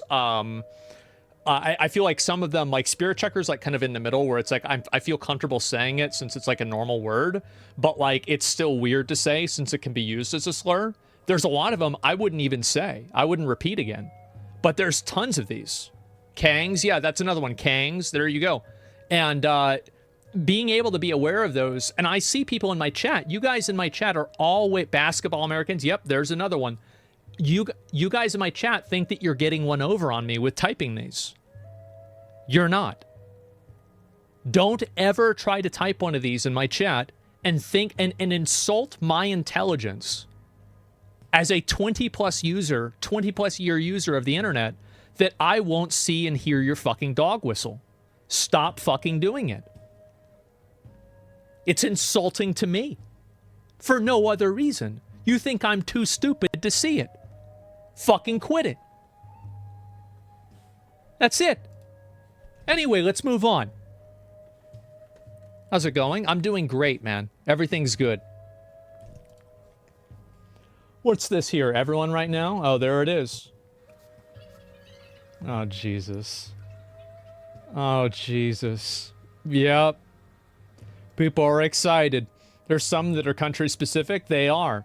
They can't give something a 9 out of 10 while admitting it's going to kill the series. Who admitted that Dragon Age is going to kill the series?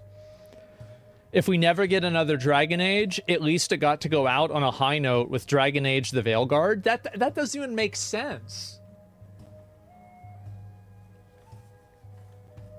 Well, this game was really good. I guess we're going to stop making them. Well, I guess that's what they did with Bloodborne. But, you know...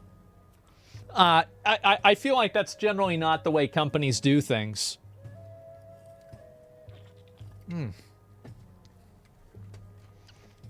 IGN's just dropped.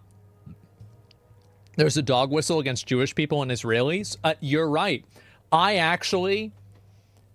You're right. I don't know a lot of the the slurs around like the Arabic culture, and I learned a new one. I learned it from TwitchCon. I had no idea about it. Even I have more to learn. Isn't that incredible? What game you wanting to play next? I think that, dude, well, here's the thing. I've been playing off stream. I've been playing Metaphor a lot off stream. I really have been enjoying the game. It took me a long time to like really get into it. I think that like whenever I got my 4th character, my enjoyment of the game went up by a lot. Like that's whenever I was like, okay, now we're fucking cooking. Now we're doing work. I think Metaphor right now is the 3rd best game that's come out this year. The 1st best game that came out is Black Myth Wukong. The 2nd best game is also Black Myth Wukong. I think it's that good. But Metaphor is number 3. And, you know, if I'm not just goofing around, it's number 2. Yeah. Helldivers 2. I'm not really a big fan. I thought it was okay. Stellar Blade? No, I think Metaphor is better than Stellar Blade. But I think Stellar Blade's probably in the top 5. It's maybe like 5. And also keep in mind, I have not played Final Fantasy VII Rebirth. That's the one game that I haven't had the opportunity to play that people also say very, very positive things about. So yeah, we'll see what happens. Anyway, yeah, that's what I think. let's see here. We're going to see calls for Steam charts to be removed soon, or something in that direction. Yeah, we'll see what happens with this. I don't know. Like, we'll play Dragon Age when it comes out, when devs care. No Man's Sky dev fix 1 hour, one fan's 611-hour save, because when a player has put that much time into our game, it deserves the engineering fix. Man, it's actually crazy. Like, dude, I really hope people look at No Man's Sky, and also about like all of the positivity that Light No Fire, which is the game that they're releasing after No Man's Sky. It's like more of like a grounded MMO style game. That goodwill has been built up through the fact that No Man's Sky has received such quality updates, and they've somehow all been free. They've really put a lot of work into that, and I think it's incredible. That's how they regained their reputation in general. Yeah, I think CD Projekt Red did the same thing with Cyberpunk. They've really got they went above and beyond. They did a great job. Well, what's this? Non-binary, as I said. I'm just gonna use they instead of she from now on. Oh, it's like an option? Yeah, we're gonna play this game. I'm ready for it, man.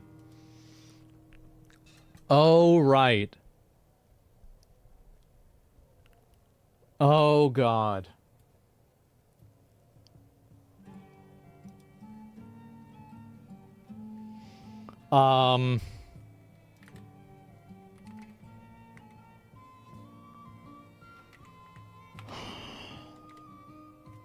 Look at that autocomplete. That is not a good autocomplete, is it?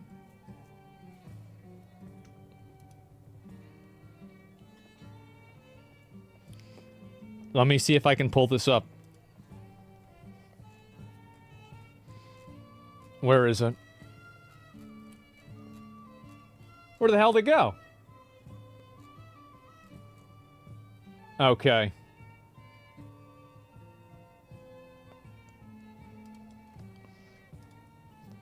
So,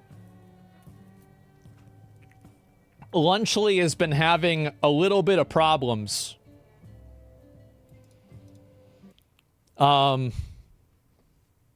Little bit of a situation.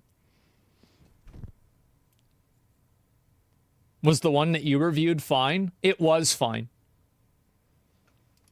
I like that it just says epic ingredients. Yeah. Epic? Well, we'll break it down. We'll see if these are epic ingredients. Oh, wow. Okay, that's a big...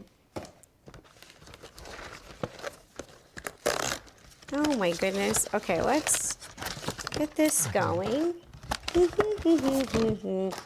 Maybe I should open them fully. Is mold epic? Let's see here. Here's a little tear. It is? Okay.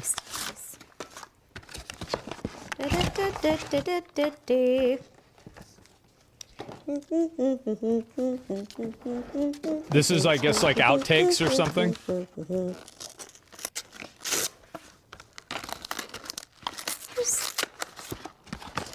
Yeah, it's like the B-roll. This one does not say epic ingredients. No. Oh, and it comes with a Kit Kat. Oh, that's what mine came with. That was really good. Oh, jeez. Okay. I ate it. Denise, do we need to save these boxes? I don't want to... by the way, this actually totally fucking reminds me. Remember when I said Mr. Beast never sent me Feastables? I lied. He did. In 2022.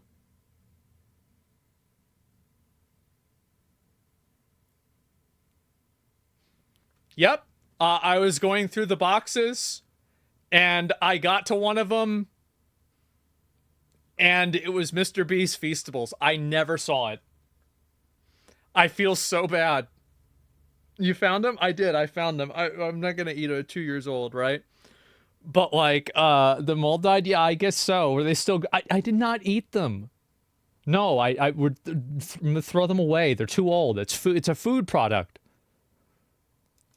Pass them up because I It's fine. We also for like. we have another Okay, great. Oh my gosh. My mom would never let us get these. I always saw people at school with them and I was like, wow, I wish I had one of those, but my mom would never let us have one. And now I'm like, thank you, Mom. My mom used to always let me have Lunchables, and I'm like, thank you, Mom. I liked Lunchables. All my friends had Lunchables, and we were all cool together because we had our Lunchables. It was glorious. I remember I was eating a Lunchable whenever I heard that Stone Cold Steve Austin beat The Rock in WWF back in the day. It was like the biggest fucking deal. It was like 1997, 1998, something like that. I remember that real well. Appreciate it. Okay, let's see what's going on here. Big moment? It was. Mike, what do I do? Do I open them fully? Like put the food on the plate? Yeah, I think we should. Okay. Some help? Yeah. You just have it done, or is Yeah. taking it out part of it? I think how we do the first. Is that the not version? Is that one? These are molded.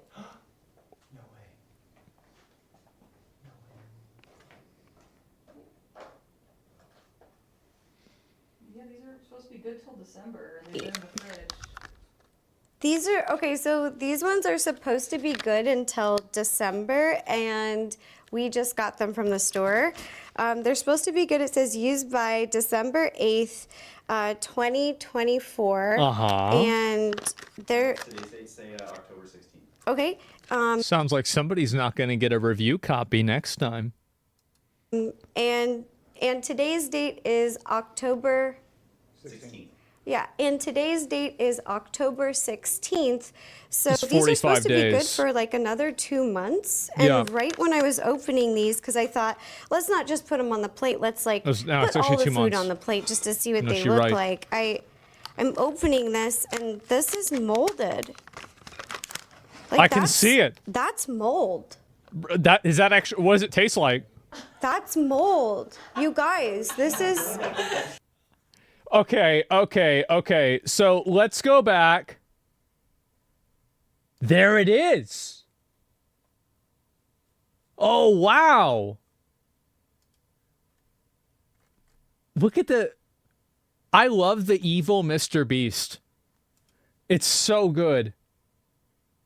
Let me see if I can find the Varying- part where it's moldy. Does anybody know where this is on the video? It's like loading or some fucking shit. I've got to reload it. Give me a minute. 237? You're just coming out with a random number. I don't believe you. It's an X videos? No, well, no, I actually think X videos is great. What do you mean? Maybe it is 237. The top, it is not vacuum tight. I'm gonna make these pizzas anyways. The other thing is, this is mold in the 8th, 2024. In today's, we'll break it down. We'll see if these are epic ingredients. Oh, wow. Okay, let's... No, W Chatter, he was right. going. This one does not say epic ingredients. I think how we do the first. Is that the not? These are molded. I don't know why. It's like, obviously, the Metal Gear Solid stealth sound wasn't there initially, but it's still funny to see that it got... Okay, so these ones are supposed to be good It's just until still funny. December, and we just got them from the store. It says used by December 8th, 2024. And today's date is October 16th. So these are supposed to be good for like another 2 months. This is molded. That's mold. This is not safe, especially like kids that are so young. They may not know what mold looks like, so they might just eat it. I saw a picture circulating about mold, but I didn't know if it was fake or, you know, I just had heard about it, but this is real, you guys. And there's mold. Why is there... mold in the lunchly. Oh my Let god. me get it back. It's actually disgusting. Epic. So it's 4 other people.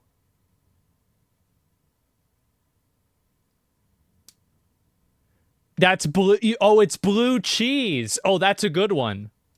Ingredients. This is mold in the cheese. A gold fork? Holy shit. What's this bougie ass food channel for lunchly?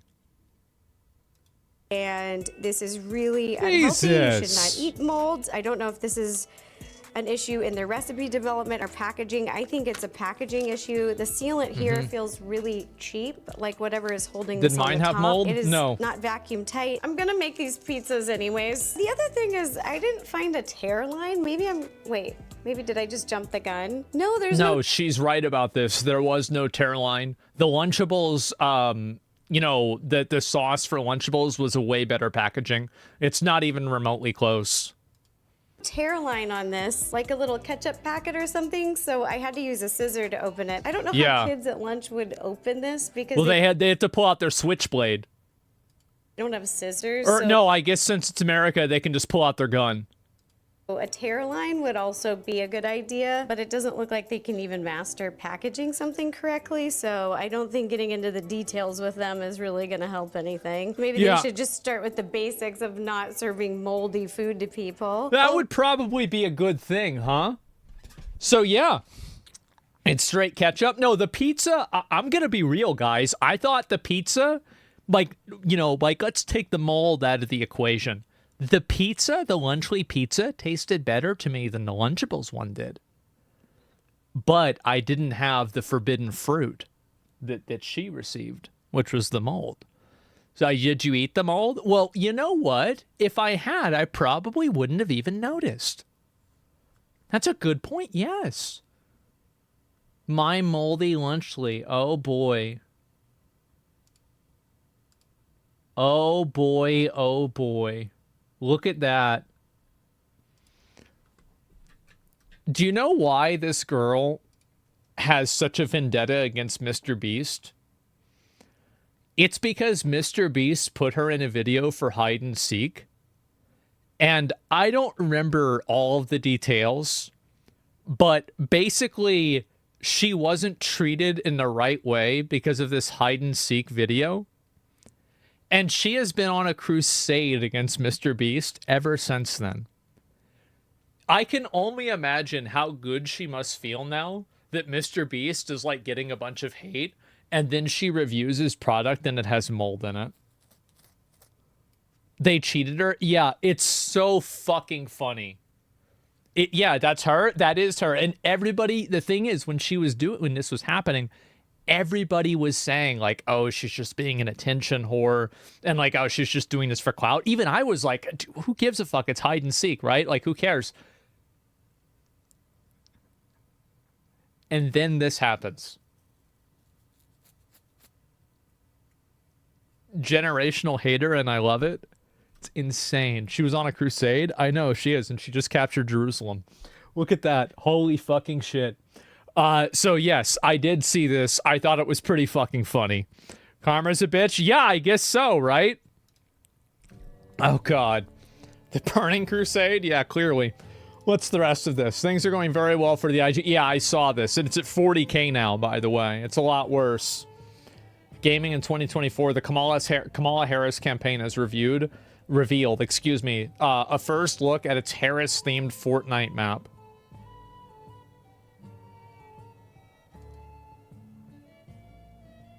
Right. Let's take a look at that. I think I like this comment, so I should be able to find it. Is it real? It's stupid. Of course it's real. Remember, guys, the dumber something is, the higher the probability is that it's real. Here we go, guys. The Harris Walls 2024 campaign. New Fortnite map is Freedom Town. USA is part of the Democrats' push to reach gamers and young voters. Here we go.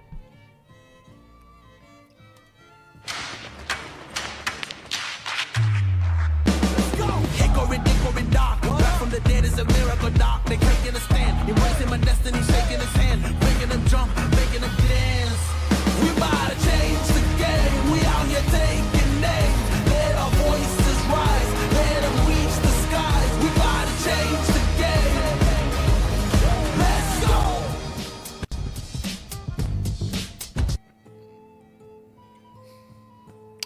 Well, it's longer on our official YouTube channel. No way. Let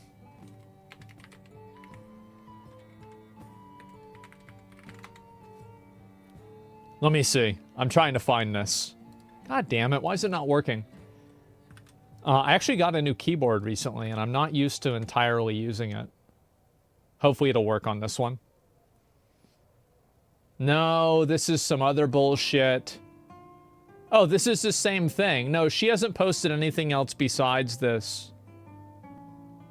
Oh. Okay.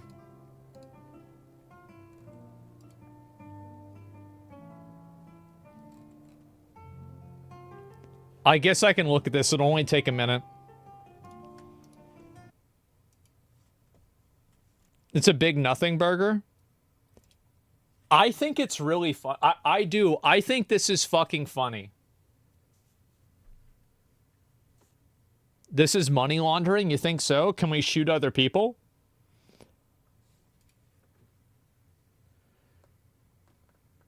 It's already my first day back, but fuck it.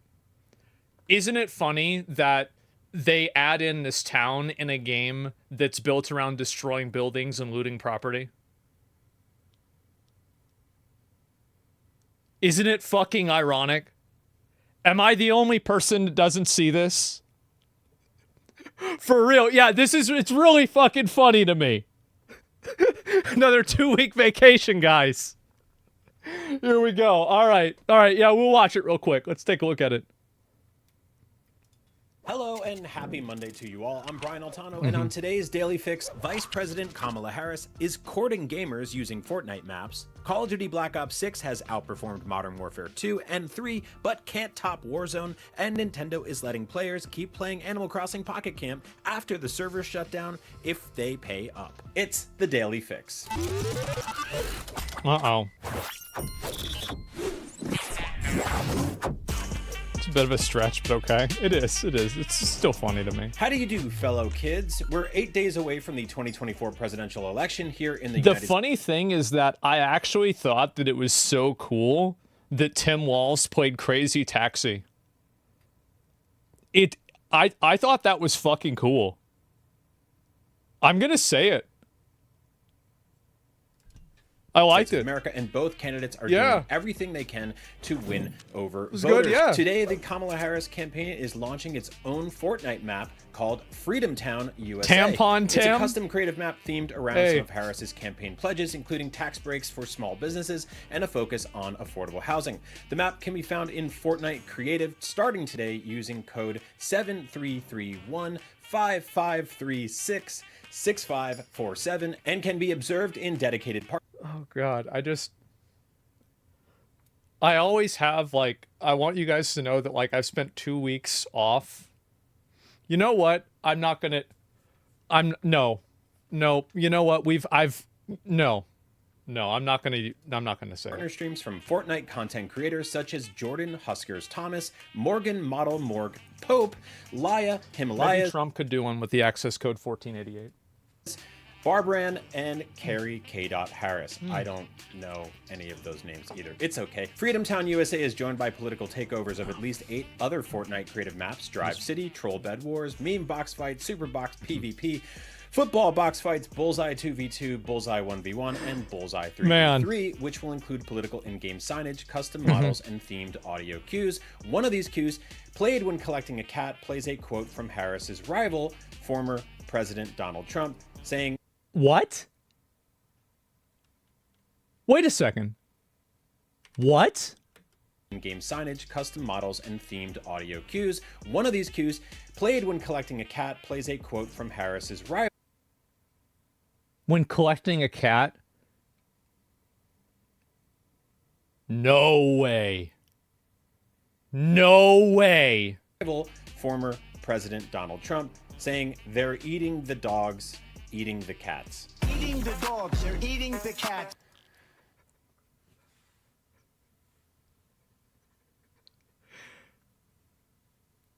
That's really fucking funny. I'm sorry. That's fucking hilarious.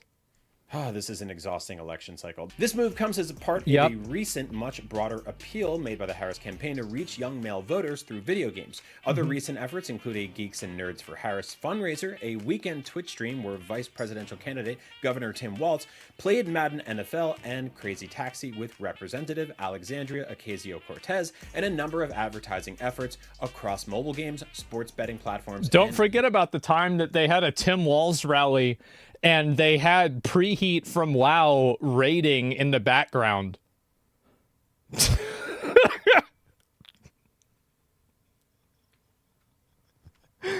Bro, they should have had him playing Subway Surfers.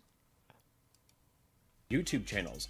While the Trump campaign has not made a similar targeted push to gamer audiences, Uh-huh. the former president has commented on video games before. During his tenure in the White House, President Trump blamed violent video games for a shooting at Marjorie Stoneman Douglas High School in Parkland, Florida, saying that such games were shaping young people's thoughts and publishing a reel of violent video games that included clips from Call of Duty Modern Warfare 2, Wolfenstein, Dead by Daylight, Sniper Elite, and Fallout 4. Oh, God. Now, hey, it's Brian talking. If you disagree with the idea that video games make people violent and angry, feel free to leave a nice comment below. Video games don't make me violent and angry. Losing in video games makes me violent and angry. It's totally different.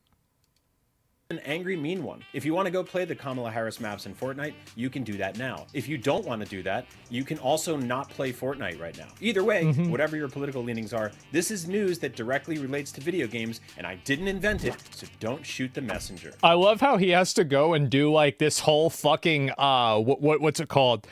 Disclaimer. Like, please don't fucking try to kill me. I didn't make the map. I'm just talking about it. Jesus. Yeah, exactly. People over 16 still play Fortnite? Well, yeah, they started whenever they were 12. That's the game that they grew up with. Why invest in a game that's mostly played by non-voting kids? Fortnite's a really popular game, and I think that there's a lot of people that are of voting age that play Fortnite. I think it's a good decision for them to do this, and the Kamala Harris campaign's making a good call by adding it in. I understand that, like, some of the decisions that they've made are kind of like weird and how do you do fellow kids, but I think it's clever and it's funny. I don't really take it very seriously, right? It's just like a goofy thing that probably somebody on their staff thought would be clever. So yeah, I don't know. Like, would I play this myself? Probably fucking not. But I still think it's funny. They're losing with men and won't succeed. How platform is off. Yeah, I mean, I don't think Kamala Harris is going to win the election either. I've said it before. I'll say it again. I think Donald Trump is going to win, for better or for worse. But I think he's going to win. However, maybe not. We'll see what happens. And I'll take. I mean, no, don't get mad at me. This is just, I think this is what's going to happen. I'm not saying I want Trump to be president or not. I'm just saying I think he's going to win. Yeah. Like, I'm sorry. I think that's what's going to happen. And here's the thing. In 1 week, we will know the truth. We will know the truth. We're gonna know what's gonna happen, and at least we will if Trump wins. If he doesn't win, then we'll know the truth is that the election was rigged. But otherwise, yeah, absolutely.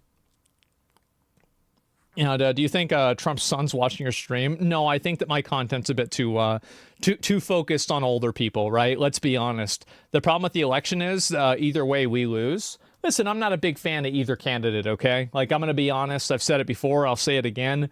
I'm really just not.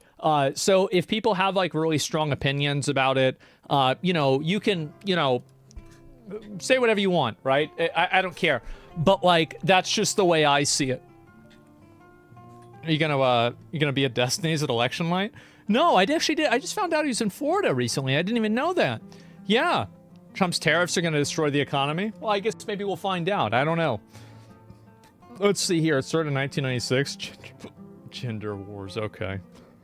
We are so back, boys. Man. Man. Yep, we are fucking back. Teraf, so listen, I don't want to argue. The truth is, I don't know enough about that to actually have a discussion about it. And, you know, I don't know. I don't know whether it's going to do it or not. I'm just giving my, I'm giving my take on it. That's it. They already did. That's why inflation was so bad. Talk to Destiny. We'll see what happens. Anyway, this is the Dragon Age. Yeah, Dragon Age looks like shit. What's the rest of this? Game reviewers all say the same thing because they're all owned by the same company, Ziff Davis Media. Uh-oh. Ziff Davis Media owns Eurogamer, Extreme Tech, IGN, PC Mag, Rock Paper Shotgun, of which IGN also owns Digital Foundry, Outside Xbox, and also Hookshot, of which Hookshot owns Nintendo Life, Plus Square, Pure Xbox, and Time Extension. Wait till this guy hears about Rupert Murdoch. When you really start digging, there's really only 2 to 3 voices in media. And then the Koch brothers, don't forget about them. It's just 3 people owning all the companies and telling you the same thing with different faces. They are the lords of the media, and you will listen to what they want you to hear. You have no alternatives. If there are, they will just buy it, and everyone has a price. Well,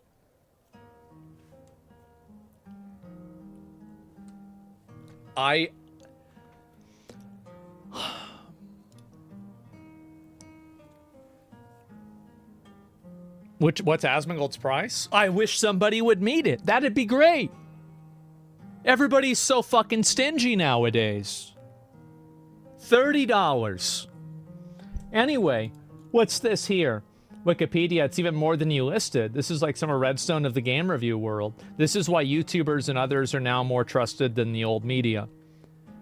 Very, very, like, this comment, I think, is really great. For now, YouTubers are not immune to being bought. I'd argue it's a lot easier. Almost everybody has a price. Exactly. So don't ever trust anybody just for no reason. Don't ever go and be like, oh, okay, I'm going to like believe this or like trust this for like whatever reason. Always look at what you're saying, cross-reference it, never take what you're hearing as a fact. Always be skeptical, even from me. It's always concerning when all gaming media has the same rating for a game while the access code was restricted to some content creators. It's a weird story. Well, it's also really weird that a lot of content creators had the opposite opinion of the game. And also, like, here's an issue too. This is like a really big problem with like gaming media right now, is that the like the user base for gaming media views DEI as like a huge problem for gaming. Like if you look at, for example, like the Dragon Age review, if you look at Concord, if you look at Dustborn, if you look at like, I don't know, this is the top 3, right? Star Wars Outlaws, they view this as a huge problem. And there is a contingency. Oh, the Assassin's Creed Shadows. Huge, huge problem. So when gaming media isn't reflecting that viewpoint, you're going to have a tremendous amount of dissonance because you have a huge contingency of people that are being actively ignored and told that they don't exist or that they shouldn't exist. There is no way that that has a good ending. I think that's where the animosity really is coming from. It's coming from the reviewers that are not reflecting what users believe. In fact, they don't just ignore it, they push back and minimize the criticism. They do. You're absolutely right that they do. Yes, will I watch the Skill Up review? I don't plan on it myself. I'm going to play the video. So, I was going to watch the Dragon Age review from IGN. I might watch it tomorrow. I haven't really decided. I have a general pattern of I try to not watch reviews for games. Like Dragon Age is a little bit different because I feel like I've already like kind of created my opinion on the game, but I try not to watch reviews on games until I play them myself. Like Metaphor, I think I don't think I watched the review for Metaphor. I just played the game and I want to make my own decision, right?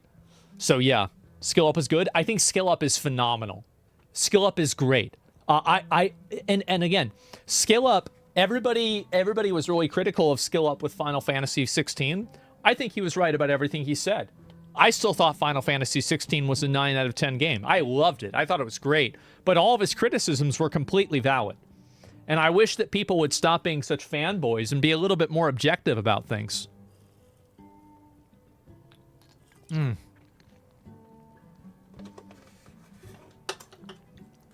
see Mad Season's video on playing OSRS? No, I haven't. How's Metaphor so far? Love it. Love the game. The only thing I don't like about Metaphor is I don't like the fact that I feel like I'm sometimes encouraged to min-max and rush things because of the day system.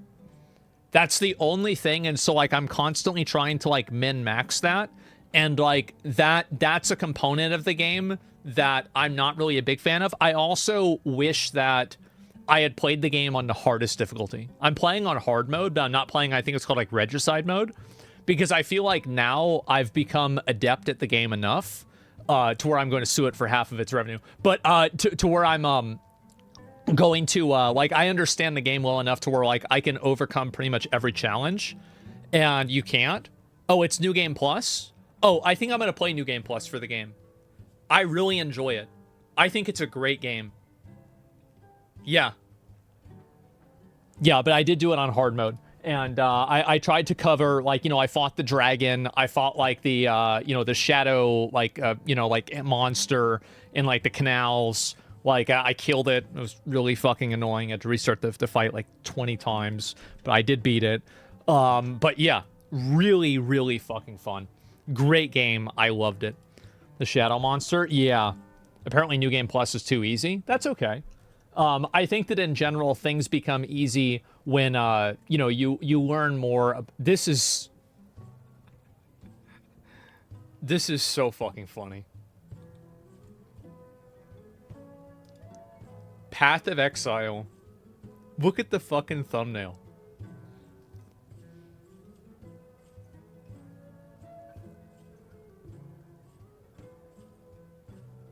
That's crazy, huh?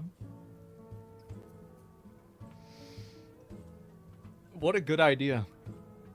What a great great concept there, huh? They're learning? I guess so. Am I going to be playing Monster Hunter Wilds beta? So a lot of people have asked about that, and I guess I should answer it. Abso-fucking-lutely I am. Yeah, 100% I'm going to play the Monster Hunter Wilds beta. I'm very much excited to do it, and I'm going to play it probably... when is it going to happen? Ooh, Monster Hunter Wilds beta. Probably in a few days. That's kind of what I'm thinking about. Yeah, probably a few days. It's out tomorrow. Well, I might do maybe tomorrow. I don't really know. But I don't want to play it on PlayStation. That's the thing. I just don't want to do it on PlayStation. Playing it now on PS5? Yeah. But I'll figure it out, like, later on. Because I don't have it installed right now, so it's not going to be today. But it will be in the future, for fucking sure. Ashes of Creation Alpha. Yep, that's going to be this weekend. Anyway, so Path of Exile 2 has been delayed. Not really a big surprise, but there you go. Here we go. Let's take a look at it. Hi, I'm Jonathan Rogers, Game Director on Path of Exile 2. Unfortunately, I have some really bad news. We have to delay early access for 3 weeks. The new date is the 6th of December. I'm really sorry about this one. People plan time off and things like that around our launches, but we just have to do it. So what happened? Well, it turns out it isn't really the game itself that we're behind on. It's a bunch of server-side infrastructure work that has taken us a lot longer than we expected. Now, one of the key promises we made is that all your microtransactions will work across both PoE 1 and 2. That's crazy that they did that, by the way. Very, very rare that a company ever does something like that. In order to do that, we have to integrate the account systems for not only PoE 1 and 2, but also for the console realms as well. This meant changing a lot of things. Not only do we have to create a bunch of new systems, we have to make sure that all the old data is backwards compatible with them as well. Yep. When you start migrating databases that are this old and with this much data, you find all sorts of strange demons in there. How do multiple accounts get the same name? How do multiple accounts get the same email address? How do multiple accounts have the same Steam IDs? Why is this person's account name just random gibberish that doesn't even decode? We have to get everything perfect so that nobody loses anything they paid for and nobody has their account broken. At the same time, because we're changing all this backend code, we have to do a lot of load testing to make sure the whole thing doesn't fall over when they get the huge number of players that we're expecting at launch. There's going I to be a actually believe lot that of we could people trying to possibly play have made the PoE original 2. launch date, but I'm no longer confident we could do it without making mistakes. And these are the kind of mistakes that we just can't let happen. So with that in mind, we've decided to delay. Now this one's totally on me. I just didn't leave enough time to make sure we could get it done, and I'm really sorry. This one really hurts. Now we're going to be having a live stream talking about all the content you can expect in PoE 2's early access in about 4 weeks. You can think of it like the biggest league announcement we've ever done. I'm really looking forward to telling you guys about the in-game content that the team have been working hard on. Until then, thank you very much for your support. Understandable. I'll see you on December 7th. 6th. Yep. Okay. That's fine. Mistakes happen. Delays happen. It is what it is. That's it. Yep, that's right. Quick and easy. Yep, it's a 1-2 minute video, and he's doing the whole, the YouTuber thumbnail thing. That was really fucking funny to see. And I guess there it is. And yeah, holy fucking shit. I am I'm still kind of in shock that it's going to be coming out so soon, even though it's been delayed for a few weeks, because I feel like Path of Exile 2, it just kind of crept up on me for whatever reason. And it's kind of crazy, like, that's coming out. Ashes of Creation is playable now. Like, holy shit, guys. Like, we're actually playing video games. It's nuts. Blizzard just dropped Season of Discovery release date for next phase is also December 6th. I feel like a lot of people have kind of lost interest in Season of Discovery. I do. I feel like a lot of people just are not really that excited about it. Like, they don't really I just feel like they've lost so many people and they've lost so much interest from it. And I'm not really surprised either. I think it definitely makes sense. And the reason why I think it makes sense and the reason why it's happening is, let's be real. The game just turned into retail. Like, am I the only person that feels that way about Season of Discovery? Because I feel like Season of Discovery is basically retail nowadays. Maybe it's just me. I don't know. But I think that, like, it's just they've changed so much about Classic WoW that I don't think that it feels like Classic WoW anymore. Phases are too long. Yeah. So, Jesus, speaking of WoW, that reminded me. Yeah, I need to, I'll watch this at some point too. Do more Dragon Age Veilguard. I'll probably get into more of that. This was fucking crazy. I probably will watch this too. Give me 1 second. Anyway, Blizzard added in, they thought that they could release this when I was banned.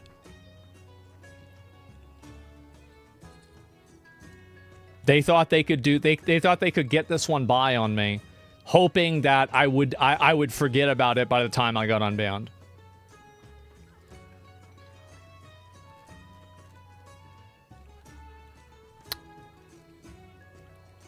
Let me make sure that I get everything ready.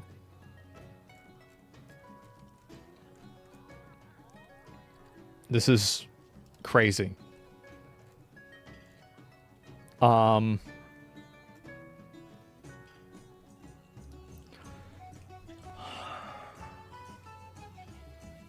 You know what? Let's get it. Wow. 19K updates? Oh, this one must be a big deal. Look at this. Blizzard is now selling a $90 Warcraft mount. How did this happen? I'm going to log in for the first time in a long time. And we're going to take a look at it. I don't even need to. It's on the shop right now. There it is. They've even got a video for it. Thank God. Let's see what this is. I'll see if I can pull up the video. Warcraft. Just Warcraft. There we go. And I'll see if I can pull it up. And where is the Brutosaur video? They aren't showing it. They used to have all the videos for the store mounts. They didn't even upload one for this.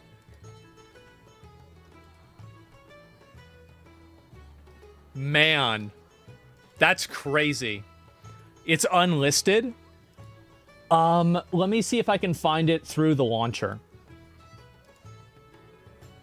Shop now. Well, I'll go ahead and I'll just read it first, okay? So this is coming straight from Blizzard Entertainment. The Trader's Gilded Brutosaur. Presenting the awe-inspiring Trader's Gilded Brutosaur. Adorned with a 20th anniversary themed harness set with gems representing WoW's expansions. Brave the world of Azeroth on this magnificent Zandalari beast with Morton and Killia bringing the auction house and the mail with you on the go. The Trader's Gilded Brutosaur is a ground mount shared across all present and future World of Warcraft characters and automatically scales to the fastest riding skill known by each character. Offer only valid for a limited time. So for the low price of $90, you can get the Brutosaur. You guys ready to see? And this is, you know what the sad thing is, guys?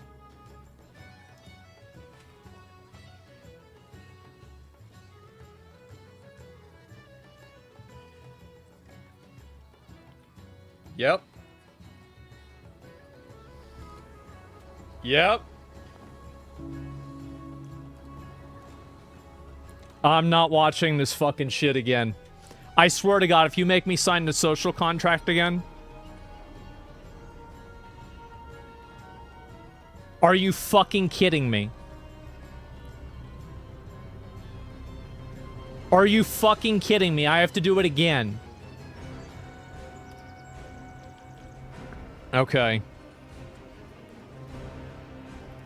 We're gonna log on right now, and we're gonna see how many people...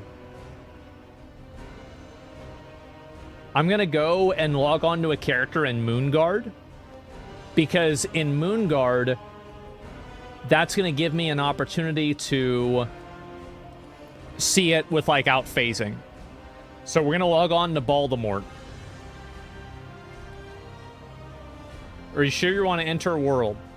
You will not be able to get the free gear update. Yes. I don't care about my level 17 character. Go to Goldshire? I will. Why didn't you continue playing The War Within? Because I've become fatigued with online video games in general that have a seasonal model because every single game feels the exact same. And I've wanted to detox by playing single-player games that are more complete experiences. And at a point in time in the future, I think I'll go back to playing online games. And in fact, I'm actually going to make a video talking about this in the next few days because I think it's so problematic. Heroes of the Alliance. Shut up, pussy! The Dragon Fuck Isles you! have awakened. Anyway, alright. Is there anybody on Moonguard that has the mount? Can I? So this is my Brutosaur. Now this is the original one.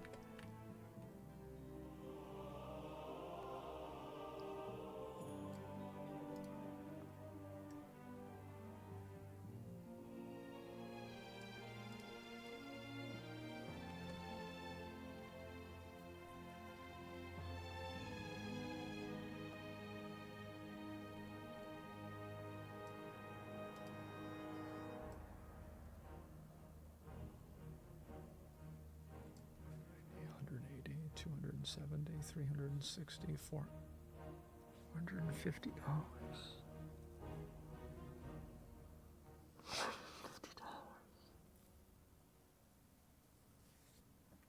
Oh my God. Okay. Okay, let me... $540. I'm gonna go to Moonguard. I'm gonna go to Goldshire. Give me a minute. I've got to go to Goldshire. If you've got the mount and you're on Moonguard, Somebody phase everybody over here. I want to see how many of these fucking mounts there really are. It's the dick eaters? There's another dick eater. Are you fucking kidding me?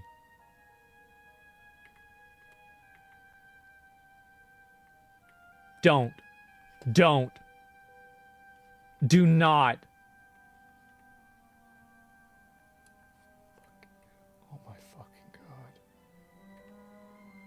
Oh my. Oh my fucking.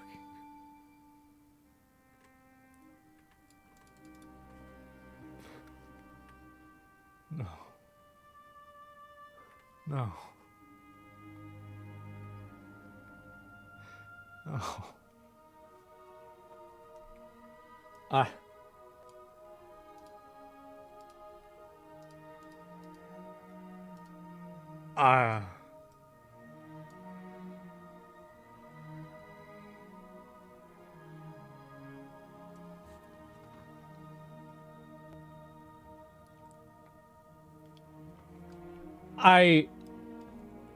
This one looks cooler than mine. Mine looks like garbage next to that one. This one looks awesome. I spent 5 million fucking gold on this thing.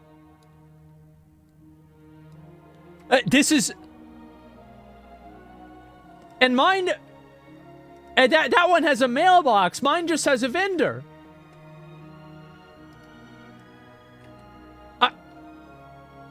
Look at... Why'd you do it? Guys, why'd you do it?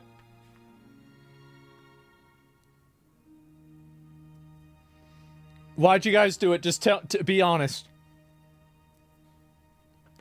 I had BattleNet balance. This is... Because I eat dicks. Because I deserve it. I'm not broke. Brush your teeth. Because I don't need to hearth and get summoned to raid. It was a gift because I'm gay? It's better than the old one.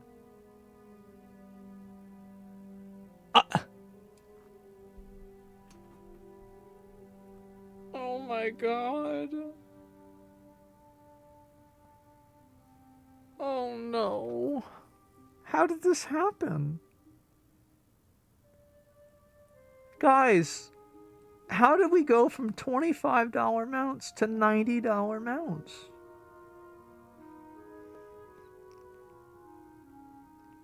I just... Look at them all.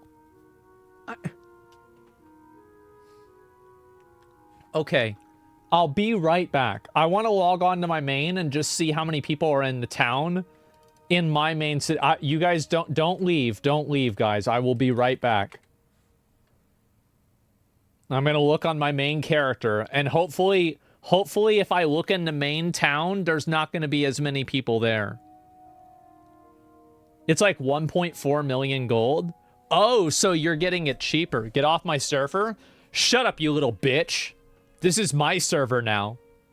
You get off my server. Okay, here we go. It's a roach infestation. Yep, we're gonna see.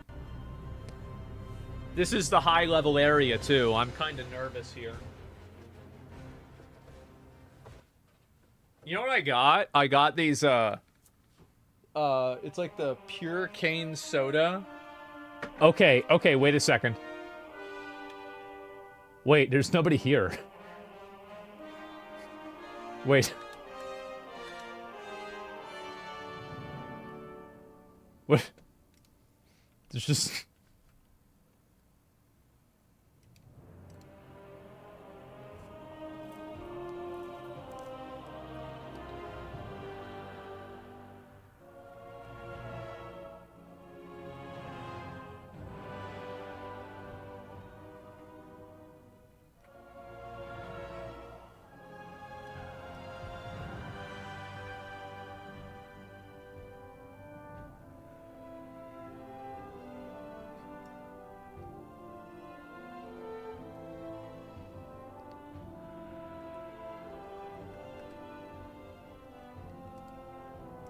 Yeah, I guess you know what? Everybody just come on over to here. Because it's a much more open area. Yeah, everybody from Moonguard, come on over to Kel'Thuzad. I'll make a group finder for it, okay? Pre-made groups, custom, start a group.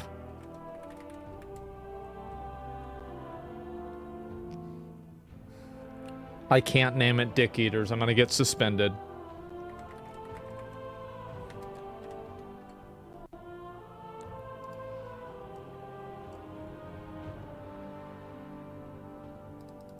All right, everybody's gonna get invited. Let's go.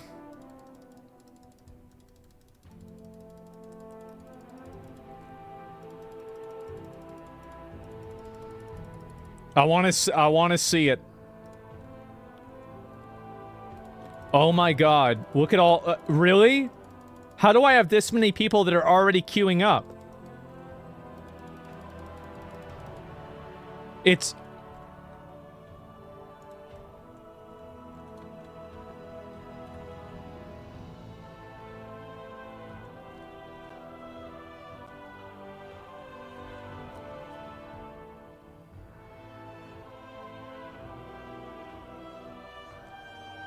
well,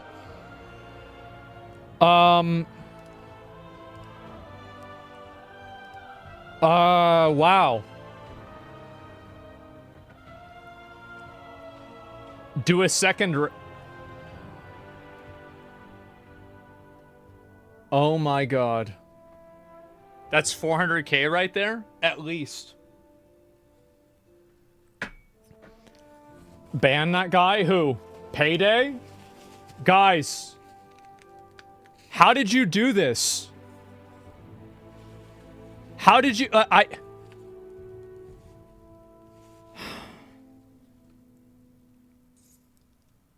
It's awesome. No, it's not, guys. It's not fucking awesome. This is the game now. This is what happens. Holy shit. This is one of the stupidest things I've ever seen. This is a $90 mount, guys. That's a lot of fucking money. The store mount off? Stop it, man. I don't know what to say. I'm looking for a bottle opener. I don't think I have one. It's very annoying. Asmon hates store mounts. Guys, I tried... Listen. I poured salt on my head over this in 2012. 12 years ago, I tried to fight against this. And everybody laughed at me and thought I was stupid. And here I am, fucking years later.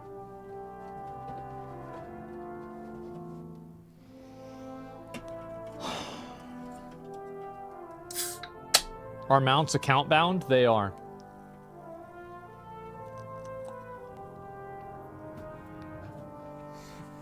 My disappointment is immeasurable and my day is ruined. Gentlemen, this is the new age of World of Warcraft. There it is. $90. Guys, I want to hear right now from everybody. Why did you buy the mount? Why did you buy the mount?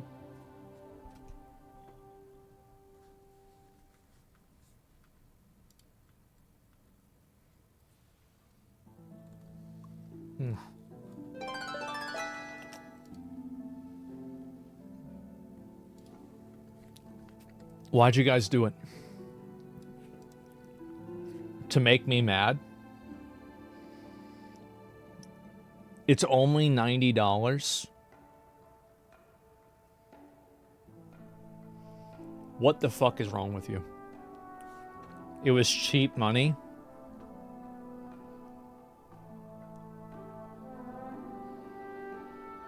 I'm not broke because I'm a middle-aged man with a job. Gone are the days where my old knees run to the auction house. Imagine riding your broke boy mount L I'm an oil prince, $90 is nothing. My family didn't need to eat this week, so I used my EBP card to look cool. What does that sound? I don't know why this is happening. I'm just getting a bunch of items, I guess. I don't know what the hell it's doing. Well, I guess it'll work itself out. Well,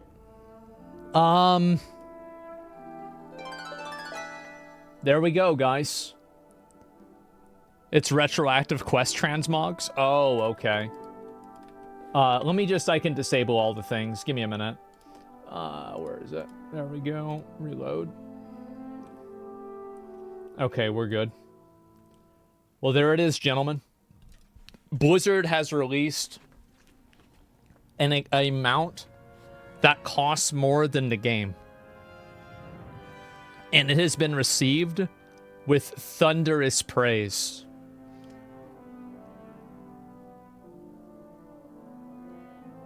I just,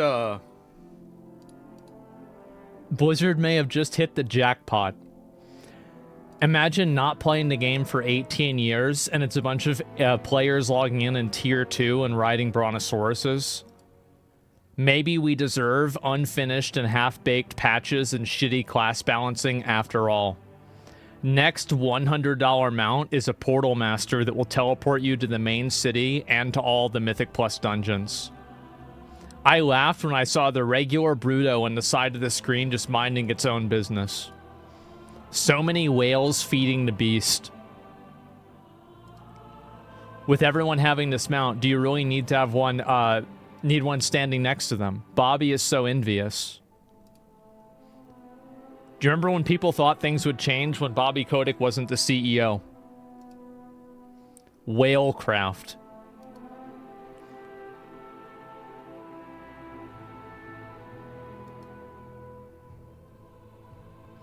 I'm shocked that people have this level of disposable income at a time when they all say they can't afford anything. Do you know why they can't afford anything? I do. Is it really that unrealistic to imagine that there's a bunch of people that are just really dumb with money? I guarantee you, like, I even saw comments from, like, people on Twitter when this came out, and they were like, oh, this is happening, and now I don't have enough money, but because I have, like, an OCD fixation around buying every item on the store, I'm gonna have to, like, buy this in installments or borrow the money, or, like, I'm gonna have to go into debt to buy this mount. Do you guys see this? OCD is fake? I don't know if it is or not. But let's see over here. I'll see if I can pull it up myself. Unbelievable. Where is it? Celebrate the 20th anniversary of Warcraft. I love how it costs more than the expansion. Stuff like this is so sad for the game. Pain. What the fuck? $90. This might counter the people unsubbing for the bugged patch. You can sell WoW tokens straight from your new ride. Wait. That's actually true. Now you can buy WoW tokens from the store mount.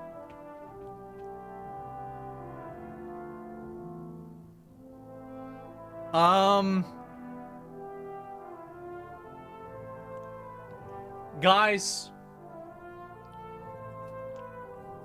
I think, I'm gonna be honest. I think this is funny. I do. I think it's funny. And the reason why is because the people that are playing WoW are, in my opinion, basically professional shit eaters. If you want to play it for the content and you like the MMO experience and you think the combat's good, you like Mythic Plus, that's fine. But at the end of the day, Blizzard has sold out the player base in so many ways. This is crazy. It's crazy. Like, I mean, you're paying an expansion fee. You're buying the game. You're paying for your subscription, and you're buying $90 store mounts. It's unreal. It happened in Magic the Gathering too? I know. They sold you the store. I guess so. Wait, is it a subscription base? I don't know. They're not even consumables. Yeah, I know. It's a big mistake. And so,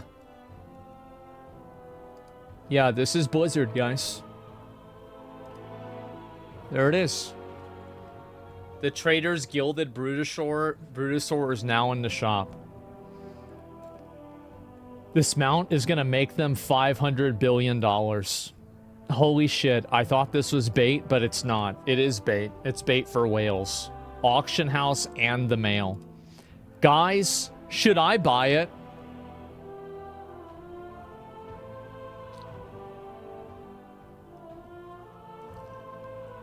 No, I'm not gonna buy it. It's just funny. Dropping this immediately after all of the hilariously bad balance changes and exploits is so funny to me. Well, that's obviously why, though, they gotta make their money back. That's a $90 mount. And they had the audacity to release this whenever I was banned. That is so fucked up. I'm actually kind of mad. I'll be honest. I am genuinely upset about this. Check out the Raven pack on Blizzard YouTube. Oh, I'd have to take a look at that and see. All the retards paid Long Boys, paid $200 on this expansion. I don't know, man. That is a ridiculous amount of money for a mount. You know what? Maybe Ubisoft charging $130 for Assassin's Creed isn't so bad. Because, so, Assassin's Creed is like a whole video game, right? And like, this is just one mount. Oh, guys. They released it during your 2-week break because they know that your viewers would be out making money instead of watching you, so they could afford it. I don't know what to say.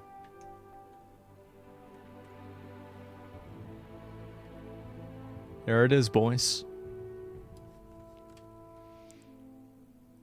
There it is. Look up Zarya Arena clip using the mount. Okay, let me see what that is. Give me a minute.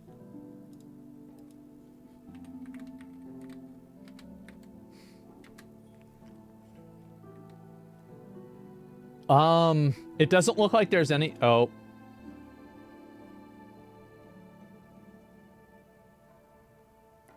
Using the $90 mount to win arenas? What? Wait, what? It's a short?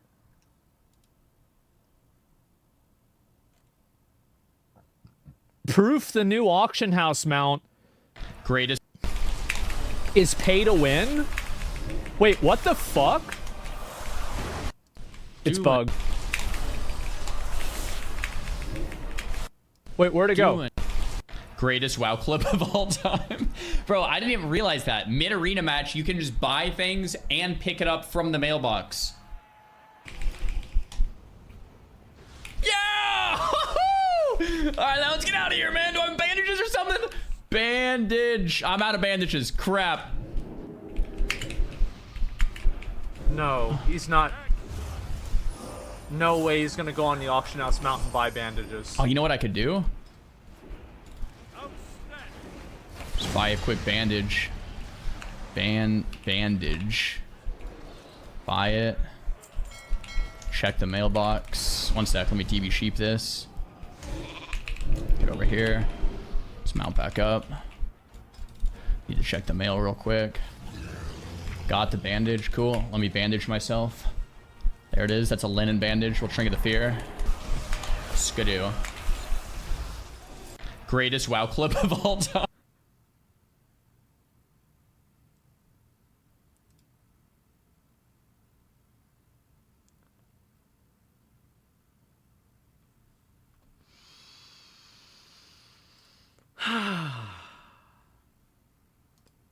Well.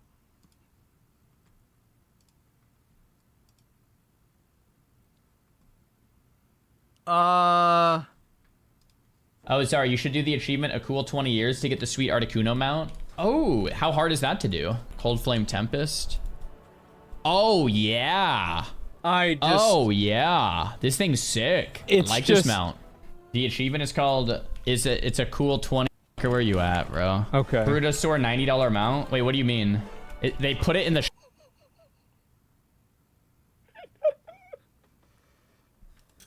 shop? No, they didn't. No, they didn't. No, bro. To celebrate the 20th anniversary of World of Warcraft, Blizzard has added a new mount to the in-game store. Oh, no. He goes, what the fuck? Players can now purchase the Are you Trader's kidding me? Gilded Brutosaur, which offers auction house and a mail service. And mail? For $90. Bro, it's honestly really sick. It has mail, too. Every time I buy something, I don't have mail to even get it. We just saw that in the arena. I'm trying to take some deep breaths here before I respond. I'm not special anymore, guys. We're not special anymore. Yeah. In fact, I have the worst version of the mount because it doesn't even have This a one is way cooler. Like, am I the only one that thinks this? Like, the new Gilded Brutosaur. This is, bro, this is like... This is like the elite version. It's the elite. One looks better? Nah, bro, stop coping. Like, this one looks way cooler. A mailbox. I wasted 5 million gold. My 5 million gold is completely wasted. Treat yourself. Dude, honestly, the new one is... Bro, I'm gonna treat yourself. That's like treat yourself. Jesus Christ. Oh, God. Treat yourself. Real, bro, the new one looks cooler. Yes, it it has does. more features. It's better in every way. Yeah, minus 5 million gold, I guess. I don't know. Okay. Yesterday I said I don't mind if they add in cosmetics into the game for real life money. So you did this. Still stand by that. I don't mind if they add cosmetics into the game. What does bother me... This is a functionality, though. That's what he's going to say, right? Is when you add in player power into the game for money. There it is. Player power could mean anything for player progression. That means buying character boosts. That means buying gold.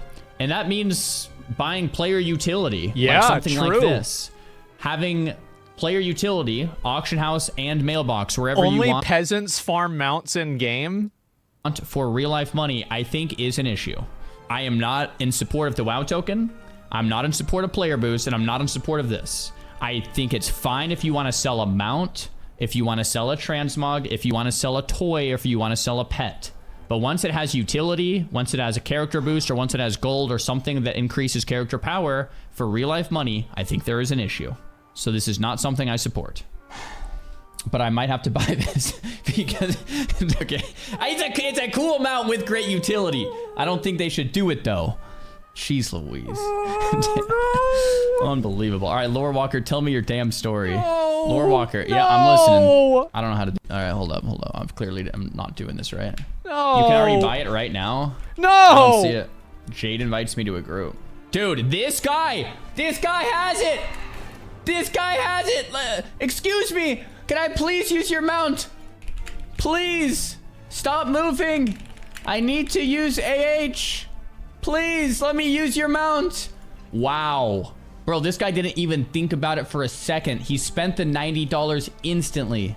He spent the 90 bucks so fast. This guy's like, yep, I've been waiting for this day. Wow. And it comes with a mailbox. Oh, look at this old out-of-date Look at that Brutosaur. loser. Oh my gosh. Old Look at that out-of-date lame Brutosaur, bitch. man. Look at that. Doesn't even come with a wow. mailbox. I'm gonna use this guy's mount. Holy crap. I can't believe it. It's a Go to the BNet store. I'm gonna log yeah. out and log in and see if it's there. Or maybe I'll exit game actually, because it might have to be a complete reload. I don't see it there, man. Why can't I? Bro, he's I don't see fiending it. for I don't it. know how that guy spent his $90 first. Oh, you have to use the BattleNet store. Oh, okay. God. Check the They BNet don't- client. $90. Offer valid through January 6th. You have 2 months to spend your $90, guys. All it takes is a few clicks and it's yours. Bro, the thing about this is if you don't buy this, you probably will have FOMO from everyone else having this mount and being able to use it and have the mailbox and the auction house all in one.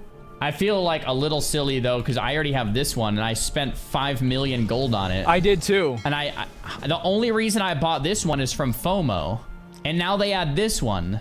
They would, dude, it wouldn't make me as mad if they didn't add the mailbox. Because now it's like the mailbox is like half the luxury. Yeah. The mailbox is half the damn luxury. Damn. You got Imagine having both. You've It's got like, yo, which buy one it. do you guys want? You want the old one or the new one? Story time started? Oh, okay. Active event story time. All right, here we are. Oh, Yo, no. looks great. Oh, the Jesus. No, man, bro. Come on. No. Mount looks great and the utility is great. I Oh, still stand bro. by that. I can't like I can't no. believe they actually did it, man. How much are they gonna make from this thing? They're gonna make. Look at this. This is the face of a man that just spent $90.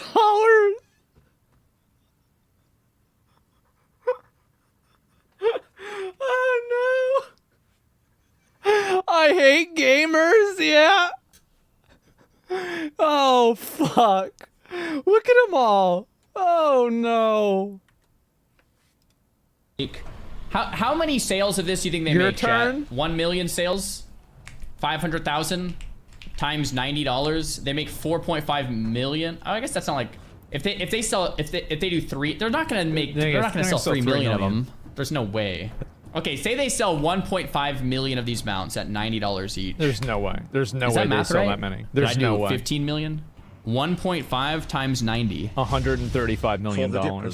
For the also known as the standard monthly revenue from Hoyoverse for just simply releasing video games that have anime girls that have larger than average boobs. Diapers! We got $100 Yeah. donation for the diapers. Yo, Yeah, what a great day. Oh my gosh. For the diapers. Thank you very much, sir. There it is. Now we got the diapers and the overpriced mount. Poggers. There's no way they sell 1.5 million of these mounts, No, of right? course not. How many of these mounts do they sell? Probably guys? sell like 100K. This guy 100K goes, I'm tops. jealous and broke. This guy goes, how fast did you oink for Daddy Blizzy? What? How fast did you oink for Daddy? I love it. I do. I fucking love it. This is amazing. Dude, what? I mount up on this thing in the game, and this guy goes, oink, oink, oink. Bro, look at his title. Look at his name. Schizopilled. Pay pigs. Lol at these pay pigs. Hey, look at the WTF. Actual base This is messed schizo. up. Dude, what? I'm just jealous. Oh my gosh. Holy crap. Dude, they should definitely give a cut. Like, anytime someone uses it, you get a Jealousy is cringe. Get a life. Let them enjoy their mount. penny or something. Oh, no. Unbelievable. Well, that's Look crazy. at this. That's actually crazy. Oh my gosh. Crazy. That's crazy. That's crazy. Oh, I forgot to listen to the events, the story. Oh, Yeah. crap. Next event, Mount Mania. Oh, Mount Mania. Wait, this guy's doing Mount Mania with this? Wait, is that actually happening? Did someone use Mount Mania and mount on this? Wait, somebody can... Wait, you can knock people out of the anniversary event with the $90... Wait. Oh, no, this doesn't start for 15 minutes. All right, hold up. Wait, did I miss the story time? Oh It my doesn't gosh, work that I way? missed Okay, the story good. time. I haven't Listened done to it. all of them. Oh, no, I listened to one of the stories, but there's 2 more stories. Can't believe it. You need to participate 50 times for Peanut Gallery. Mount Mania, starting in less than 5 minutes. Okay, let's do this. Well, guys... It's exactly like your old mount-offs. They stole it from you. Good. It was a great idea. I think they should steal more of my ideas. Every time Blizzard does something right, it's probably because I said they should have done it in the past, and they're taking the idea from me. That's just the way it is. Anyway, so get this.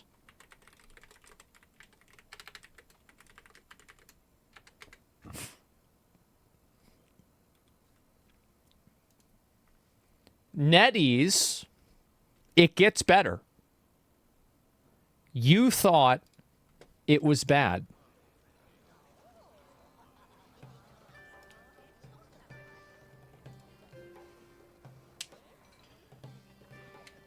That's I just no shot. Yep. Look at that number. Look at that number. Like we gotta.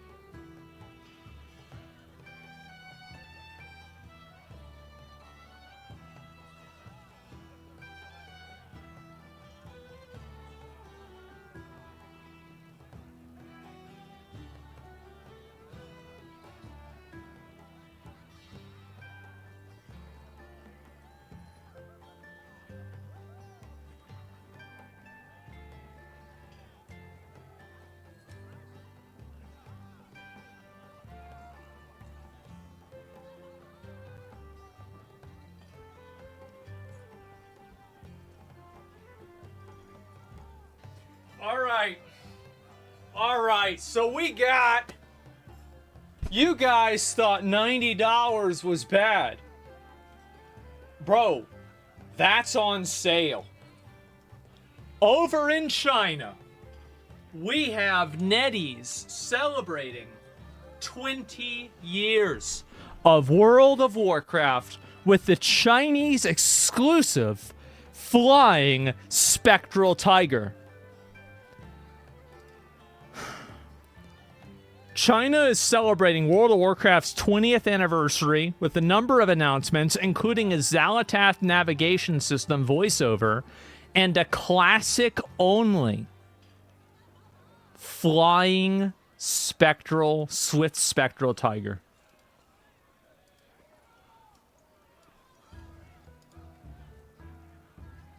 Where's Fly?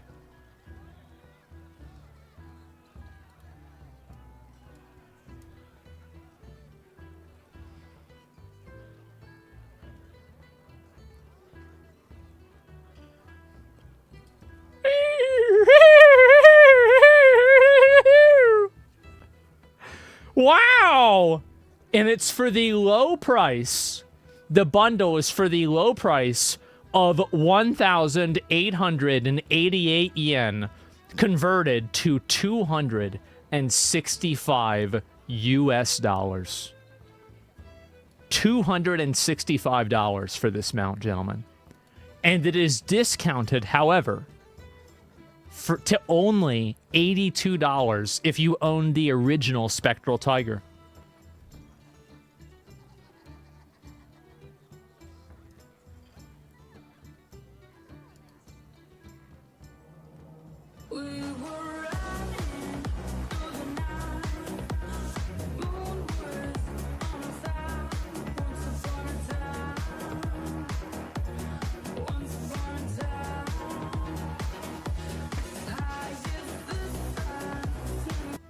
Do you want to know what's so fucking insulting about this?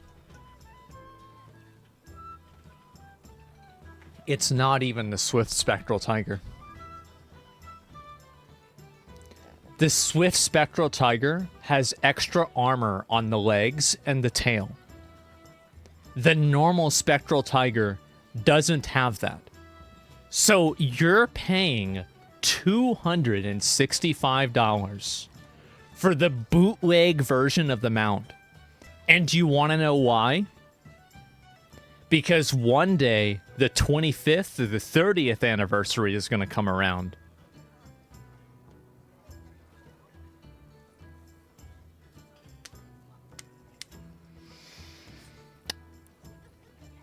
And with inflation at that point, it's going to be at least $500. It's going to be at least. Oofy, thanks for the raid. I appreciate it. And storm ounce is greater than drops. Blizzard W again. I guess so. And there it is, gentlemen. There it is. Oh boy, I can't wait for the comments on this one. Incoming crying in 3, 2, 1. Yes, it's a storm out. No, it does not affect you. Yes, I want it, but too bad, so sad for me. We've just got, guys, we've got some professional dick eaters up in the fucking comment section that are acting like it's not a big deal. And you know what? You're fucking right. You're right. We've got, listen, playing video games nowadays, playing online video games nowadays is like going to Golden Corral. Every plate is a bunch of dicks, and you decide what flavor you want. Do you want to have FOMO? Okay. Do you want to have, a subscription pricing? Okay, you got that battle pass. All right, well, that's basically a drink. Everybody gets one of those. And, yeah, it's probably a fork or something like that. And then, let's see, what else do we have? Cosmetics, seasonal cosmetics, Golden Corral slander. Well, I'm not slandering Golden Corral. I'm just saying that's what's going on. It's just like, I'm just being honest, right? Early access. Yeah, early access. You've got that. And there's some people that Golden Corral, like they go and they just get a plate of everything. They're called World of Warcraft players. And $265 fucking dollars for the non-armored version of this fucking mount. Are you kidding me? You think that we had it bad over here? Oh, look at the Jesus. Look at this. It's a dick eater parade. Jesus. This is nuts. They look so happy. I bet they are. China loves to eat dicks, though. Yeah, they're eating bigger dicks than we are, but we're still eating some pretty big dicks ourselves. $90? That's a lot of fucking money. Everybody's eating dicks. I don't know what to say. You gonna buy it? No, I'm not gonna buy it. Fuck no, I'm not gonna buy it. Jesus. Ask the mount owners if they bought early access. The answer is yes. We already know that. You can buy the Brutosaur for gold. I fucking... Stop it. Just stop. Stop it. Stop it. I don't want to fucking hear about it. I don't want to fucking hear about how, oh, you can buy it for gold. It's not so bad. Stop being a dick eater. Stop it. Stop it. You're being a fucking dick eater. Can you check the mailbox and see if Blizzard sent you one?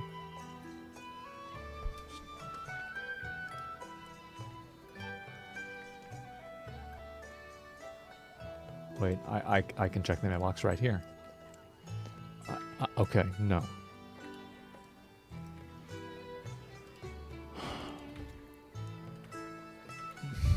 Treat yourself.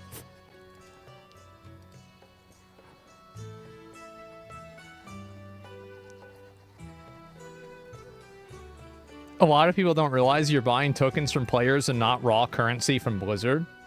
You're still buying gold. I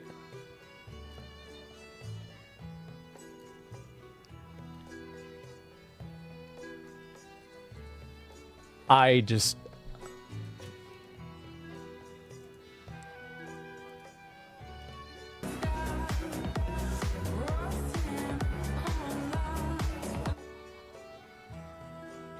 Well, World of Warcraft is tokens were sold out. I bet they were. He's gonna cave and buy it soon? No, I haven't even played WoW. I haven't even played. You think I'm gonna start playing the game just so I can buy a $90 mount? No, I'm not. Just stop it. I'm not doing that. Yeah, no. It's like, okay, so this is the problem that I have with online games, okay? Here's the problem. Every single online game feels the same. It doesn't matter whether I'm playing Fortnite, Call of Duty, World of Warcraft, Diablo 4, or, I don't know, like another online game. I can't think of another one, but I'm sure like pretty much any of them. And so the reason why is that every single Honkai Star Rail, okay, that's every single online game is functioning in the same paradigm where the content delivery method is basically the same, and everything about the game is all the same pretty much, because they're all existing with a battle pass. The battle pass all is for about the same period of time. The release schedules for the content is all about the same. The way power scaling in the game works is all basically the same. I just feel like every online game nowadays feels the exact same. It's so, like, every one of them has, like, the same underlying formula. They're homogenized. Yes, they are. And I think it's a lot, man. It really is. It's depressing logging into WoW and seeing people riding the $90 mounts. Yeah, true. Very fucking true. Too true. Just the fun was earning stuff in the games, not being able to get it yourself. I don't know, man. I think that it's over. It's over, guys. We had a good run. We had a good time. But it's just, man. What do you say?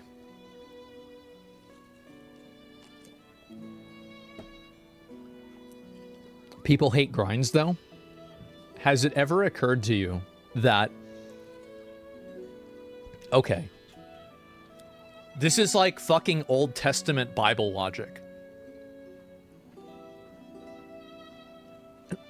Like, I always thought it was stupid. Like, I don't want to get into a religious thing, but I thought it was stupid that, like, God gave everybody original sin, and he had to send down Jesus to get rid of original sin. Why not just get rid of it? You're the one that put it in there, right? Like, Jesus in this circumstance is the fucking microtransaction. An original sin is the fucking grind. And so, anyway, you have this system, and if grinding is something that people don't want to do, then take it out of the game. If people aren't enjoying this kind of gameplay, then remove that gameplay. Like, giving people a way that they can spend money to skip the bad gameplay is just monetizing bad gameplay. I'm sorry. Have you played Ashes of Creation? I have not. I love grinding games that I missed 6 hours already. Oh, that's the way it is. Wow, it's just res from this brain dead corpse of a game that we used to love. It's sad, man. It is what it is, right? At this point, I don't even know what else to say. The world has gone completely insane. YouTube is trying to get rid of view counts on videos. This is going to be the biggest fucking mistake they can ever make. So stupid. I don't think they should do that. It was crazy. But, you know, that's what's going to happen. The point is to be predatory. It's not predatory. It's just that people are stupid. That's it. People are just fucking stupid. I don't know what else to say. Some Twitcher terror. I do need to play that. I might just do that tomorrow, to be honest. I might do it tomorrow. But I will play Twitcher Terrorist one way or another, okay? Don't worry about it. You're going to play more Sparking Zero? So I want to talk a little bit about... Well, actually, I'll show this doc thing because I did want to talk about this as well. So Dr. Disrespect tried to put in an appeal to get remonetized on YouTube. Do you know what the funny thing is about the Twitcher Terrorist thing? Is that I can guarantee you that I'm going to be able to tell what the difference is because the terrorists are going to be more well-spoken. I'm just going to say it. I think that it's going to be so easy for me to tell the difference. Actually, champs, unfortunately, they pushed it back another 60 days. Ooh. Believe it or not. They waited to the very last second last night to tell us we're going to extend just for another 60 days. Yep. And then you'll be eligible to reapply, and we'll review the application. But you know what, champs? Okay, then let's wait another 60 days. Might have something much bigger. One of the biggest opportunities to date for the 2-time. But I don't want to. But that's what they said. Yeah, we'll see about that. Yeah, I don't know about that. We'll see. And what's he talking about? I'm not sure. But yeah, got his appeal for monetization removed or declined, whatever you want to call it. So yeah, he can't do anything else. So I don't know. I think eventually they'll probably remonetize them because it's financially beneficial for them to do so. But they're probably not going to do it nowadays because... Oh yeah, by the way, this is fucking fake. Everybody was tagging me in this shit. This girl posts this thing. I did not fucking do this. I did not fucking do this. People keep tagging me in this shit. No, I did not. This is not me. No. By the way, it's also, look at the text. It's the only one that she opened. So, you know. It's just the way it is, right? But anyway, yeah. This is a I'm gonna be honest. I've been playing Sparking Zero a little bit more. I want to do a tournament for the game. I talked to a lot of my mods for the game, and I actually think that we're gonna do a tournament for Sparking Zero and just pop off. Because, like, we're gonna go, and was it your editor? Well, a lot of my my mods thought it was all a great idea. Everybody thought it was a good idea. So, fight Tectone, you coward. I have a surprise for that. I have a surprise for Tectone. I'm not gonna say any more. But, brass knuckle? No, it's not brass knuckles. Like, no, No, I'm not gonna fight. No. Fuck him up. No, stop, guys. No, I'm not. That's not what I mean. Tectone touch it. No, guys. It's a gun? No. Okay, alright. Anyway, we are gonna do a Sparking Zero tournament. I'm very excited about it, and I want to do it pretty soon. I'm thinking planning out is I'm thinking planning out will probably start getting ready for it in like maybe a week or so. We're going to do some signups. I want to make sure that we have some content creators in, and I also want to get some viewers in as well. If the first one goes really well and people like it a lot. Also, by the way, we are accepting sponsors. So basically, if you want to give us money so I don't have to pay for it out of my own pocket, that'd be great.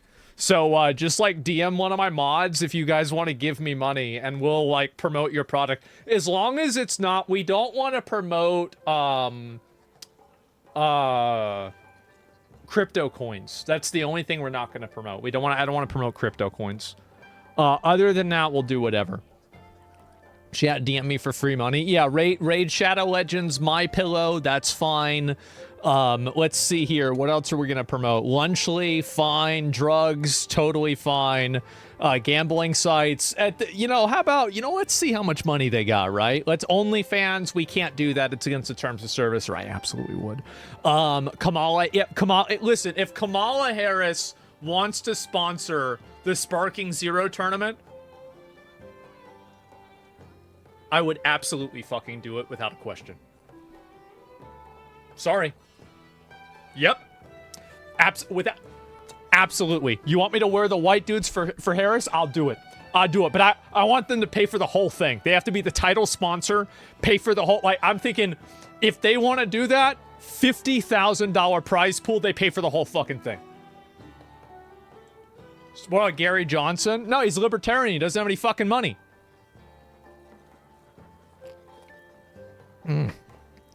What just happened? I don't know. It would be funny. It would be really funny, but I don't think it's going to happen. Only 50K? What's the prize pool? I'd take the other 100K myself, right? But yeah, come on. Let's support gamers. True. And anyway, so yes, we are going to do the Sparking Zero tournament. I have some other ideas for content as well, obviously, just like different random stuff. We're going to do like fast food reviews, everything like that. Well, multi-platform tournament, I haven't thought that far. I'm going to talk with people that are more informed and understand it better than I do, so I can make sure that we have a tournament rule set that's as fair as possible for everybody. And so, yeah, did you play more Metaphor? Yeah, I've been playing Metaphor actually myself off stream. I'm like this far into the game. And so, yeah. I just haven't really logged back in and played it after that. You need to set rules and talk to Crip. We play a lot. Yeah, no, I'm gonna figure everything else out myself. Don't worry about it, okay? But you still juggling the viewer phone for advice? Oh yeah, viewers calling in for advice. You know what? That would be a really good idea. That would be a great idea. Advice streams. I haven't done that. Yeah. I really like that. Are you joking about the promotion or not? No, I want to be completely honest and totally genuine. I will pay for the prize pool if I have to. But it would be really nice if we had sponsors that we could pay for it instead. So if you want to sponsor the tournament, I promise I will not use the N-word on the tournament. I won't even promote genocide. I'll just play the game. That's it. Yeah. So I won't do either one. Now there could be other stuff that might happen, but you know, we'll see what happens.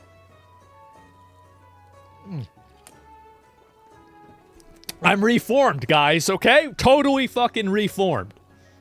Multi-platform. I'm gonna figure out the best way to do it and what's most fair. But my plan right now is that I want to get back into the habit of playing games, hanging out, doing content that's fun for you guys, and just in general enjoying myself. Like, that's been my plan, because like I've had these 2 weeks to like sit back and think about what the fuck am I doing with my life? And that's an honest question. I'm 34 fucking years. Can you believe that? 34 fucking years old. And I'm thinking to myself, what, like, and I love streaming. I love streaming. And you didn't clean the house? Well, I did, but I was like, what do you think? I raw dogged cleaning the house. I didn't listen to podcasts like while I was doing it. I just sat there and I just put the garbage in the bag. That's it. Happy birthday. Shut the fuck up. Anyway, so yeah, but yeah, I just raw dogged the entire thing. No more fucked up jokes and commentary. Oh, if you want to find out the fucked up jokes and commentary from today's stream, I'm sure you can check Twitter in a couple of hours and it'll have all of them. But yeah, no, I'm not worried about it. Let's see. I made a white supremacy joke, Holocaust. No, I didn't make the Holocaust joke. Made a couple of the genocide jokes. What are the other ones? Did we miss any other ones? Joke? Yeah, quote joke. Yeah. The spirit dragon? Well, that wasn't a joke, right? I was like saying that's bad. I feel like inferior culture joke. Yeah, for sure. I think probably one more. No, guys, there's not going to be any, like, calling a woman fat. I actually didn't call any women fat today. Wait, is that true?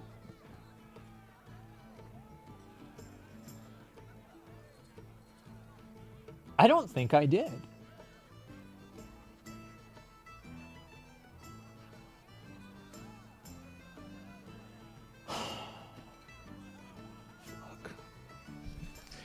Yeah, guys, I changed. Yeah, bro, I bent the knee. I changed. It's over. It's over. Adapt. No, I did not say anything about that. I did not. And yeah, it's not going to happen. You did mention a fat chick? Yeah, but that's different. That's totally different. We reached the fat girl quota. No, all right. No, we're not going to have that. We're not going to do that today. I'm going to be a good boy. There's going to be no problem. Clean house tour. I've cleaned pretty much every house in my room except for this room. This room, or sorry, every room in my house, excuse me, fucking verbal dyslexia. I don't have multiple houses, sorry. I need to clean this, and then I'm pretty much good. Everything else is totally fine. I plan on watching Pata's latest video. He memes you so hard in intro. I haven't even seen it. I've seen plenty of people that have like said bad stuff about me. I don't even read it. I don't read it. I don't give a fuck. It's just whatever to me. Obviously, people like talking shit, but I just take everything in stride. Do you feel happier now? I feel so great. I am totally relaxed. I don't think you guys understood the amount of like additional pressure having a number of other account like responsibilities and issues that I had going on in my life was putting on me. It was putting like a tremendous amount of pressure and stress on me. And honestly, I just couldn't deal with it anymore. That's it. Yeah, I couldn't fucking deal with it. And that's, work is stressful. How's your blood pressure been? Well, that's a great you asked. I went to the emergency room yesterday. I had a mark on my leg. Apparently, take a look at this. Look at that. That's crazy, right? So, right, I thought it was a blood clot or something was wrong with it. So I went to the emergency room yesterday. Oh, no, it's fine. Listen, I'm not worried about it at all. It's a roach bite. Well, I mean, yeah, of course they're mad. It's like a protest. Because they're getting evicted. I get it. I mean, I understand. Yeah, they got fucking evicted. They're pissed. I don't know why they bite me while I'm asleep. Why the fuck do they bite me while I'm fucking asleep? And so, bro's rotting? Well, I don't really use my legs a lot anyway, so it's fine. And also, I see, like, people have these robot legs that are pretty cool, so if they've got to cut off my legs, hey, you know, like, that's just what happens. Yeah, it's life. But anyway, I went to the emergency room yesterday, had a heart rate of 150. Bro, I was anxiety through the fucking roof. I was so stressed out yesterday, you guys have no idea. I was like, yeah, exactly. Holy, I was super upset. And they took a look at it. They're like, okay, fucking idiot, quit coming here every 3 months that you have a health scare. You fucking moron. Like, no, you don't have a blood clot. Get the fuck out of here. And that was about it, right? And so, about what? Were you upset? I was worried there was something wrong with me because I had like the stream like was tomorrow, which was today. And then like I had like 3 other things going on at the same time that day. And so I was just so glad to just like, I'm done and everything is fine. I'm good. 150, what the fuck? I know. Yeah, health anxiety attack. I was. And that's just, hey, yo, I'm just being honest, okay? I'm telling you guys how it is. And so now I feel so much better. I do. I feel so much better. I've been going outside every day, pretty much exercising all the fucking time. It's been great. Like, it's good. Stress affects your health. It does. And I really want to... how much was the emergency room visit? I've got insurance, so it was pretty much free. You know, one time I went to the emergency room and they didn't even charge me. They said, well, why are we going to charge this bum? He doesn't have any money. Just get the hell out of here. Yeah, I talked to the doctor and everything. Yeah, will you continue? Yeah, absolutely. Have you snapped back to reality? I have. And it's been good. I mean, I've been very, you know, like basically I was living my life where it was like streaming was like pretty much everything that I did. And I didn't really have time to like do anything that I wanted to do or like kind of just like be myself. And I was able to do that and it was so relaxing because you guys might not really, I mean, like you guys see me on stream every day, right? Except for the last 2 weeks. Besides that, every day I'm on stream. And like after I end my stream, it's not like I just totally like, then I start working on other things. And so like having a few weeks of just stillness where I'm able to just chill out. That's why I didn't upload on YouTube. I didn't stream on YouTube. I didn't do anything else. I was like, I'm going to take this time and actually try to like improve my life and improve my mental. And I did a bunch of stuff. Like for example, I got the license plates for my car. I went down, I got my car worked on. Everything's totally fine. And like, there were a lot of like little bits of bullshit like that I just took care of.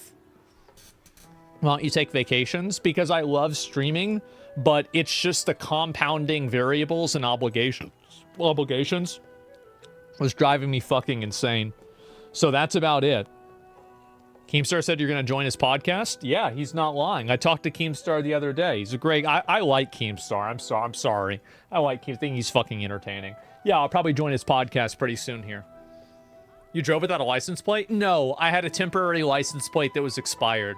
I've been playing hide and seek with Austin Police Department for the better part of my life. Okay, and they win some, I win some. It is what it is. So yeah, I've gotten pulled over a few times. But yeah.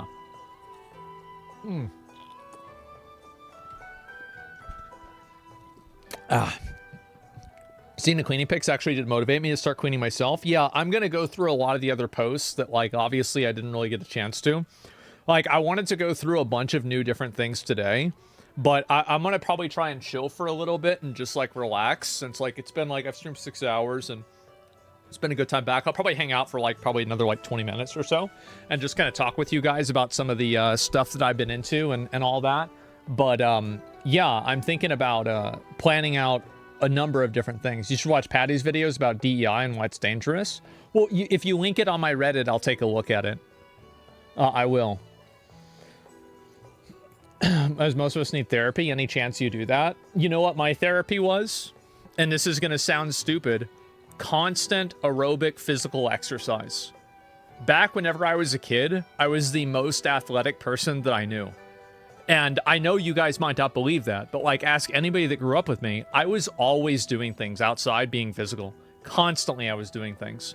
And the past like 2 weeks, I've been very active physically, and I've felt great because of that. Okay, not sponsored. Shut the fuck up. You're typing that in caps lock. DM me on Twitter like a normal person. You're right, I don't believe you. No, it's okay. But like, all I'm saying is I used to be very physically active, and I'm not at all anymore. So yeah. You talk about Starforge for those that still want to buy. I completely, by the way, so like the whole like me not being affiliated with everything and like stepping back from everything, I was the one that suggested that. It's been fucking killing me, man. It's been killing me. And also, they have been nothing but supportive. There's no animosity. There's no bad blood. There's no negativity. There's no, like, weird feelings or anything like that. Everything is totally fucking fine. So, yeah. That's it. You'll stop doing steak and eggs? I recorded an episode of Steak and Eggs yesterday. You talking about your experience with Metaphor? Yeah, it's been really fun. People went crazy on that on Reddit. Oh, that's fine, right? Everybody's going to have their opinion about stuff. I'm totally okay with that. And, yeah, I'm not like... Everybody's going to have... I try to let people have an opinion about stuff, even if I don't agree. Company statements look a bit bad for you, to be honest. Well, that's up to them, right? I put them in that problem. I put them in that situation. If they want to post whatever they want, that's totally fine. You know, like, that's the way I see it. It's not a big deal. Yeah, and also, like, I'm, you know, like, at the end of the day, I'm happy. I'm happy, I'm relaxed, and I'm feeling great. And that matters to me more than anything else. Straight up. Mass ban appeal? So I'm going to put in my, appeal, or not appeal, my application to get partner probably this week on the channel. That way, a lot of you guys who didn't want to get ads will be able to avoid getting ads. So yeah. That's the plan. Any recommendation for someone going through a similar dental problem of what you've spoken of? Just do it one step at a time, man. That's my, how do you exercise? Honestly, I exercise by just working. Like, I went out in my backyard and I moved to, like, a bunch of, like, little trees and shit like that. I actually straight up went in the backyard and cut them down with this Y-hander. It's pretty good exercise. That shit's fucking heavy. Yep. Is the mattress still there? Yeah, but there's a bunch of, like, cut up branches and everything on top of it. Why not go back to the Asmongold channel and partner it there? Because I have a mental hang-up on it. That's really why. There's not a lot of reasons for that. Other than that, just got a weird mental hang-up on it. Why is your heart rate 150? Just had a stressful day, man. I had a stressful day, a number of things piled up, and that's what happens. Yeah, it's really just that simple.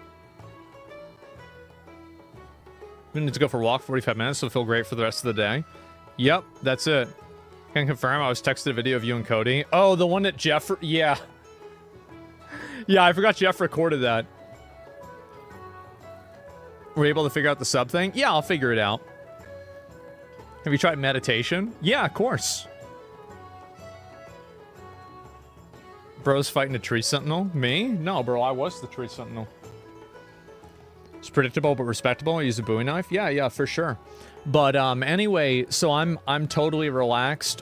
In like the upcoming few days, what's gonna happen? A lot of you guys are probably wondering. We're gonna be playing Monster Hunter Wilds. We're gonna play the beta for it. We're gonna play Ashes of Creation, the alpha weekend, and we also are gonna play Dragon Age Veilguard. Those are the 3 games that are coming out pretty soon. Vampire Survivors. People did want me to play Vampire Survivors for Halloween. I might do that. I just don't know whether it's gonna happen or not. But like that's the same day as Dragon Age, and I feel like I should do Dragon Age first, right? So yeah. What's your thoughts on the Asmongold channel? No, there's no real reason to look at it. And Veilguard is woke as fuck. Hey, I'm gonna try it out. I'm gonna see what it's like. And I will watch the Squadron 42 gameplay tomorrow. I have it already, like, set aside for me to look at it.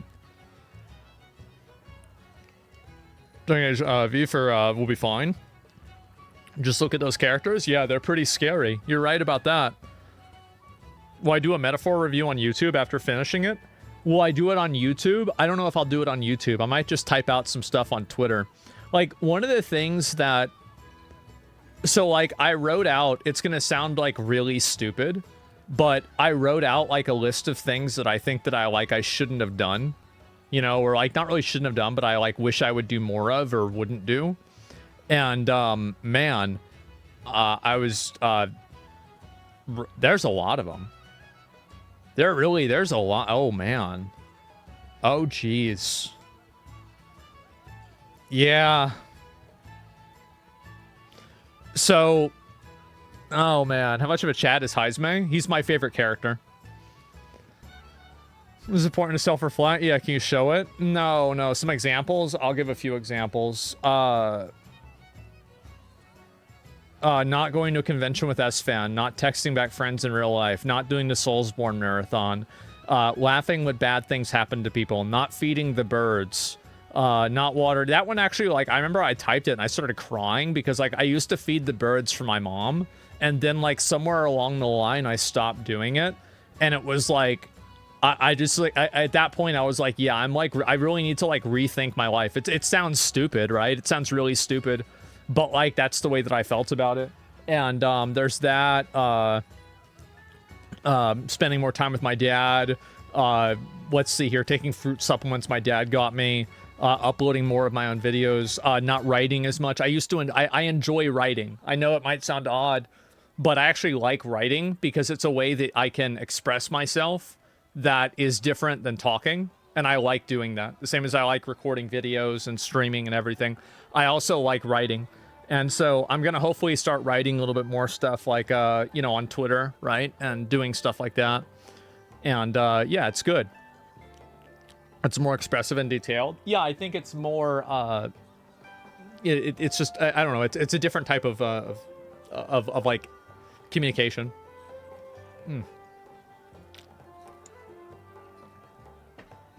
So yeah, that's the way I feel about it. And yeah, that's about it.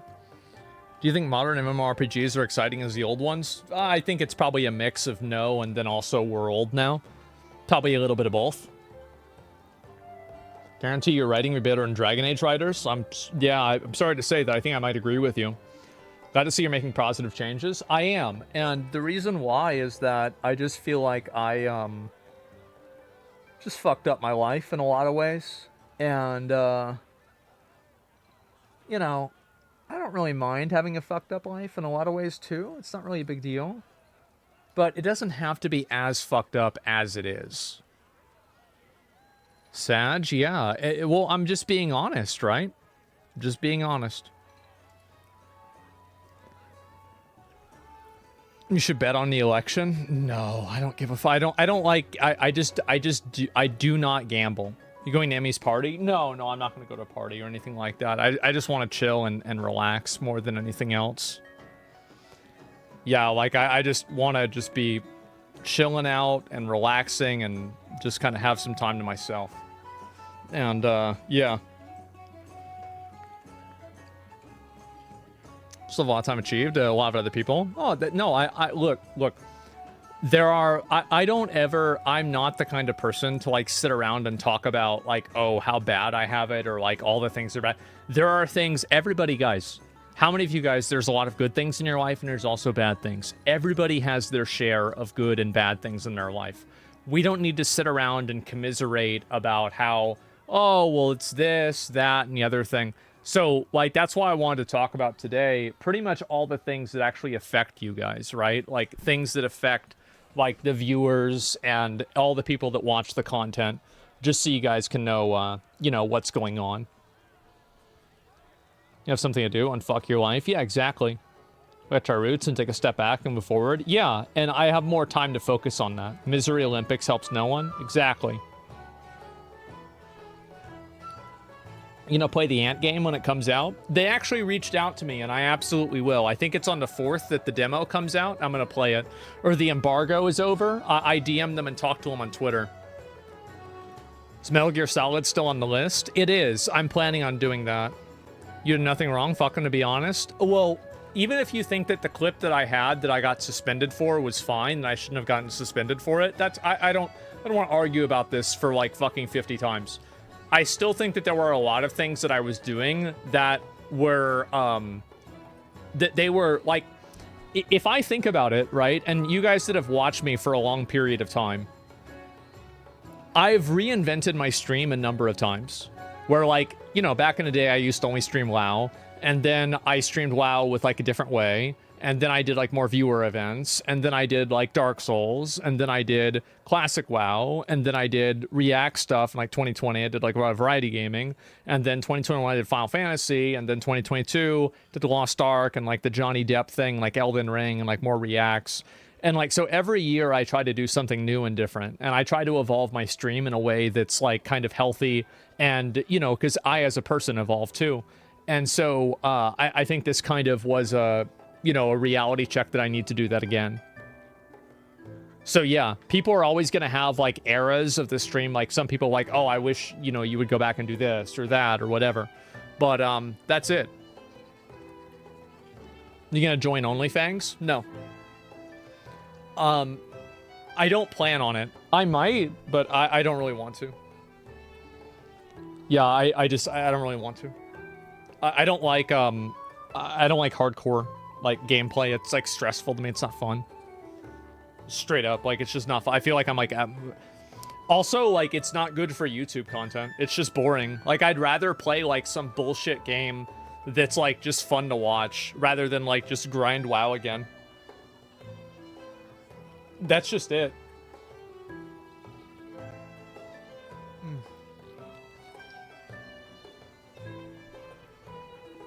Play a horror game? Yeah, I don't know. Let me see here. You're gonna say play Doki Doki Literature Club? Yeah, exactly. Your streaming fan base seems kind of toxic, especially on Reddit. There's always going to be people that are going to, they're gonna be negative in the community. And as I said, I generally try to let people say what they want to say. And I think that if you get, like, I think that the truth prevails given a long enough timeline. That's the way I see it. And I think that also, like, there's a lot of people that are on the subreddit that are posting regularly. Like, it's one of the, it's not negative, it's passionate. Yeah, I think that sometimes it's negative and sometimes it is toxic. And we are going to, like, let's see if any of these that I would say are toxic.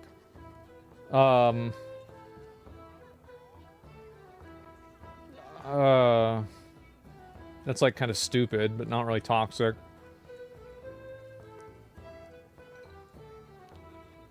I don't wear glasses. Yeah, I don't really see any of these that are toxic at all. Yeah, this is fine. Where's the problem?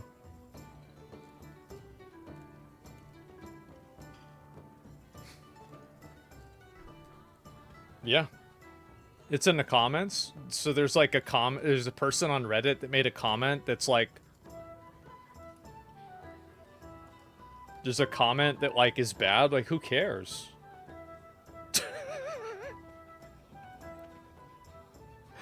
I don't give a fuck. Like, yeah, I don't care. Like, I'm not their dad. Yeah, okay, somebody made a bad, who cares? Just downvote it or ignore it. I don't know what to say. But yeah, it's the majority of the comments. Is it really? I don't know. You're accountable for literally every person on the Asmongold sub, didn't you know? Well, I just, you know, again, if people think they're breaking the rules, report them. It's that simple. Not worth your time? No, it's not that big of a deal. You still show us steak pics and sneak pics of spicy stuff like you did on Twitter. Yeah, I've got a few more. People are so soy. Yeah, I just like... I don't know. I try to have a less negative outlook on things. In certain videos, there's a lot of comments, but that's the internet. Well, here's the thing. There's a lot of people on the internet that are like YouTube, for example, is very conservative, right? YouTube is very conservative. A lot of the comments, like if you look at a lot of the comments for like different videos, people are going to be very conservative, very, you know, negative, etc. Oh God, look at that. There we go. 4 hours ago, it has 500,000 views. Jesus Christ. Holy shit. So, yeah, I mean, like, there's obviously going to be some people that are Twitter's more conservative. Yeah, maybe, right? I mean, but, I mean, if somebody's conservative or whatever, TLDR, a ton of comments are trying to call you an apologist, backjacker. People call me whatever they want. I mean, like, at the end of the day, I'm happy with what I'm doing. And I think that there's always going to be people that are going to criticize you based off of like you not living up to the way that they want to see you behaving, right? So it's like you're acting in a certain way that makes people like angry or something like that for whatever reason. And that's not very important to me. Like, I can't be somebody's cheerleader. I can't be somebody's mascot. I can only be myself at the end of the day. And so that's really what the plan is. Am I going to stream election night? Abso-fucking-lutely. 100%.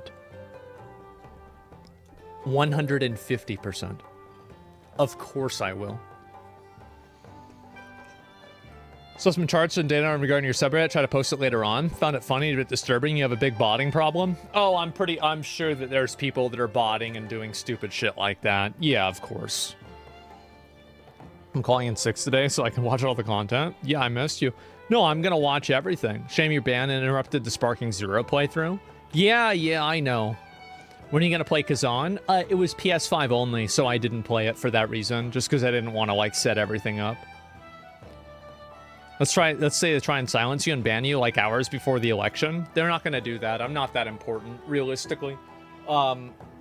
So if I get suspended again, I'm probably gonna have to like stream on another platform, like until I get unbanned from Twitch. But I don't really think I'm gonna get suspended again. I don't think so. Clip it, right? Yeah, I don't think I'm gonna get suspended again for anything crazy. I'm just gonna dial it back and just try to relax and have fun. And so, you know, like, fuck? Like, I mean, I've really only been suspended 2 times. 3 times, actually. But the third one I got, like, undone. So yeah. When is New World? Good one. Real good one. Rob, miss you back? Yeah, I'll answer some questions from everybody too, because I know a lot of people probably have like questions and everything, and get through everything.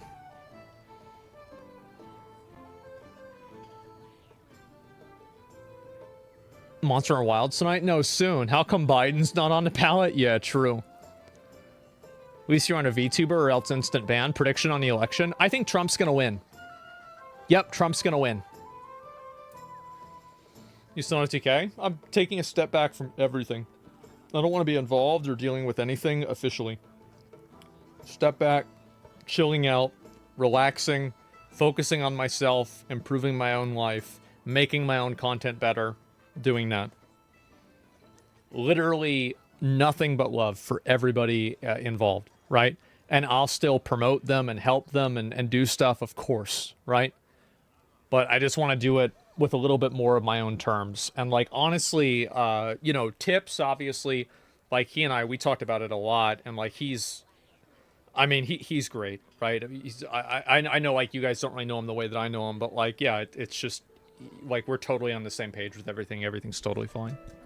So yeah, you don't want steak and eggs. I will continue to do steak and eggs. I will.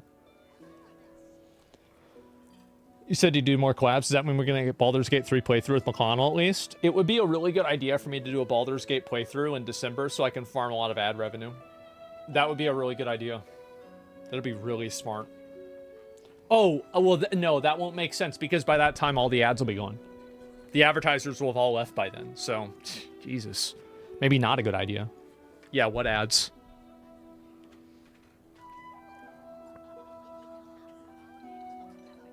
Did you see the presidential candidate for Lucifer? No, I haven't seen that. You're thinking about subscriptions? Yeah, I will. I'm going to probably sign up for it this week. Are you going to fuck up your sleep schedule? Absolutely not. I have not fucked up my sleep schedule. I'm going to continue going live between 11 a.m. and noon every single day for as long as I can. That's my plan. I have not.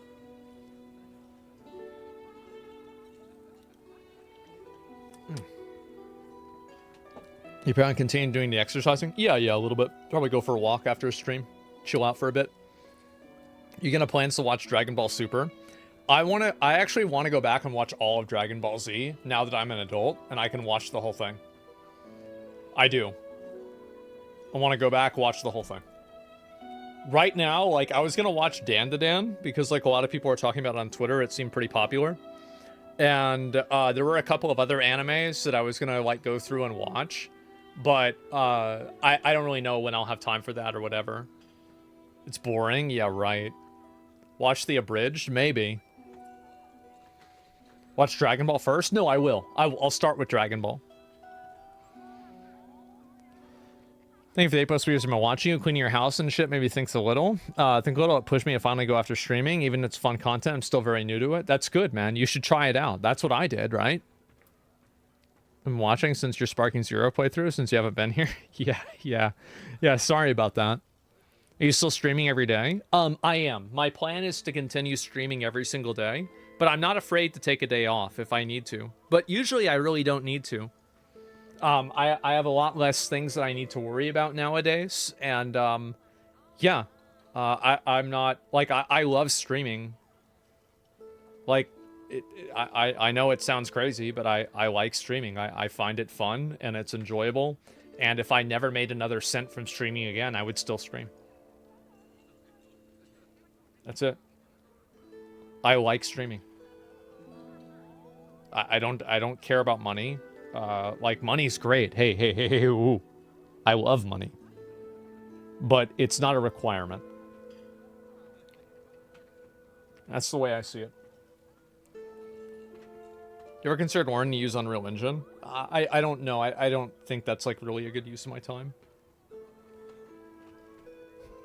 Bleach made a huge comeback. Yeah. You ever share your workout experience? I mean, it's just basically like exercising, right? That's it. Hope you see you play more Sparking Zero. Yeah. We'll see what happens. What would you do if not streaming for money? Well, if I wasn't streaming for money, and what would I do? I would make videos. I like creating things. I like making videos. I like writing. I like just doing stuff. So I'm never the kind of person that like gets bored. Like, I'll always find something to do. I have a lot of interests and things that I like doing and things that I'm interested in doing. Like, I don't have a problem at all with that. Work for IGN? Yeah, sure. Like, I self-taught myself animation whenever I was, like, 12. Back in the day. Like, 2000. This is, like, 2002. And so, yeah, don't burn yourself out, bro. No, I'm not gonna... no, there's no reason to do that. You like talking to an audience? Yeah, sure. You just make time to sort your at your house? Yeah, no, I will. I just need to make space in my garbage can now. IGN will rate the stream 7 out of 10. Yeah.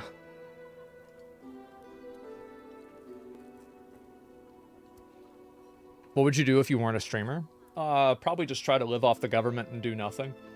I never, like, as a kid, I never wanted a job because I just want, like, I value freedom and being able to do what I want more than anything else. And so whatever is going to give me the ability to do that.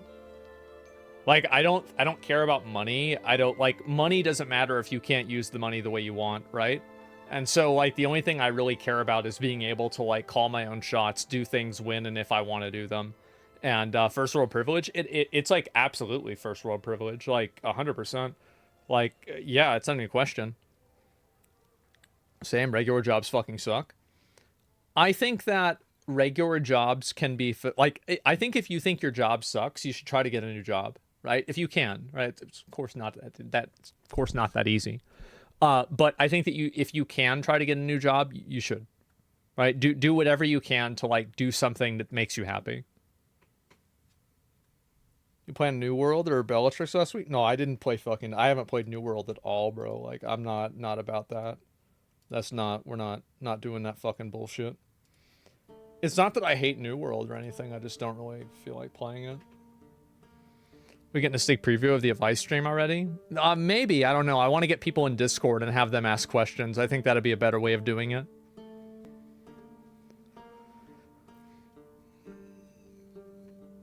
Squadron 42 React. I will. Don't worry.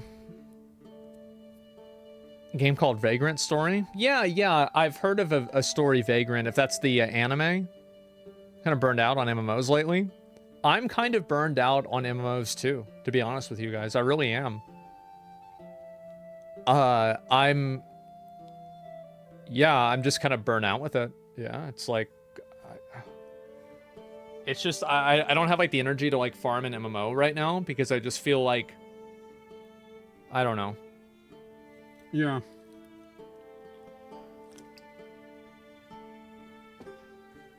None of them inspire me to be a loser. That's a sad thing to say.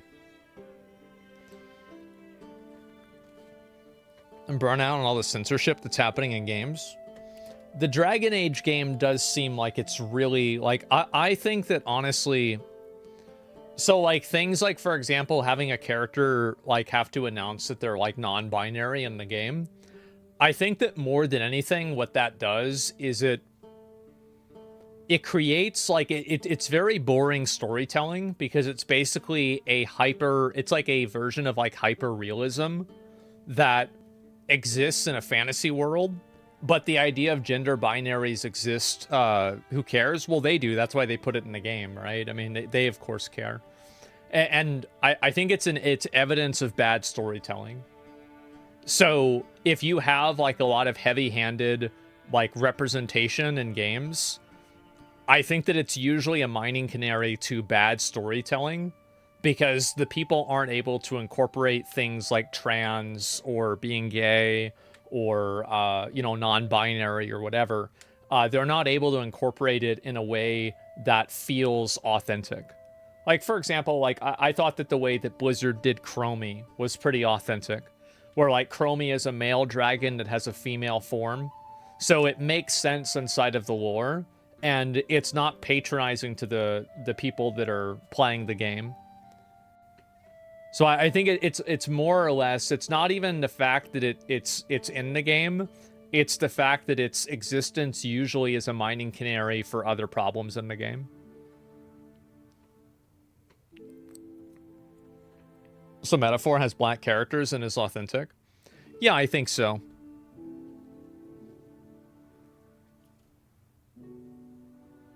I have no issues. Present games are there. In your apology video, you said you want to apologize to specific people on stream. Do you still want to do it? Yeah, I went through all that earlier.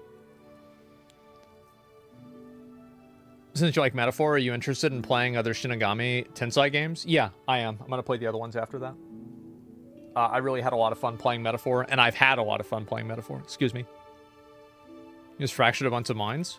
Well, I think that they aren't lazily written stereotypes. I think that's the problem, right? Is it's like lazy writing. And so I think that everybody should have a higher expectation and a higher standard of inclusivity and diversity. And what I mean by that is to have characters that are added into games that feel like they have a genuine texture to them, and they're not just added in to check a box. It's weird because, like, we can think back about, like, you know, the old characters in, like, the old games, right? Like Coltrane and Dom back in, like, Gears, right? Sergeant Johnson and Halo. Like, I mean, Sergeant Johnson was, like, a first-generation Spartan. Like, that guy was a fucking G. What the fuck, right? I mean, like, he was awesome. And so, like, was it second? Second? Okay, yeah, I don't remember exactly. I know he was, like, one of the very, very early Spartans. Yeah, and so I think that you have a lot of instances of that. And, yeah, Coltrane, let's go. Exactly, yeah, I can't wait for Gears E-Day. I think it's going to be so fucking fun, man.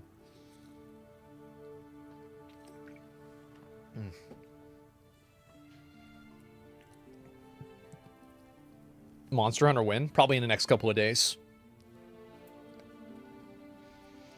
Travel to Egypt? I would love to go to Egypt. And I talked to I was talking to Nick and SFan and Emmy about this last night.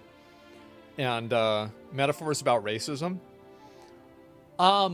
Yeah, I think that the way, like, the Parapus and, like, the Elda in Metaphor, I think that it's done pretty well. I do. I like it. I think it's a good game. Is Metaphor a metaphor? Yeah, it is.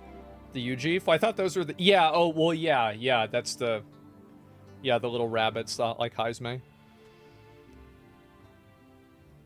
You couldn't pay me to go back to Egypt? Well, I'd like to go just to see the pyramids, right? I love history, and I love, you know, being able to see that stuff. So if I ever went to something like that, I would love it. Like, I want to see how big the pyramids are. I want to fucking see them, you know? That's it. Remember in a time you said you wanted to be someone's therapist? What the hell happened to that? You said you wanted to be someone's therapist? I don't think... Did I say I wanted to be someone's therapist? I don't think I said that. That sounds like a job. I don't want to be someone's therapist. No. Yeah, be sick? No, it wouldn't. Not for me. Yeah, start IRL streaming? I'm going to. I'm going to IRL stream, like, food stuff and everything like that. Can you name one Eastern game where gamers say, here we go, another female lead? I can't think of one. That's because the way that Eastern games portray females is in a way that guys want to see.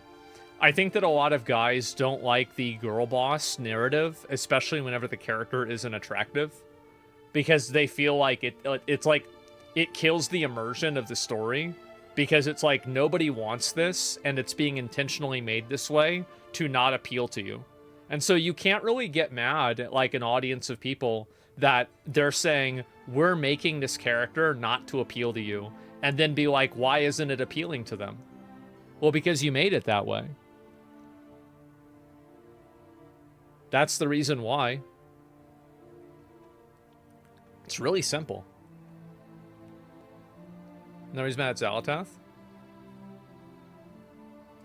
Loving Deep Space makes IRL men look like bums. I've seen it. Don't worry. But anyway, yep. We had some good time and had some good times, and I'm glad to be back. And I'm thinking same time tomorrow, boys. I'll be back on tomorrow, and we got one more day. I'll try to cover at least a little bit of maybe the Joe Rogan stuff, go through all of that, and maybe a few other things. Be back somewhere around noon, and we'll get back to the regularly scheduled programming. So thanks a lot for watching, guys. Obviously, been a pretty weird 2 weeks, and it's something I really needed. I appreciate everybody coming on, being really supportive, and all that. And fuck, I mean, the best way I can say thanks is by coming on tomorrow and doing the same fucking thing. So I think that's what the plan is, and I'll see you guys all then. So until next time, gentlemen. Peace. See ya.